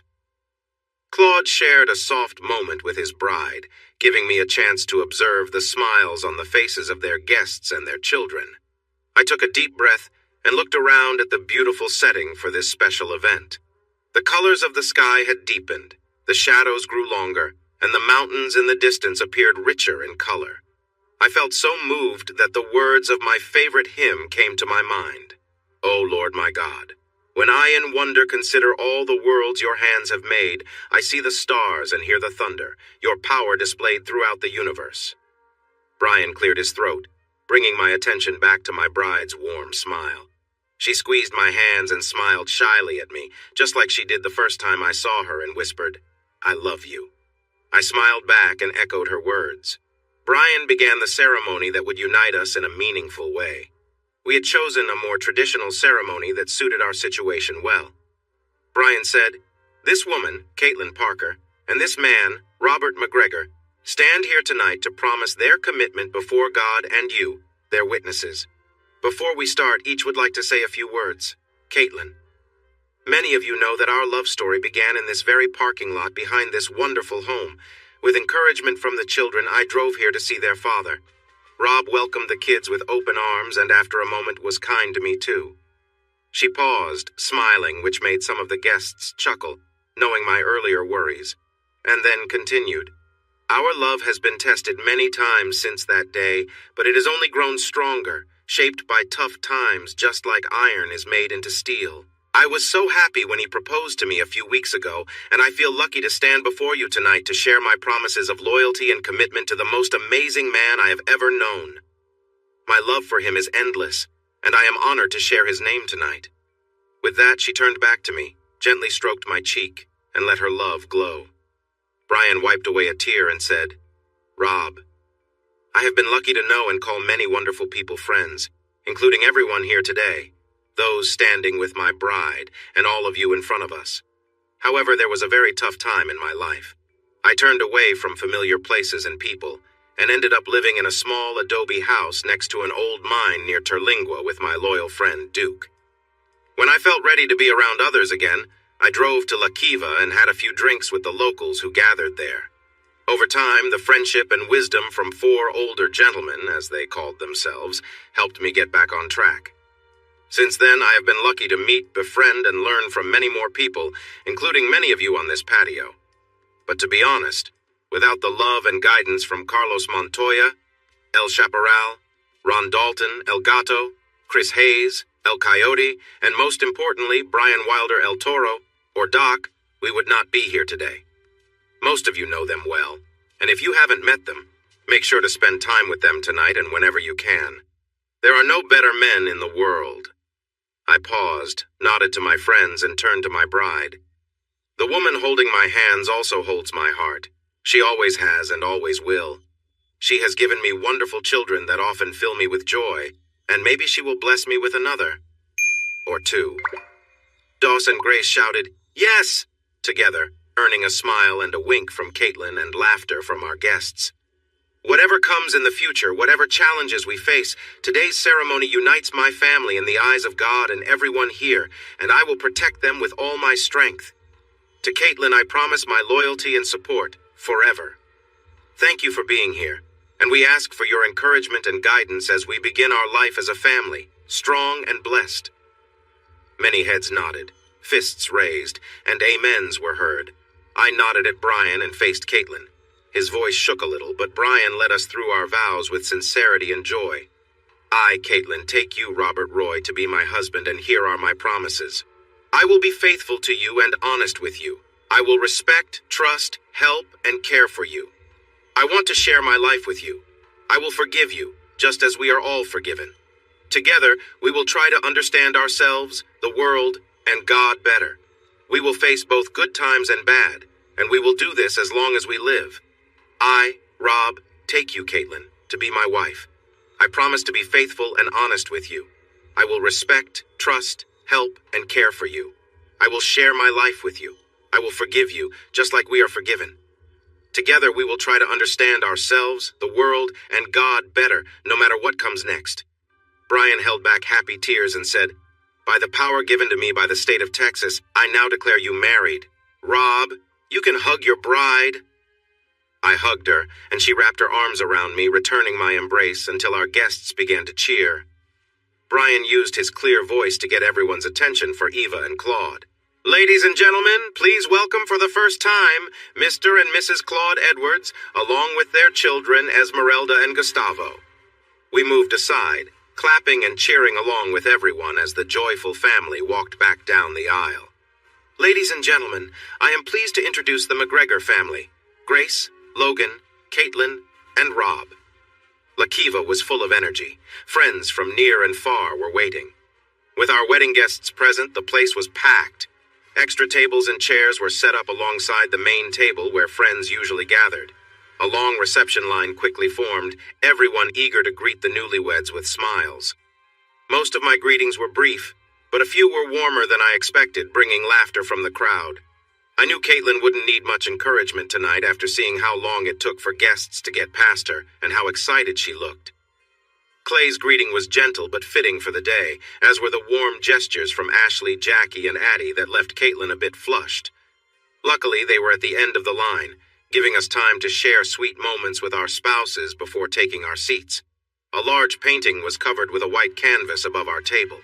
Once we were seated, Renee and Berta stood behind us. Carlos's cheerful voice cut through the chatter, drawing everyone's attention to our hosts. Berta spoke first. "The photos and paintings we have on the walls try to show the special character of Lakiva and its people. Look at the photograph above the stairs. That is the original developer and owner of this unique place." Directly across from the stairs is a picture of our good friend Eva and her loving partner, who is now her husband. I could share many stories from each photo, but I want you to explore them yourself. Feel free to ask anyone in the pictures to tell you more about their stories. Some of them are truly lovely. But if you know Lakiva, you also notice some important people are missing from the walls. Renee. It's hard to show how special Lakiva is without a picture of the group gathered at the big table, especially without our patron. Without him, this place would just be an empty space. The man I stand behind brought this treasure back to life and turned it into a private club that feels like home.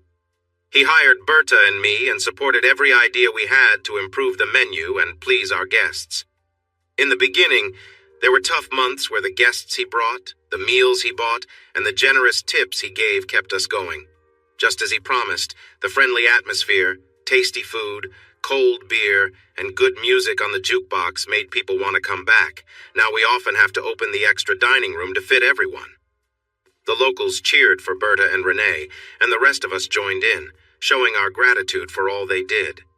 After a moment, Renee continued. Of course, our patron says all the credit goes to us, just as he believes his success in business and life is thanks to those who supported him. We all know the truth. He has done more for us than we have done for him. He is the reason we are all here tonight. Berta stepped forward while Renee took a moment to collect himself and said, Whether you call them the friends, the elders, or the spirits among us, our common patron and his advisors are the heart of this special place. To celebrate this, we commissioned a painting from a photograph taken the night we first met Doss, Grace, and Caitlin, and when El Solitario lost his Humano name. In the painting, Caitlin tells her story to Coyote, Chaparral, Gato, Toro, and El Saguaro, who you know as Clay, while Rob listens thoughtfully. Everything changed after that night, and the reason you are here to celebrate these weddings is that Caitlin and her children had the bravery to travel 650 miles to find the one they loved, and he was wise enough to welcome them. Renee said, Friend, will you, your bride, and your companions please stand and face the painting above you? We did, and he pulled the cord, revealing a large oil painting. It captured that special moment perfectly, and I felt a wave of emotion in my throat. I put my arm around my wife's shoulders, saw the strong feelings reflected in the painting, and quietly said, Your honesty and bravery that night opened my heart to you. If you hadn't shared our story and taken responsibility, this beautiful night wouldn't have happened, my brave one. Still looking at the artwork, she asked, Berta, who took the picture and who painted this? Both are so talented. My cousin Francisco, or Frankie, took the photo, and his wife Yamelda created the painting, Berta replied. Do you remember them? They have 2 wonderful sons named Juan and Pancho. Yes, I remember, Caitlin said. She's the aunt of dear Yamelda. As we admired the picture, I glanced at Brian, Ron, Chris, Carlos, and Clay. They looked just as amazed as I felt.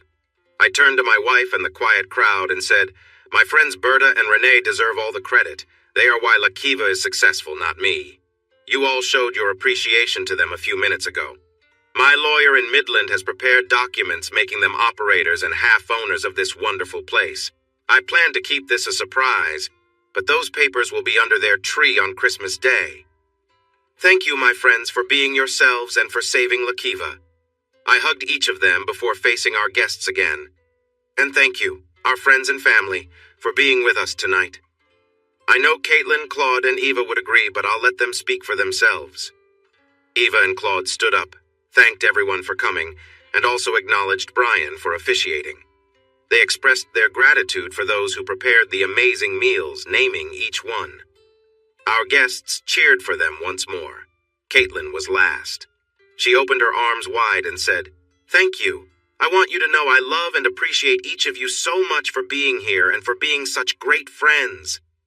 As the applause filled the room, she moved to embrace each of the 4 men who had supported us through everything. Though they tried to stay composed, I noticed a few of them getting emotional at her kind words. Then she greeted Clay and Ashley, wrapping each of them in a warm hug. When she came back to me, I said, I hope the next thing on tonight's agenda is the meal. Gentlemen, Nina, Rosa, are you ready to share the details? I'm starving. The buffet was set up at the back wall of the second dining area, and I can't describe how appealing everything looked and smelled. They took the wrapped tri-tips out of the coolers where they had been resting. You could slice as much as you wanted, and then move on to the homemade flour tortillas, guacamole, pico de gallo, street corn, spicy green beans, and green salad. Once your plate was full, you received another one with your choice of desserts. Drinks were served at your table by a group of teenagers helping out that night, all eager to earn some extra money. The main table, without our cooks, went first. After enjoying our delicious meal, the 4 of us moved from table to table to thank our guests for being there. We received kind words at every stop and shared many toasts. Thankfully, our champagne glasses were filled with sparkling water, or we might have had a tough time later on. The Yonkers sat with older Lees and the Escamillas. Part of me found this amusing, but it was not the first time influential Americans had shared a meal with someone from a reformed Mexican cartel. It was a bit surprising that we all depended on each other to stop a threat against our elected government and the Constitution. Caitlin's family was at another large table. The young men were blushing. which explained the loud laughter coming mostly from the women. I worried about interrupting them, but Caitlin was happy to dive in and talk. They were all very kind, but we did face some teasing and friendly advice. Caitlin took it in stride while I went along with it, and soon the teasing turned into good wishes and heartfelt advice. As we had done with the other groups, we invited them to brunch with us at 9:30, where we would plan for the holidays. The young aviators looked a bit puzzled, so I joked, "Make sure you bring them too, if they can after tonight." They quickly turned red again, just as I hoped. Our next stop was the law enforcement table, which included families of the local sheriffs and some border patrol officers. As I started to leave, one officer quietly assured me, "You can count on us this time, no matter what orders we receive." That was comforting because they were many, well-trained, and dedicated. We continued to visit with guests until 11, when groups began looking for Berta, Renee, Rosa, Nina, Chris, Ron, Brian, and Carlos to thank them for their hospitality and great food. Before midnight, La Kiva was empty, the leftover food was stored away, and we were on our way north through the desert. The kids were with their grandparents, but Duke was riding next to us in my Jeep. Claude and Eva were in the Suburban ahead, and their shapes mixed with ours. Caitlin shared everything she heard from the guests, maybe in case I missed something and probably because she wanted to remember these moments. I can't think of a more beautiful place for a wedding. The sunset was the most amazing I've ever seen, and it surrounded you. The four of you looked at each other with such love, with that stunning sky around you. I never thought a desert could be so lovely, or that an outdoor wedding could be so impressive. And, honey, everyone wished us happiness in our marriage. Isn't that wonderful? You did great, baby girl. It was a wedding that people only dream about, and I believe our marriage will be happy. Now, let's talk about the fun parts. What about tonight? She said with a playful look in her eyes. I thought she might tease me, but to my surprise, she became quiet and thoughtful. We didn't say a word as we drove up the mountain and parked. She took my hand and led me to the beautiful patio, where we stood in the dark desert, lit only by the stars and a small crescent moon. She guided me through the vows of Claude and Eva, and ours too, exploring what those promises really meant. I listened, looking up at the sky like she was, but I was also very aware of her beside me. It was clear to me that Caitlin is smart and perceptive, and in that moment I realized how much she had grown into a thoughtful woman. Then she shared her challenge. Rob, I do have a question for you tonight. I know you might be thinking of something fun, but that's not it. We both know you can easily make me happy, so that's not really the challenge. My challenge for you on our wedding night is to let me feel your love for me. The words you spoke tonight meant so much to me. But now I want to feel your feelings and your love, and I want you to feel mine too. Can that be tonight's challenge, my dearest husband? I responded with a gentle gesture, showing my love for her. After a refreshing moment in the shower, we dried each other off and walked towards our rooms. The atmosphere was full of connection and togetherness. I turned her focus from the bed to the windows, where we admired the unique landscape outside, while I began to express my love in soft, meaningful ways. My touch was meant to show her that my feelings for her were deep and sincere. Her smile brought a warmth and connection that I had never experienced before. That bond grew as we enjoyed sweet moments together. After we settled in, she snuggled close and whispered, I really love you. And I love you just as much, I softly replied, before we both fell asleep. The world might have other plans for us soon, but tonight we rested peacefully, wrapped in each other's arms. At 7:30 in the morning, Berta, Renee, Rosa, and Nina arrived. Berta had a key and knew the code, and they were busy getting ready for our brunch when I followed the smell of coffee into the kitchen. After we greeted each other and joked about how tired I looked, I admitted, Yeah, I am a bit tired this morning, but this coffee is strong enough to wake me up. Just give me a moment to drink a cup and I will help.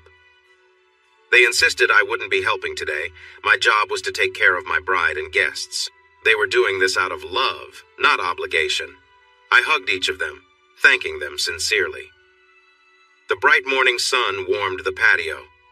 I took my second cup of coffee outside and encouraged Duke to join me. He had found a cozy spot since the wedding guests arrived, and even though he had his air-conditioned space with water and food, he reluctantly followed me outside. After making sure there weren't too many strangers around, he showed me some dog affection and trotted over to the patio. I sat on a comfy love seat with my feet up, soaking in the sunlight, watching the morning activities, and looking out at the beautiful desert I had grown to love. Duke lay beside me, the sun shining on his shiny black coat, enjoying the warmth and dozing off occasionally.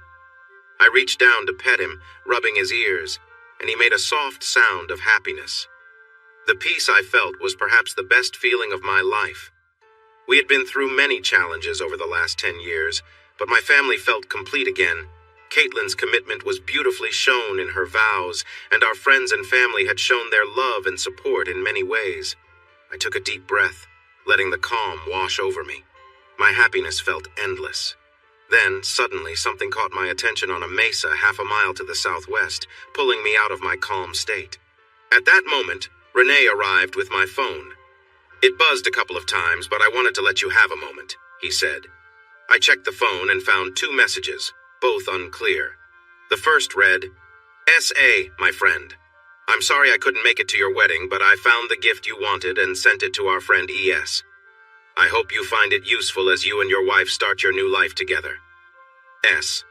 The second message was from Esteban Salazar. "Secure line only." I went back inside, poured another cup of coffee, entered the communications room, picked up a satellite phone with GMR2 encryption, and called the secure room at Crescent Moon from my office. Esteban answered right away, politely asked how the weddings went, and listened as I assured him everything went really well. Once I finished speaking, he began his report. I let him talk without interrupting, asked 3 questions, and told him we would be back at the mountain lair by mid-afternoon. He said that should work, but not to take too long. After waking my wonderful bride to let her know our guests would be arriving soon, I dodged her teasing while heading back to the patio for another cup of coffee with my sleepy dog. Soon enough, Los Compañeros arrived, and Beverly was with them. I raised an eyebrow with a smile. "I see you, Rob Roy," she said with a playful grin. "But no, the truth is I was up and ready early, so I came with these gentlemen instead of waiting for my sleepy daughter." I smiled and said, "No judgment, Bev, but I already guessed that they all looked too fresh and ready to have spent the night waiting." She gave me a gentle punch, winked, and whispered, "Exactly. You, on the other hand, look like you had a busy night." "Absolutely," I responded with a wink, "but she's the one still in bed." She laughed, shook her head, and went to get some coffee. Brian, Ron, and Chris greeted me and followed her inside for coffee, but Carlos raised an eyebrow and asked, "What's up?" "After we eat, show some of our guests a tour of my communications room. You know what I mean?" He nodded and went for coffee. My lovely bride then came out of the bedroom with a warm smile. She looked happily radiant in a red jumpsuit she bought in Tennessee. I was very happy about our marriage, but I still felt some worry about family and friends. By 9:30, all our guests had arrived, and the coffee drinking and lively chatting began. Duke was keeping an eye on the kids as they played outside. At 10, Berta announced that brunch was ready, and we enjoyed huevos rancheros, migas, ham, flour tortillas, salsas, and fruit. Duke's worries about all the unfamiliar faces faded with the delicious smells of the food. Every place was filled with people, and the 6 kids were gathered around the picnic table by the west wall. Some of us were old friends, while others had just met.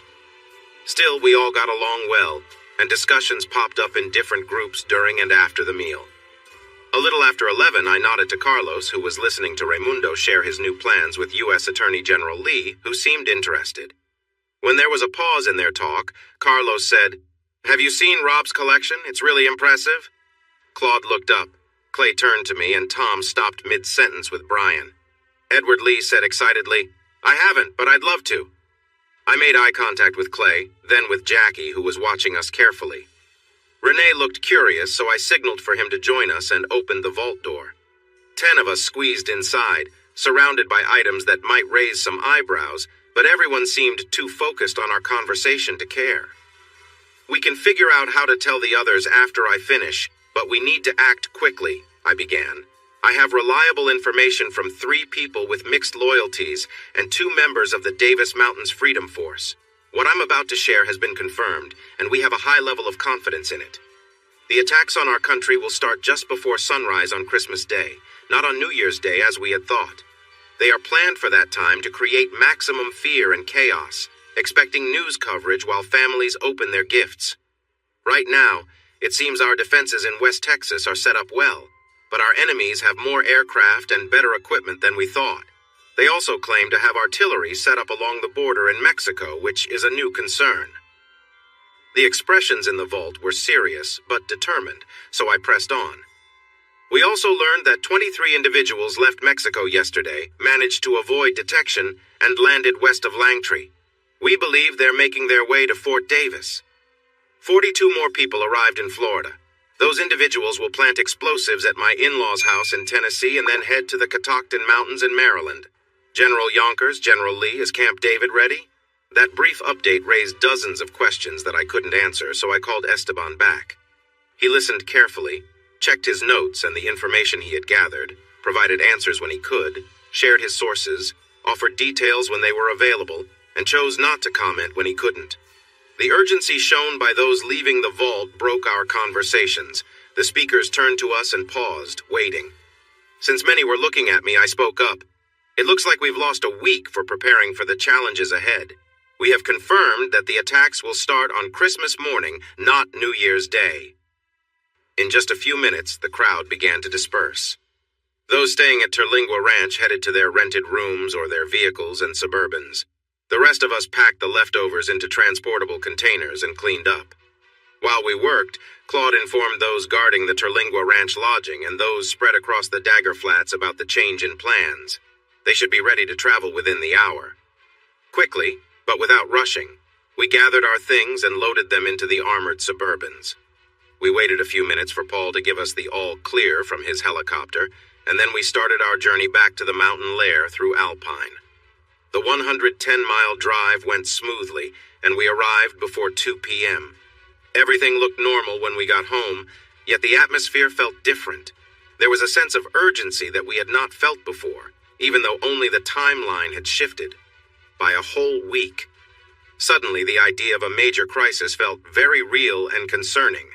The meeting on Monday with the base commanders and other important team members was pushed from 8:30 to noon. This gave them more time to assess the new information, talk to their allies, and make plans. Once the greetings were done, Esteban, Claude, or Clay presented each item on the agenda for those in charge or acting as liaisons to review. Attendees from the Crescent Moon Base included Colonel Adams, Land Forces, Major Rogers, Air Forces, and Master Sergeant Juan Obregon, Logistics.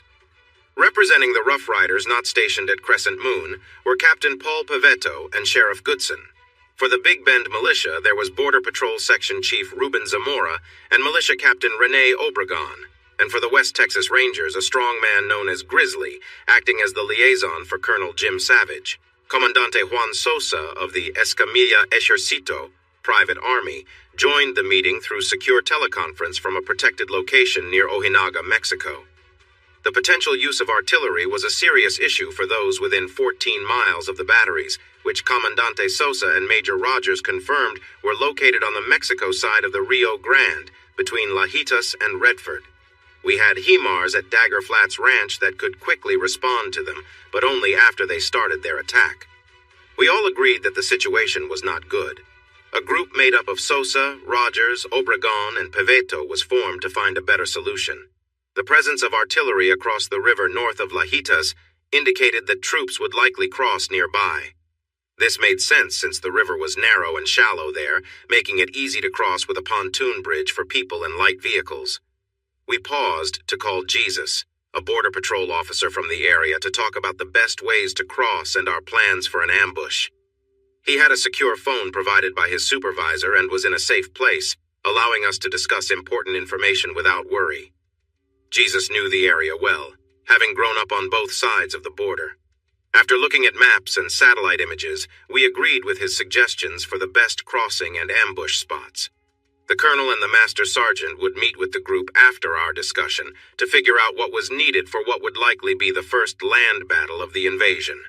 It was clear that the militia needed more support, so plans were made to move people, equipment, and aircraft to help them. Once that was settled, Esteban shared more important information that had come from the captured enemy soldiers. Just then, General Lee called. He made sure we were safe before telling us that the disappearances of David, Dan, and Tomas Robles had led to new suspects and confirmed that 3 people were already under suspicion. We didn't ask what would happen to them, but he mentioned that the president had charged them with serious offenses and classified them as enemy combatants, meaning they could be held until after the planned invasion without immediate legal rights. General Lee also told us that 3 of the 5 suspects had been taken away the night before, and 2 others who were out of the country were caught and questioned that morning. In some cases, family members were arrested too and placed in protective custody at unknown locations. We thanked him for the update, briefly described our invasion plans, and mentioned our ambush strategy. He expressed his thanks before ending the call to meet with the President and the Secretary of Defense. Major Rogers suggested we take a break for drinks and snacks, which gave me a moment to collect my thoughts. I felt out of place, like a beginner in a very advanced math class. My job was to listen, think carefully, and ask questions that would challenge the ideas being discussed. I could handle that part, but the military strategies were filled with words that meant a lot to the experts, yet were confusing to me. After a break, Esteban looked right at me, smiled, and said, "Thank you for letting us bring in the consultant. We found a listening device at your home that was very well made and that worries us. It is highly advanced, likely supported by a government agency, but probably not from the United States. We think it might be from China, but there are also theories it could be from Russia or India. While reviewing the security videos from before your family was taken, we noticed something strange. We spoke with our consultant, who helped us understand it better. About a month before the incident, Miroslav Popovich changed the light bulbs in the living and dining room. This task was unusual because it wasn't part of his job, but we didn't find any hidden devices in the chandeliers or light bulbs. Our consultant suggested we look outside for small devices like telescopes that could see the chandeliers through the windows. At first, we found nothing, but after some careful searching with electronic tools, we discovered tiny devices hidden in the decorative ironwork on the front and east sides of the house. We learned that these small telescopes measured changes in air pressure on the surface of the bulbs. These changes happen when sounds from conversations or music make the bulbs vibrate slightly. An analog-to-digital converter can change these vibrations into digital signals. There is a special program designed for this method of quiet observation called Lamphone. Strangely enough, it's possible to gather sound from the light bulb movements. While researchers had some basic methods before, they required the telescope to be nearby, and the information had to be gathered on site. The system we found at the mountain lair is much more advanced. It uses small scopes and chips to record the information and send it quickly to a remote location. We all think it's a brilliant idea, perhaps even worthy of big awards if it wasn't so dangerous. I'm still not sure I understand, Esteban. Can you explain it more simply? I asked. Sure.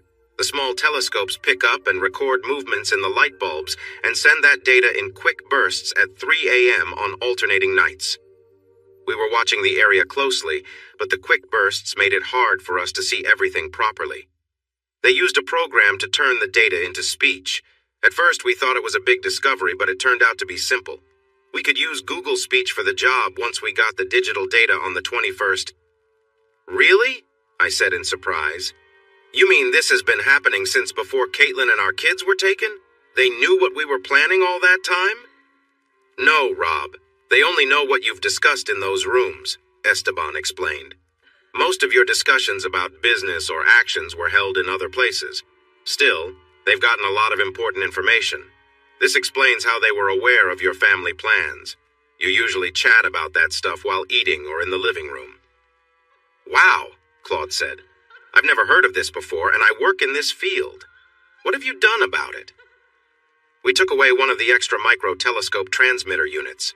The 2 main transmitters are still working fine, and one is a backup. When we found out the backups weren't sending signals, we took one for JJ and our other techs to look at in the mobile lab. If you want to feed them false information, tonight is the night to chat in one or both of those rooms. Today is the 23rd, so the next sending will be at 3 in the morning, and the following one isn't scheduled until after the attack on the 25th. We hope to use tonight's talk to find the receiver, so keep things happening in those rooms all day. The more chatter, the longer it will take to send. After deciding to wait to choose what misleading info we would share until after key decisions had been made, I called home. I told Caitlin to turn on music and dance or exercise in the living room. Before she could ask, I promised I would explain everything when I got home. She happily agreed and said she was about to start, so she'd move her mat into the living room. I heard the beat of one of her favorite songs before we exchanged, "I love you," and she hung up. Even though we were far apart, the Texas command team began to look over the large amount of data we had, review the committee suggestions, think about our plans, come up with solutions to any issues, and weigh the possible results for each option. Lunch was brought to us. Some people made calls to confirm information or ask for advice, but we worked steadily until 6:12 p.m. Everyone agreed on the new plans, and each member was assigned to share the changes and reasons with the field commanders. Claude and I were tasked with calling Generals Yonkers and Lee, as their military plans would be affected. At first, they were unsure, but after we explained our ideas and reasons, they agreed. We felt carefully optimistic, but we were still worried about a surprise start to the invasion. If that happened, a lot of planes or missiles could come at once, which might overwhelm our air defenses. This could allow some to hit local places or go further away, simply because we wouldn't be able to stop them all. We believed we had everything necessary to fight and win. The worry was whether the invaders would bring more powerful weapons than we could defend against. Unfortunately, it seemed likely we would need to spread our portable air defense systems over a larger area to keep their targets safe within range. Orders were given, and teams moved equipment to chosen spots. This plan wasn't ideal, but we knew that the population centers to the east were protected by advanced systems and various aircraft we needed to ensure local targets were safe. We had dinner together as a family, which included the Edwards uncles, grandparents, great-grandparent Ashley and Clay, and we took time to tuck the kids into bed as a group. They were happy to receive the attention, but also quite tired. Doc shared a long bedtime story with the boys, which had some lessons in it, while Beverly told an engaging story to the girls. I worried they might stay up too late, but they were sleepy and quickly drifted off once the lights were out. Security at the Silverleaf Ranch had been strengthened, so we felt safe leaving the kids in their rooms with 2 guards on their floor as we headed to the biggest secure room in the bunker. In the secure room, Clay, Claude, and I talked about what we had learned regarding various signals and the plans that had been created.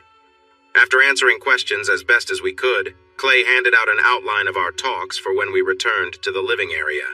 Everyone had time to think about this information, and we made sure each person understood their part. Everyone nodded, and we moved to the living room. First, we talked about our plans for Christmas in Tennessee, with Joe, Brooke, Bill, and Claire leading an enthusiastic conversation that lasted about half an hour.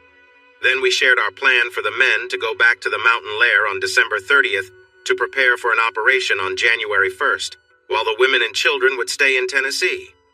A lively discussion followed, and I got to see the challenges I would have faced had I suggested this plan under different conditions. After a thorough discussion lasting about 70 minutes, Claude wrapped up by reminding us of the importance of sticking to the plan while assuring everyone that we would be careful. That was met with doubt, but everyone was tired, so we decided to talk about it again tomorrow. After saying goodnight, we went to our rooms, hoping that tonight's excitement would help us feel better. The group was already sleeping in the bunker, which was stocked with enough food for all of us and some extra staff. The older members got everything by splitting up to buy groceries in different towns, just in case anyone was watching. Everyone else was in the main house, though Ashley and Clay were on the fold-out couch in my office. I never know what will happen when Caitlin and I share a bed, and she surprised me again tonight. I was a bit anxious about Christmas Eve being just a day away, leading up to an event that could change everything. Caitlin, on the other hand, seemed eager for distraction. She was playful from the moment I finished my shower. After we had a fun time together, we dried off and she hurried to bed.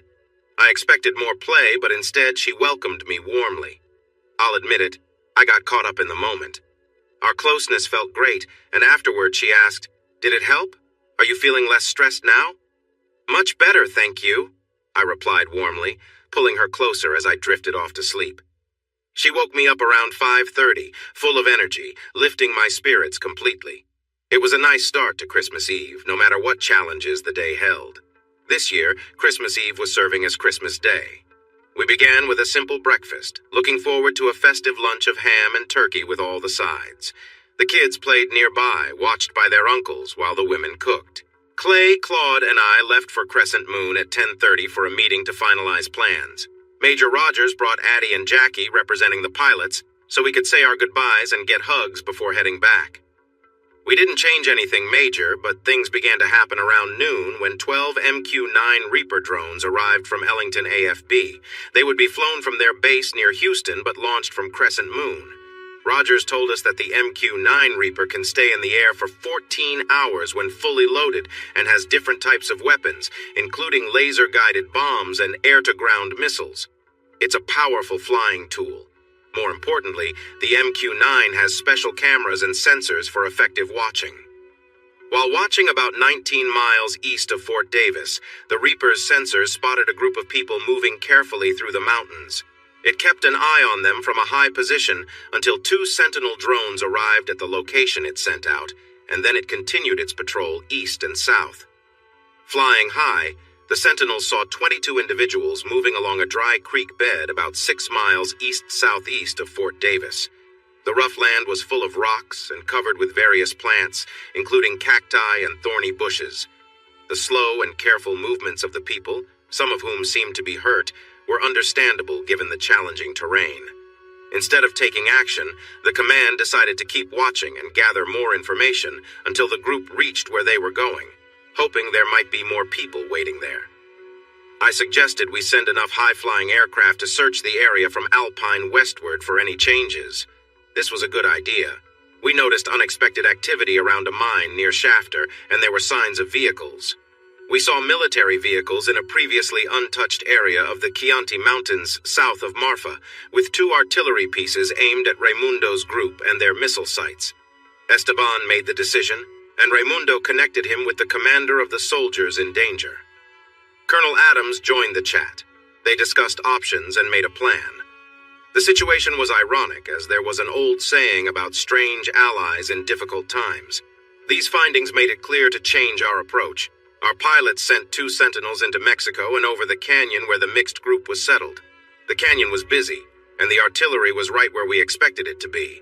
The Rangers had followed our hints, discovering a sudden gathering at a spot they had been told was a staging area. They found camouflaged armored vehicles, Humvees, soldiers, and tanks on trailers. Experts identified them as older Soviet PT-76S, likely made in Russia but kept in shape by North Korea, as the Russians had moved on to other models. These vehicles were smaller than main battle tanks, but they still had a lot of power. The idea of tanks attacking our country made me really appreciate having javelins and other ground-to-ground missiles in our military. I also learned about the new M2 Bradley fighting vehicles that arrived at both Crescent Moon and the Ranger base near Big Spring. I didn't know that Bradleys had destroyed more Iraqi tanks than our main battle tanks, but the colonel had a lot of good things to say about them. He was also excited about 2 truckloads of mine-resistant ambush-protected MRAP vehicles that came in last night. The moderately armored Bradleys can carry a type of cannon and tow missiles, with a team of 3 and 6 soldiers who can use firing slots. The MRAPs could carry a similar number of soldiers and had extra protection for the people inside with their added armor. Later that day, it was smart to keep an eye on the group when they went into a covered roping arena on a ranch just a few miles from Fort Davis and close to all 3 of my ranches. A small drone was sent out and took a look inside. It spotted tanks and armored vehicles parked closely together. We couldn't identify the vehicles from where the drone was, but there was a PT-76 tank at the end. It was a serious sight. At 1:40 p.m., we all got a message saying, "Christmas feast will be ready in 20. Get home." We exchanged cheerful holiday greetings and got ready to leave. Addie and Jackie both asked for a hug. When it was my turn, Jackie gave me a warm hug. After stepping back, she looked at us and said, "My aircraft will be watching over the mountain lair and your wonderful families. I love you all, and will do everything I can to keep you safe. Stay in the bunker and let us handle this." I lifted Jackie into my arms, hugged her tightly, and spun her around. "We love you too, and we know you'll do your best. You all stay safe, okay?" She smiled brightly and promised. I smiled back. I'm a married man now, but I still valued that moment. I could only think of the phrase, delicious feast. And to make the dessert table even better, Chris had brought out many pieces of his special pecan divinity, just as tasty as he said it would be. We ate until we were full, took a break, and enjoyed some snacks in the afternoon. As evening came, excitement grew. The pile of presents was as tall as my waist around the big Christmas tree, and the kids were getting restless, wondering why we had to wait until 6 to open them. The children were thrilled about all the presents and excited to fly to Tennessee the next day to open more gifts at their grandparents' house. This was the plan we happily talked about the night before in the living room, and the story we shared with our kids over breakfast, just in case something changed. There were some gifts waiting in Tennessee, but they might not be opened for a while. While we enjoyed Christmas Eve with our family, Claude, Clay, and I kept getting texts with photos and videos of what was happening back home. When the kids were younger, Caitlin and I read them a book about the birth of Jesus, the Virgin Mary, the census, Bethlehem, no room at the inn, the stable, the shepherds, and the angels. Even though the kids were old enough for a more detailed version, we chose to stick with their favorite story. Each adult took turns reading a part. Beverly insisted that we had to sing Christmas carols too. She played each song on the TV with the lyrics to follow along. When Mary and Joseph were in the stable in Bethlehem, we sang Silent Night. After that, we sang Away in a Manger as the baby was laid in the manger. Then we sang Angels We Have Heard on High and Hark the Herald Angels Sing, finishing up with Joy to the World. Our short story time turned into a longer event because of the songs, but the kids loved it, and the adults felt a sense of wonder. The Christmas spirit filled the room. However, one small issue dimmed the joy. Clay, Claude, and I kept receiving concerning updates about a troubling situation that clashed with the happy mood of our reading. My mind felt heavy with Christmas cheer mixed with worrying news, and as I read a text while singing Joy to the World, it was almost too much to handle. We have learned that cruise missiles are being readied at an old airfield in eastern Sonora State, and the enemy aircraft are out of their hangars. After the song finished, I stepped away from the table and into the hallway. The Edwards brothers followed me, either curious or worried about my reaction. I called the base. "Colonel, when does this situation start? Are we really going to wait for them to be fully prepared before we act? We see a lot of tanks. Why not take care of that now and then address the rest? Are we just going to sit back and wait for things to get worse before we respond?" He sighed. "Sir, I understand your frustration, but we can't take action first. They need to make the first move. We must be completely in the right. We can only defend ourselves. Is that what we'll put on the gravestones of those who die? You are gone, and we could have stopped it, but we had to be completely justified." "I disagree. We see what they are doing. They are acting as we predicted. It's time to respond." "Sir, we can't do that. I wish we could, but I have strict orders. We will only respond when they fire the first shots, launch the first missile, or send their planes across the border. We cannot be the ones to start it. You and your family need to pack your things and move to the bunker for the night. We'll use the safe communication system there to keep you updated. Just know that we expected all of this, and we have plans to deal with it." "I still disagree, Colonel. I never heard anything about tanks just a few miles from my home." "That's true, but we will send teams with anti-tank vehicles along the only road to town, and we have drones ready to take action if needed. After they attack my home and family, I assume. I will pass your concern to my commander, Mr. McGregor, but I need to go. We have new information to handle." Clay put his arm around my shoulders and said, "It's frustrating, isn't it? I've been on teams with bad information or unexpected issues, and we couldn't act as we thought was right to finish the job safely. This is how it works in a military that follows civilian control. We are ready, though." If it were up to politicians, we'd have to wait until the fighting started while they debated and voted on what to do. Believe me, some will blame us all the way up to the president because we knew this might happen and prepared instead of hoping for a deal. Tom says we've tried talking for years and it still ended like this. But the critics will only see the innocent lives lost who were just protesting peacefully or something like that. They will likely be seen as supporters of a movement against the law, but the courts will take ages to sort it out, and their stories won't get the same attention as the accusations. My point is, this is tough, but we have to deal with it. I sighed. All right then. Let's go unwrap presents and head to the bunker. I'm ignoring my phone, so please let me know if something important comes up. If it happens, just say, "Bunker now," and we will quickly get everyone inside. We got some curious looks when we returned, but we smiled and talked as if everything was perfectly fine, gathering around the Christmas tree filled with gifts.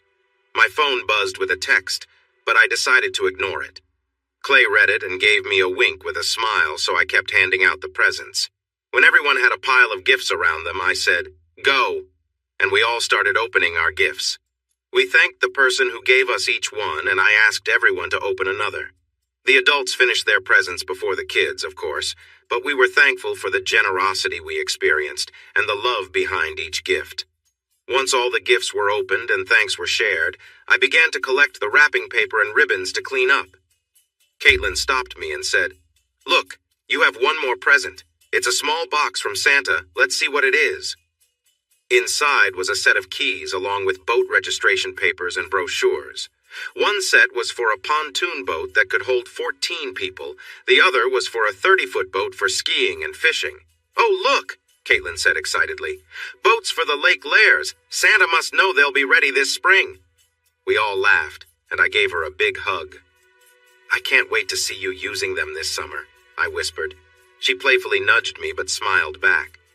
"Since I opened my present from Santa, I know he has one for each of you hidden in my desk. Let me go get those." Santa gave each person, adults and kids alike, a first-class ticket to Sibiu International Airport in Romania, plus a voucher for a 10-night stay at a ski resort, all expenses covered. The tickets were for February 12th, returning on February 22nd. Beverly smiled, saying she was familiar with the resort and that we were going to have an incredible time. With Santa delivering more gifts on Christmas Eve, there were lots of warm hugs. Each child was told they could pick up to 5 gifts to take to the bunker and then get ready for bed. If we had sprung that news on them without warning, they might have felt nervous. We had been having campouts in the bunker for a while now, ever since we learned about the possible date of the attacks. So tonight felt like just another fun time for the excited kids. The adults gathered the bags we had packed even before the wedding. Once the children were ready, we headed down, even though it was only 8 in the evening. Getting settled in the bunker was a bit upsetting. It wasn't about the simple setup, but what moving there meant, it meant the event we all feared was about to happen. Once everyone was comfortably situated in the gathering area, which had several couches, fold-out beds, bunk beds, and a couple of big-screen TVs linked to a satellite, Caitlin started playing a classic movie. Brooke made some popcorn in the microwave, and we got settled in. Duke had been lying next to the couch, and with Brooke's popcorn, he was now the focus for the kids, who happily shared pieces with him. As we watched the movie, I glanced at the digital clock by the TV. It read 21 hours 1 minute and 21 seconds, which made me feel uneasy. I quietly excused myself to go to the restroom. After making sure no one saw me, I slipped into the control room. Esteban, Armando, JJ, and Carla, all part of the Ultimate Solutions ISR team, were there watching the monitors. They nodded as I entered and then focused back on their screens. The first screen showed clear images of the Silverleaf Ranch around our home. The second screen displayed Fort Davis and areas to the southeast. Another monitor showed a view of the ranch to the north and the nearby 6,400 ranch to the west. The fourth screen showed the area from the intersection of highways 17 and 166 southwest of Fort Davis, all the way to Crescent Moon and Marfa. Our ISR team was on alert, watching carefully. I am not the most patient person, and waiting for danger doesn't come easily to me. I was anxious for the Edwards boys to check on me, and they didn't keep me waiting long. When they came in, glancing at the ISR team, they followed me to the back corner. I have some questions, I said. We might not be able to start anything, but are we ready if something happens right now? Are our allies prepared? If the enemy attacks now, are we completely ready? And by we, I mean the Rough Riders, militia, rangers, our military support to the east and north, and anyone else involved in nearby states. The brothers looked at each other, and Clay said, "Yes, I'm sure everyone knows. We were told to be on full alert at 6 EST. I believe those orders went out to everyone on our side." Moving on, I asked, "Are our enemies ready, or will they keep preparing until it's time?" "We don't know for sure," Claude replied. "But the last time I checked, they were still working hard to get ready for early tomorrow." Esteban joined us. "Excuse me, but I can hear well, and your talk is much more interesting than the shadows on my screen. The answer is no. They aren't ready. They are still moving around in a messy way according to the feeds from the surveillance aircraft and reports from the scouting teams. The Sicarios seem to be the most organized. They have started their vehicles and are moving out of the area right now. Just after dark, they were joined by a group of 28 people in camouflage. They arrived in pickups, so I think they might be locals, but they could also be people with military experience. Let's think for a moment that they are just ordinary folks from the area who got caught up in this, not trained soldiers," I said. "We know the Sicarios are skilled but new to this land, and they face serious trouble if caught. Now what if something scares them? How would they react?" "It likely depends on what scared them and how afraid they are, but I expect they would react strongly," Clay replied. "Do they have good communication to tell their allies in Mexico, New Mexico, and other places about their situation?" Esteban answered right away. "Yes, we've intercepted their messages. Their system is effective, though not very secure." "And will they tell others if they feel threatened? If they do, would that upset their plans, especially if something else happens nearby? For example, if F-16S approach the New Mexico area right after the Sicarios are disturbed, or if drones head towards Lajitas or armored units move towards them. Now you're going beyond what we can decide and into the Colonel's area. He has strict rules about starting conflict but does a feint count," Clay replied. As I looked for a secure line, I picked up the phone to call the Colonel. He didn't let me start before saying, "Rob, Command will not allow us to make any moves." I interrupted, saying that I knew, but what if? We then went over the possible situations again. He stopped talking, connected with someone, and said, "Give us 20 minutes," before ending the call. "Let's say they don't completely turn down our idea. There's a rocky area that forces the intruders to make a tight turn on the road leading to Fort Davis. The road is narrow at that turn, with a rock wall on the left and a steep drop on the right. We could cause a rock slide there to block their way, but I wasn't sure if that would just make things worse. We talked about different options for a few minutes, but kept going back to the narrow road's turn. None of us wanted them to get close enough to threaten the town or our place, especially since other plans were available. We realized they had initially been sent to target me, but the heavy machinery they brought along suggested they had bigger plans. What if innocent people got caught up in their actions just because they happened to be nearby? Clay's skills and training kicked in, and he took charge of the planning. By the time we heard back from the Colonel, we had a solid plan in place. If everything went well, the intruders would start the first moves, setting the stage for what was to come. We somewhat got what we wanted. My command thinks moving the tanks so soon and their path through town might put people at risk. I have some flexibility, but we must not make the first move." "We understand," Clay said. "We're ready. Will we go alone, or will some of the riders be with us?" "I've assigned a group, and we'll have a drone to help. Sheriff Goodson will lead the team from here. He wants to meet you where the county road connects with 118. Also, it looks like a group of 12 broke off and started moving northwest on foot, but the rest are still with the tanks. Do you have what you need to trigger the rock slide? If not, we can help." "No, we're all set. Hopefully they'll trigger it for us. If not, we have other options," Clay replied. "But we might need more javelins." "That's not an issue. They're ready to join us," Sheriff Goodson said. "See you in 30. "I'll grab one of my rifles from the armory. I'll be right back," I said before rushing to the closet. When I returned, I was led to the staging area where Clay, Felix, and 8 others were going over the plan. They quickly gathered up when Clay told them to meet him in 10 minutes at the Humvees hidden in a meadow above the creek. "I'm glad you let me practice with this," Felix said with a smile as he took my rifle. "I'm the shooter for this mission." "So, what's my job?" I asked Clay, feeling a bit anxious.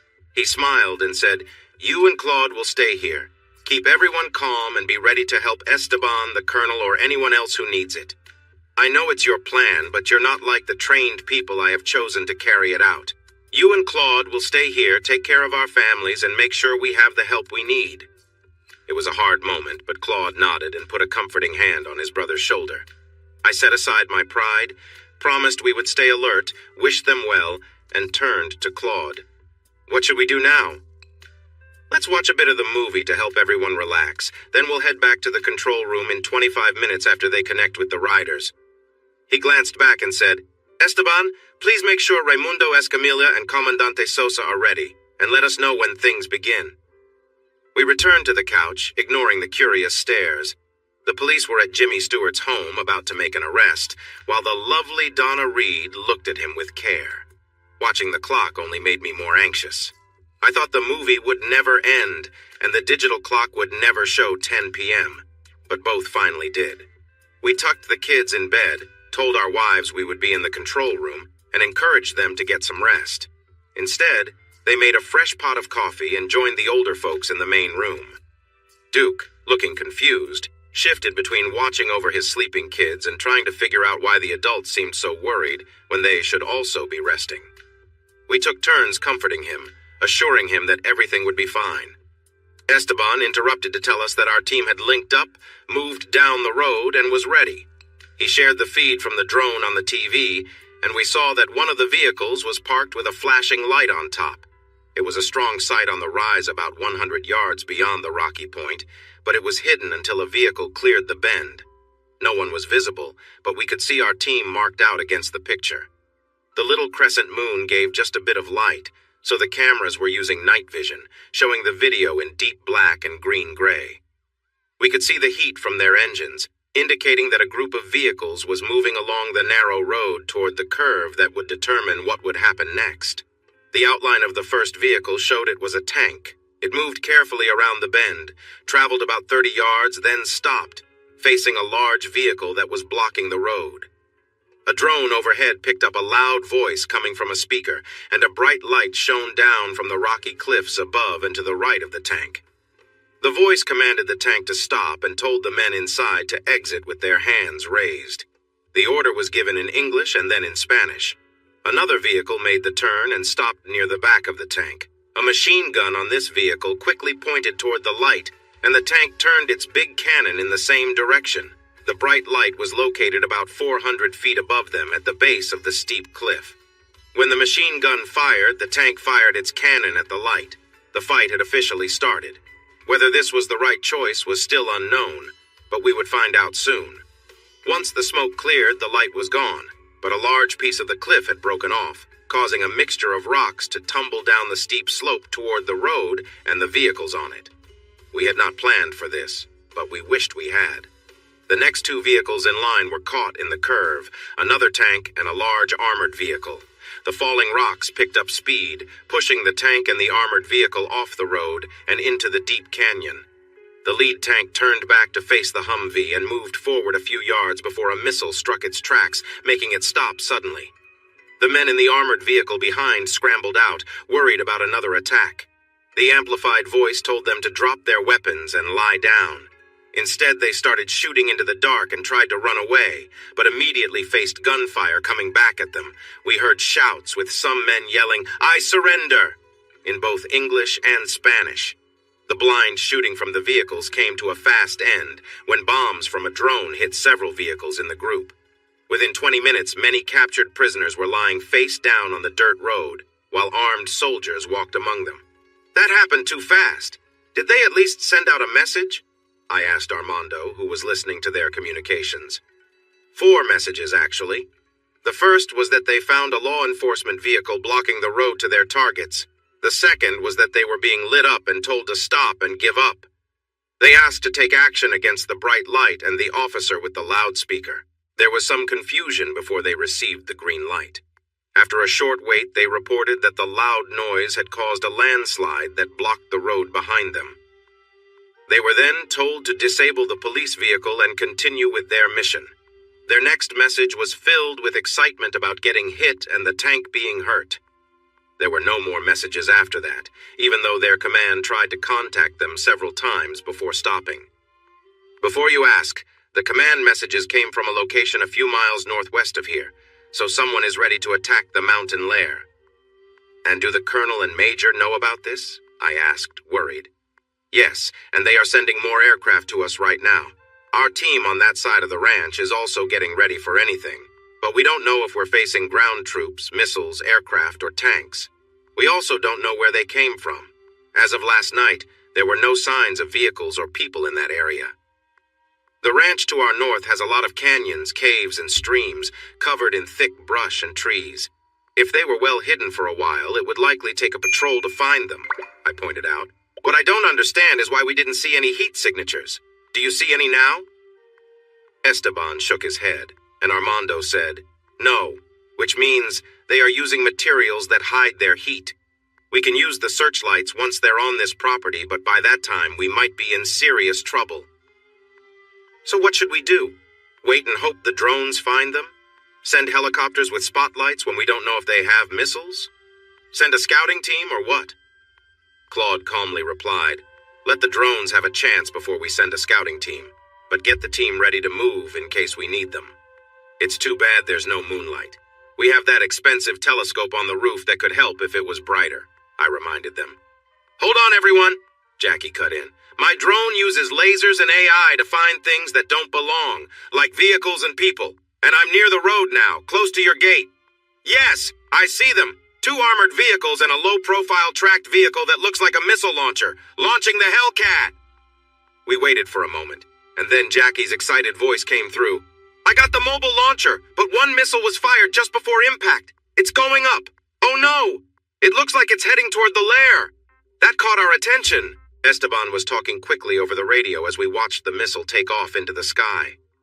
I couldn't shake the feeling that our bunker wouldn't survive a strong hit from above. If our defenses failed, this bunker might be in serious trouble. Our cameras spotted several lasers aiming at the missile from the ground, and then quick response systems activated. Everyone held their breath as we watched the bright lines of light speeding toward the missile, hoping they would stop it.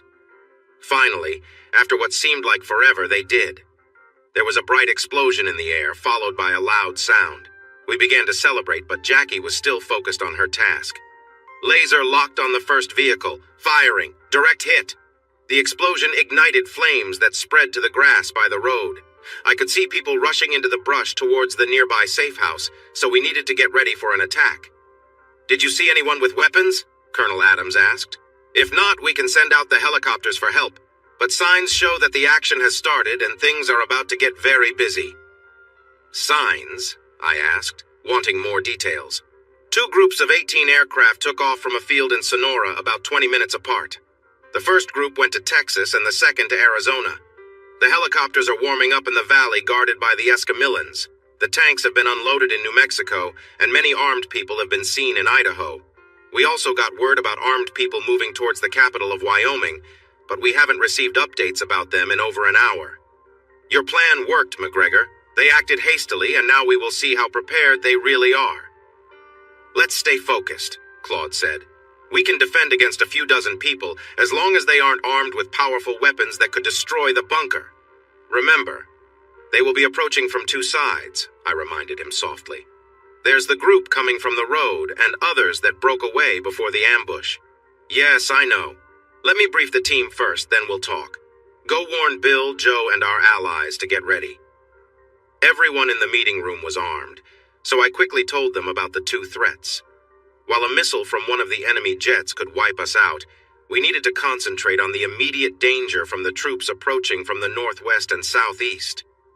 Before I went back, I grabbed 3 advanced sniper rifles and made my way to the control room.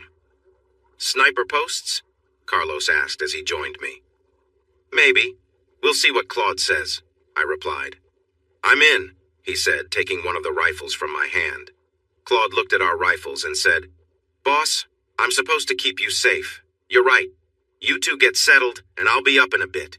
Grab mics and earbuds off the table so we can talk and keep you updated. And if someone yells incoming, get back down here. I'll join you as soon as we spot any intruders. The sniper posts at the four corners of the roof were built when the situation started to get worse many months ago. They looked like small stone towers, but they could handle any light gunfire. A ladder was also made from a closet on the first floor to the northwest turret.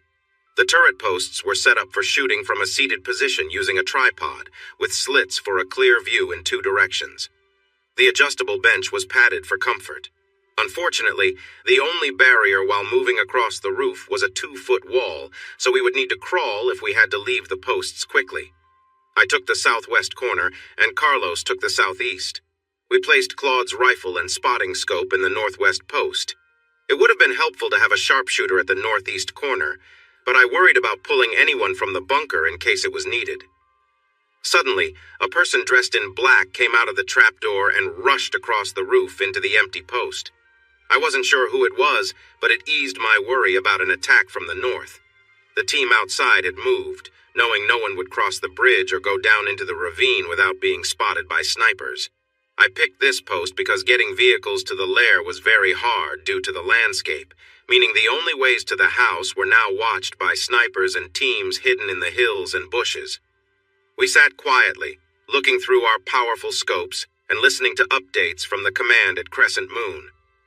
The reports told us that chaos had broken out around the canyon in Mexico, the area just north of Laguitas, and along the New Mexico-Texas border south of Hobbs.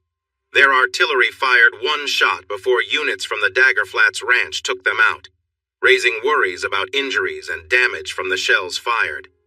North Korean MiG-23 jets from Sonora were loaded with missiles. However, they couldn't compete with the surface-to-air and air-to-air missiles that struck them when they entered American airspace. Some pilots performed sharp turns and used countermeasures to dodge the missiles, only to run into a squadron of advanced F-16S flown by experienced pilots.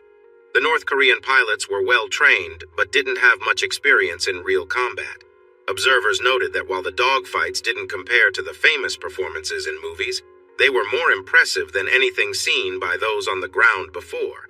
Renee later described how the jet engines roared through the air, creating smoke trails from missiles that crossed paths, and flashes lit up the sky as the planes fought. One aircraft had to avoid missiles and gunfire from another, and explosions filled the sky with debris. This made those on the ground worried. Even though they were close to engaging ground forces, Renee and his team paused to watch the aerial battles for 10 minutes. Once it became obvious that the American pilots and their planes were better, the remaining MiGs launched their missiles at ground targets, but soon resorted to desperate measures. Some attempted to crash into American planes, while others focused on attacking ground targets. None were successful. The ground-assigned missiles were intercepted before they could hit their targets, and those trying to collide with American planes were skillfully outmaneuvered. In a different incident, 2 cruise missiles were launched from Mexico toward Texas, but neither made it. They were shot down over a remote area north of Marathon and northwest of Sanderson by defending missiles positioned on high ground in the Glass Mountains. From my spot on the roof of the lair, 3/4 of the way up the towering mountain, we had a great view of the aerial action to the west and southwest. The flashes of light on the horizon and distant rumbles were mixed with the sounds of missiles launched from nearby batteries. We received word that a group of missiles from near the Chinati Mountains seemed to be heading in our direction. Surface-to-air missiles rose to intercept them one after another, preventing them from reaching us. Then things took a more serious turn for us. "At least 10 people coming from the south," Carlos said into his microphone. "They are coming up from the ravine between East Point and West Point, which were our names for the 2 rocky areas extending from the road." "I'm on my way," Claude responded. "You're in the northwest corner," I said, then asked, "Who's in the northeast?" "Your expert rifleman, sir," answered a familiar voice. "I'm using the other XS1 with the digital scope. I don't have a spotting scope." I wanted to encourage her to return to the bunker, but she had achieved a higher skill level than me. She was now classified as an expert, while I was still a marksman. The rifles we were using were all very reliable, but I knew my wife stayed calm in tough situations. She had helped me out before and had effectively controlled my small drone during a difficult time. She had faced many challenges. I took a deep breath and said, "Okay, you and Claude keep an eye out for the intruders coming from Valentine Road. We'll cover this side.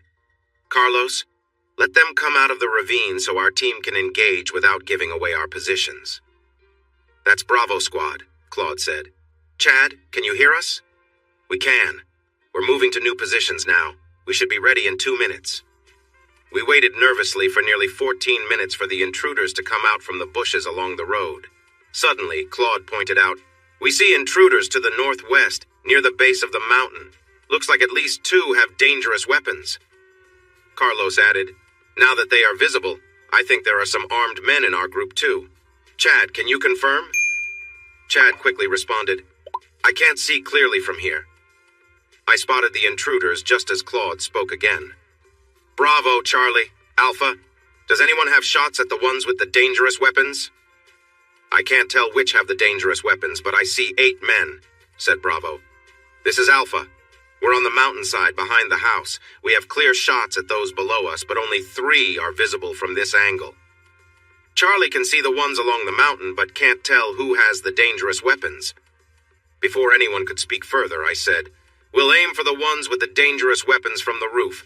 Once we shoot, everyone else engage from your spots. Carlos, you take the one on the left end." Claude said, "I've got the one at the back. Expert, your target is the second one from the front." "Roger, I see him. Fire on my command." "Is everyone ready?" I asked and got positive responses. "Then fire when ready." Our shots rang out so closely they almost sounded like one shot, and then a quick exchange of fire happened from both the front and back of the house as Alpha, Bravo, and Charlie joined in. The intruders returned fire, but soon their response slowed and eventually stopped. Our teams moved carefully toward the intruders' positions while keeping watch. One of the fallen intruders quietly aimed at Bravo Squad. I noticed him too, and together with Carlos, we fired 2 shots. He lay still on the ground. Medics checked each person. 2 were hurt but alive, and they quickly cared for them before moving them on stretchers to a temporary hospital in the gym. We learned that the 4 people with RPG launchers were not alive. The next radio message made me stop. "Ma'am, where were you aiming?" someone asked as they looked over a body. "At the spot where the neck meets the chest. A branch blocked his head," Caitlin answered calmly. "Good job, ma'am, that's a perfect shot," he replied. Since the person was a civilian, the cheerful comment seemed out of place.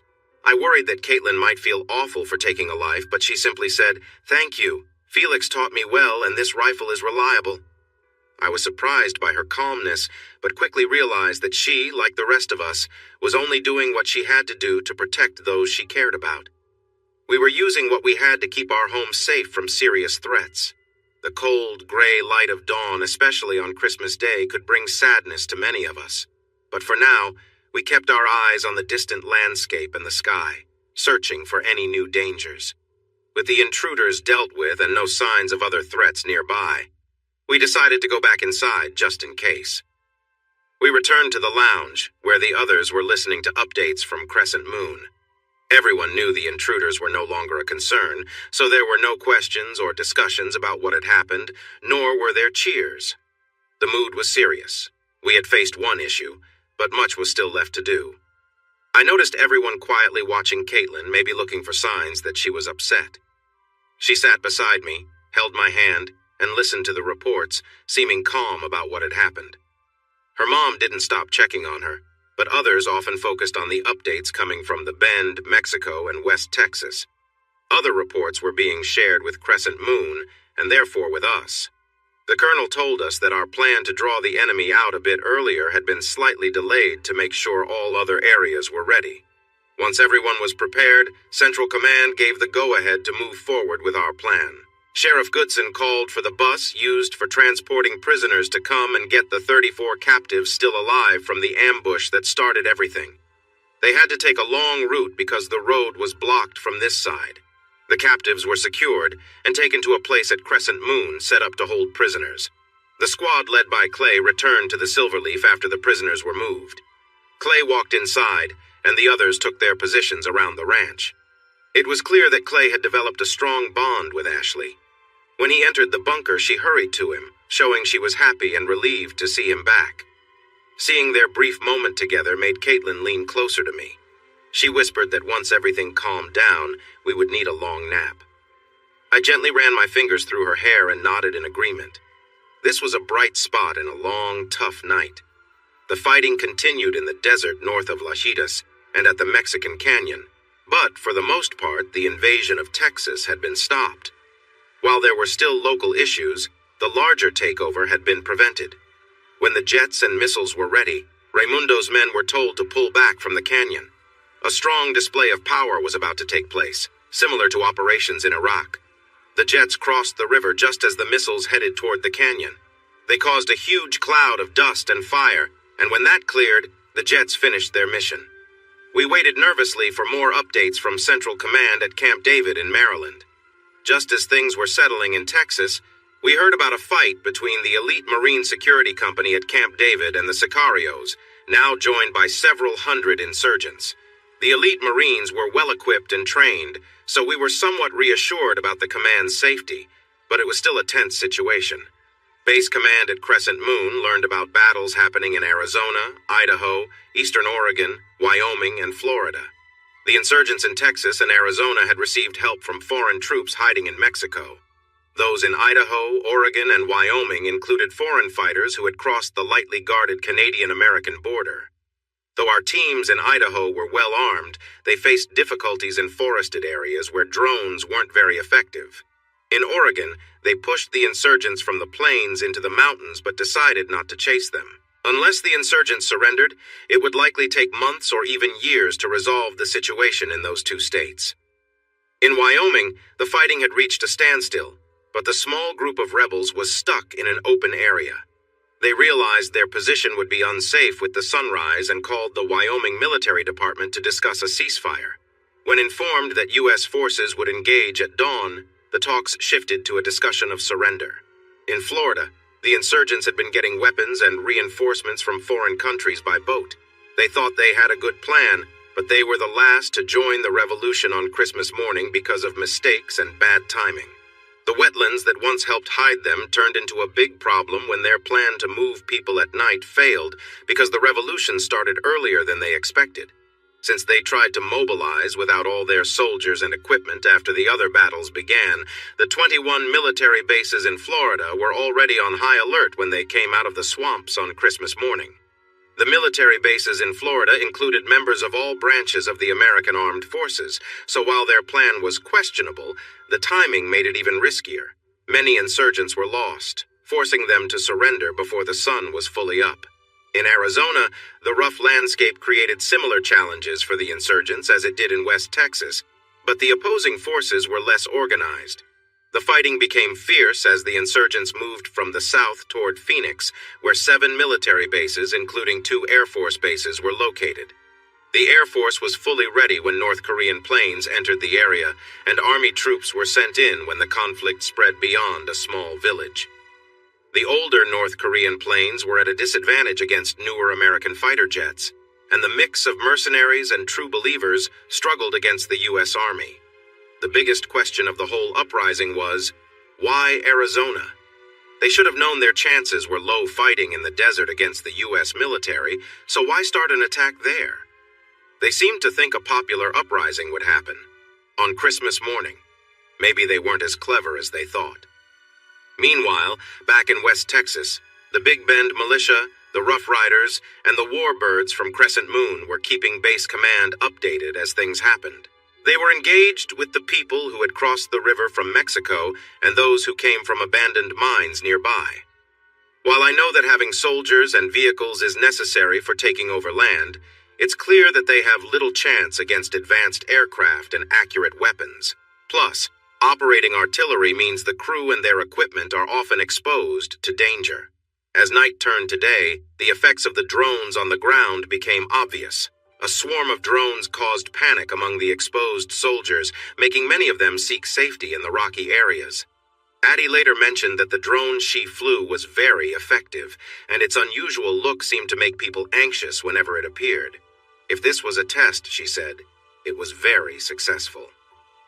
After leaving the canyon, we finally heard from the Escamillions. They told us about 6 people who had died and 18 who were hurt. They were proud that they had kept the foreign forces trapped inside the canyon, which was becoming an important location. From the people we captured by the river, we learned that the enemy forces included hired fighters from different backgrounds and militants from various regions. They were a mixed group with different goals and beliefs, and they showed surprising strength in battle for a while. Without a main leader and with arguments among themselves, however, they became less effective. The better-equipped forces they faced continued to win. Later, we found out that Russian and North Korean special forces, who were supposed to provide support, ended up in the fight when they realized they could not escape safely. As they tried to leave the canyon on foot and join the main forces, the resistance from the Escamillions forced them to fall back to their defenses. Realizing they were trapped and that time was running out before airstrikes began, they fired their short-range missiles at important targets. Much of what we saw from the roof was our defenses getting ready for those attacks. 4 R-11 Scud missiles aimed at key spots in Texas were intercepted by PAC-3 Patriot batteries. One missile targeting the desert lair was successfully diverted, hitting the granite mountain behind the house. This caused a rock slide that damaged the building with important infrastructure, but the house itself was unharmed. Loose rocks and dirt covered the parking area up to the wall. The forces in Shafter had escaped our surveillance by hiding underground in old mines. When they came out, they headed toward the Crescent Moon and Mountain Lair along US 67. This conflict took place in an empty area marked by heavy artillery fire, followed by missile and bomb strikes from advanced F-16 jets based in Texas. The opposing forces tried to fight back, but faced strong resistance, which made for an intense display. Earlier, infantry units scattered across Mexico came together to build bridges and cross into the U.S. They moved north on the El Camino del Rio toward Presidio, where the militia and Rough Riders were waiting. The road quickly became difficult for the invaders, who found themselves stuck in the sand and ditches of the desert as their vehicles faced problems with the rough ground. With drones watching the area, their attempts to fight on foot or set up defenses were unsuccessful. The F-16 jets, with help from lookout teams, quickly dealt with those trying to resist, while the riders effectively surrounded many and made them give up. In the bunker, we opened a celebratory drink around 8:30 a.m. after Colonel Adams joked, "Everything is calm on the Western Front." In mock shock, Claude asked, "Do you know how that story ends?" The colonel replied, "Yes, but this time is different."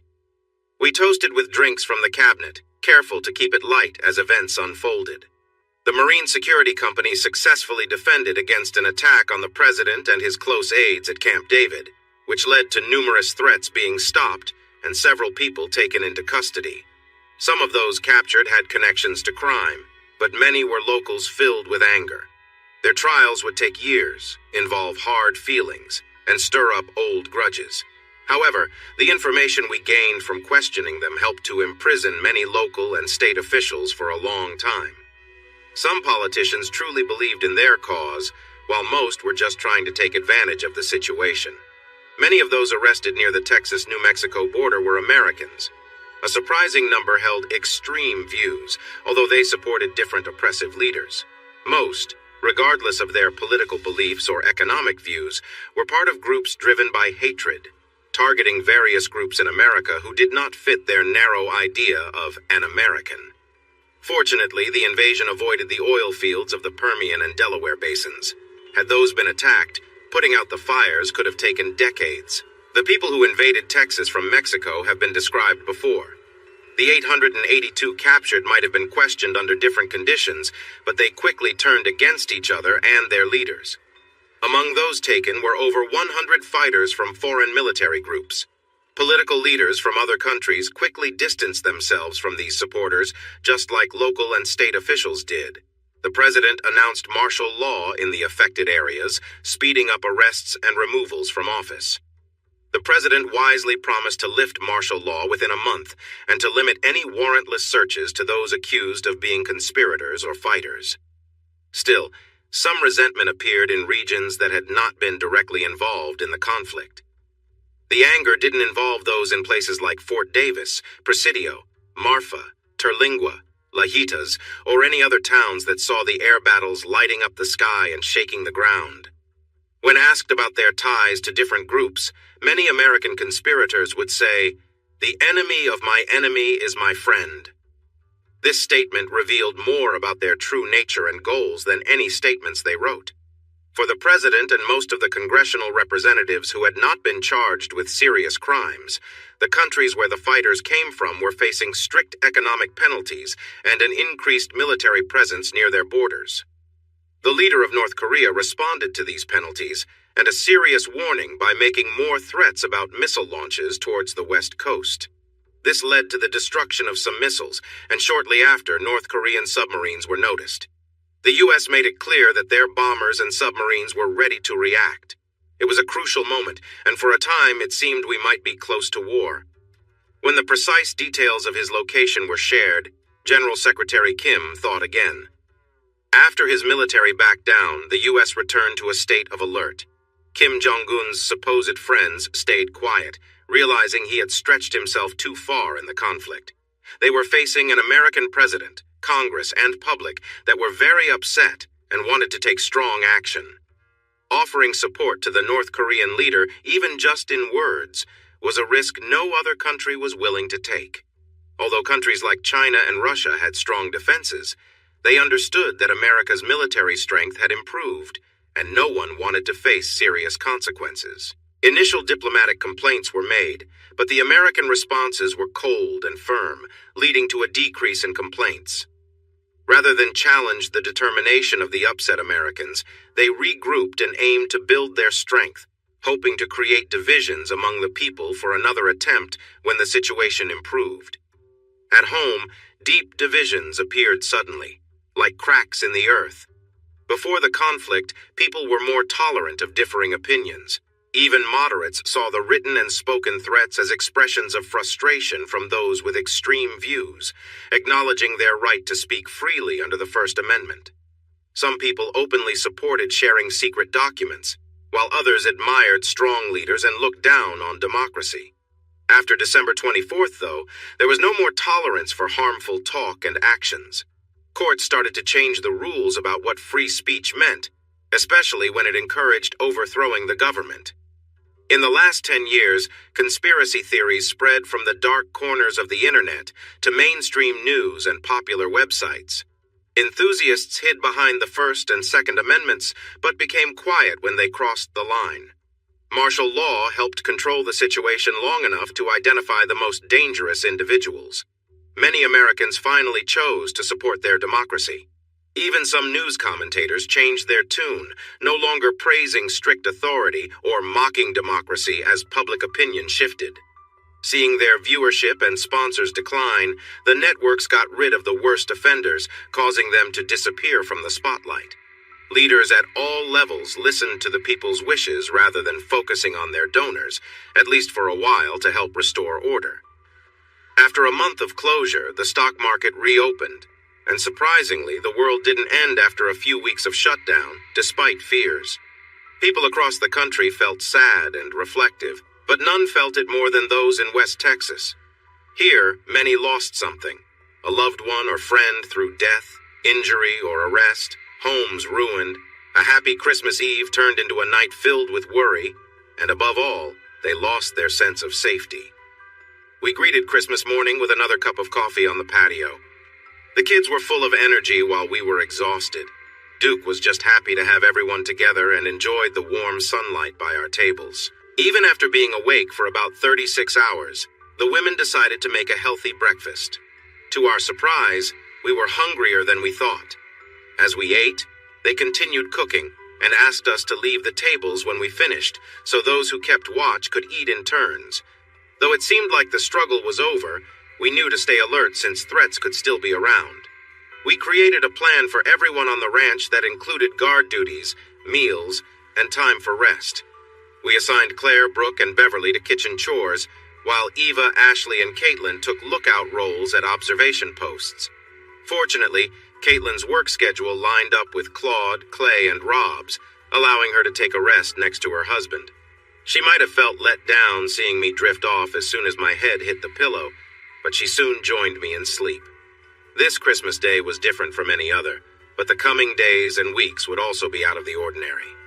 Since January 1st fell in the middle of the week, schools in our part of Texas were set to reopen the following Monday, January 7th. With martial law in place, there were military operations and investigations ongoing, as there were concerns that some dangerous people had not yet been caught. School leaders in the hardest-hit areas of West Texas decided to start online classes on January 21st. This plan was quickly approved by the Texas Education Agency, which offered extra funding to help prepare school districts. However, many teachers and students were new to online learning, and not all students had computers or internet access. By mid-March, many parts of the country would face similar difficulties. But in January 2020, our schools and students were already adjusting to a new way of learning. It required training for teachers, support from churches and libraries, and neighbors kindly offering space to students who needed it. Teachers also spent a lot of time on the phone to help students with subjects that parents couldn't assist with. Law enforcement was already short-staffed and had to provide security for the places where students gathered, as these spots were vulnerable to those with harmful intentions. The Region 18 Education Service Center in Midland and Region 17 Education Service Center in Lubbock helped by finding sponsors and grants to get computers for students in need.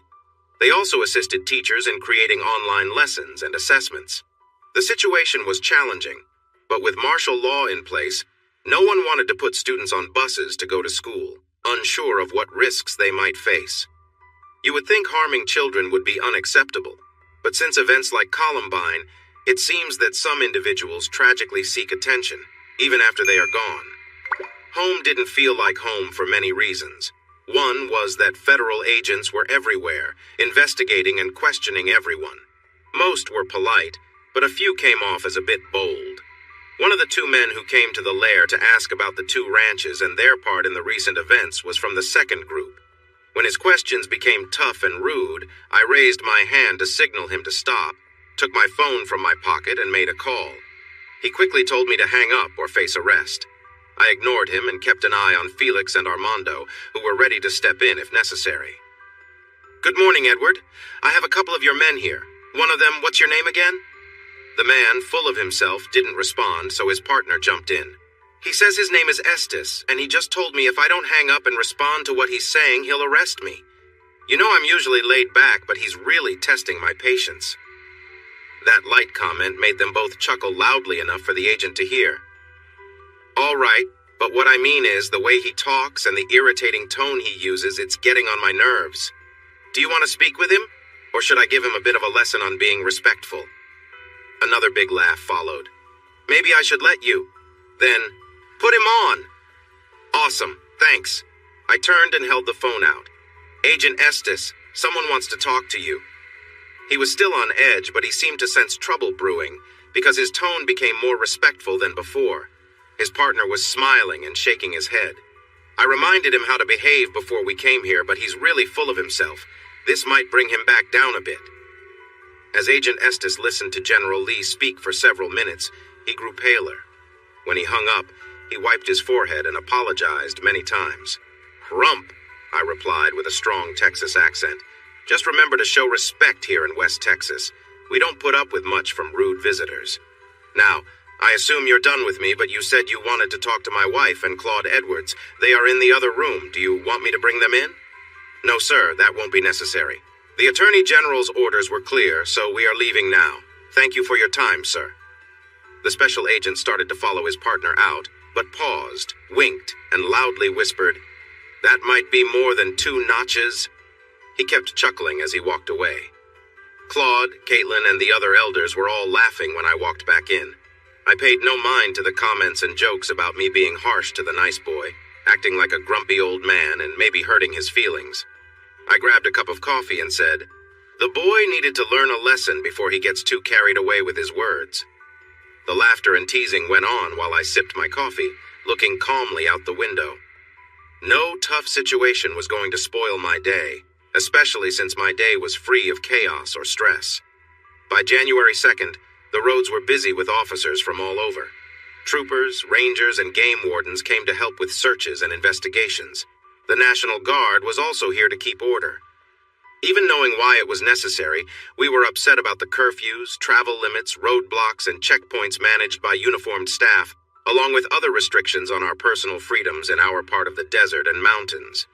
Feeling frustrated, I first shared my idea with Ava. She spoke with her assistant and a traveling nurse, and then we talked to the others, starting with Caitlin. As I expected, she was excited about the idea.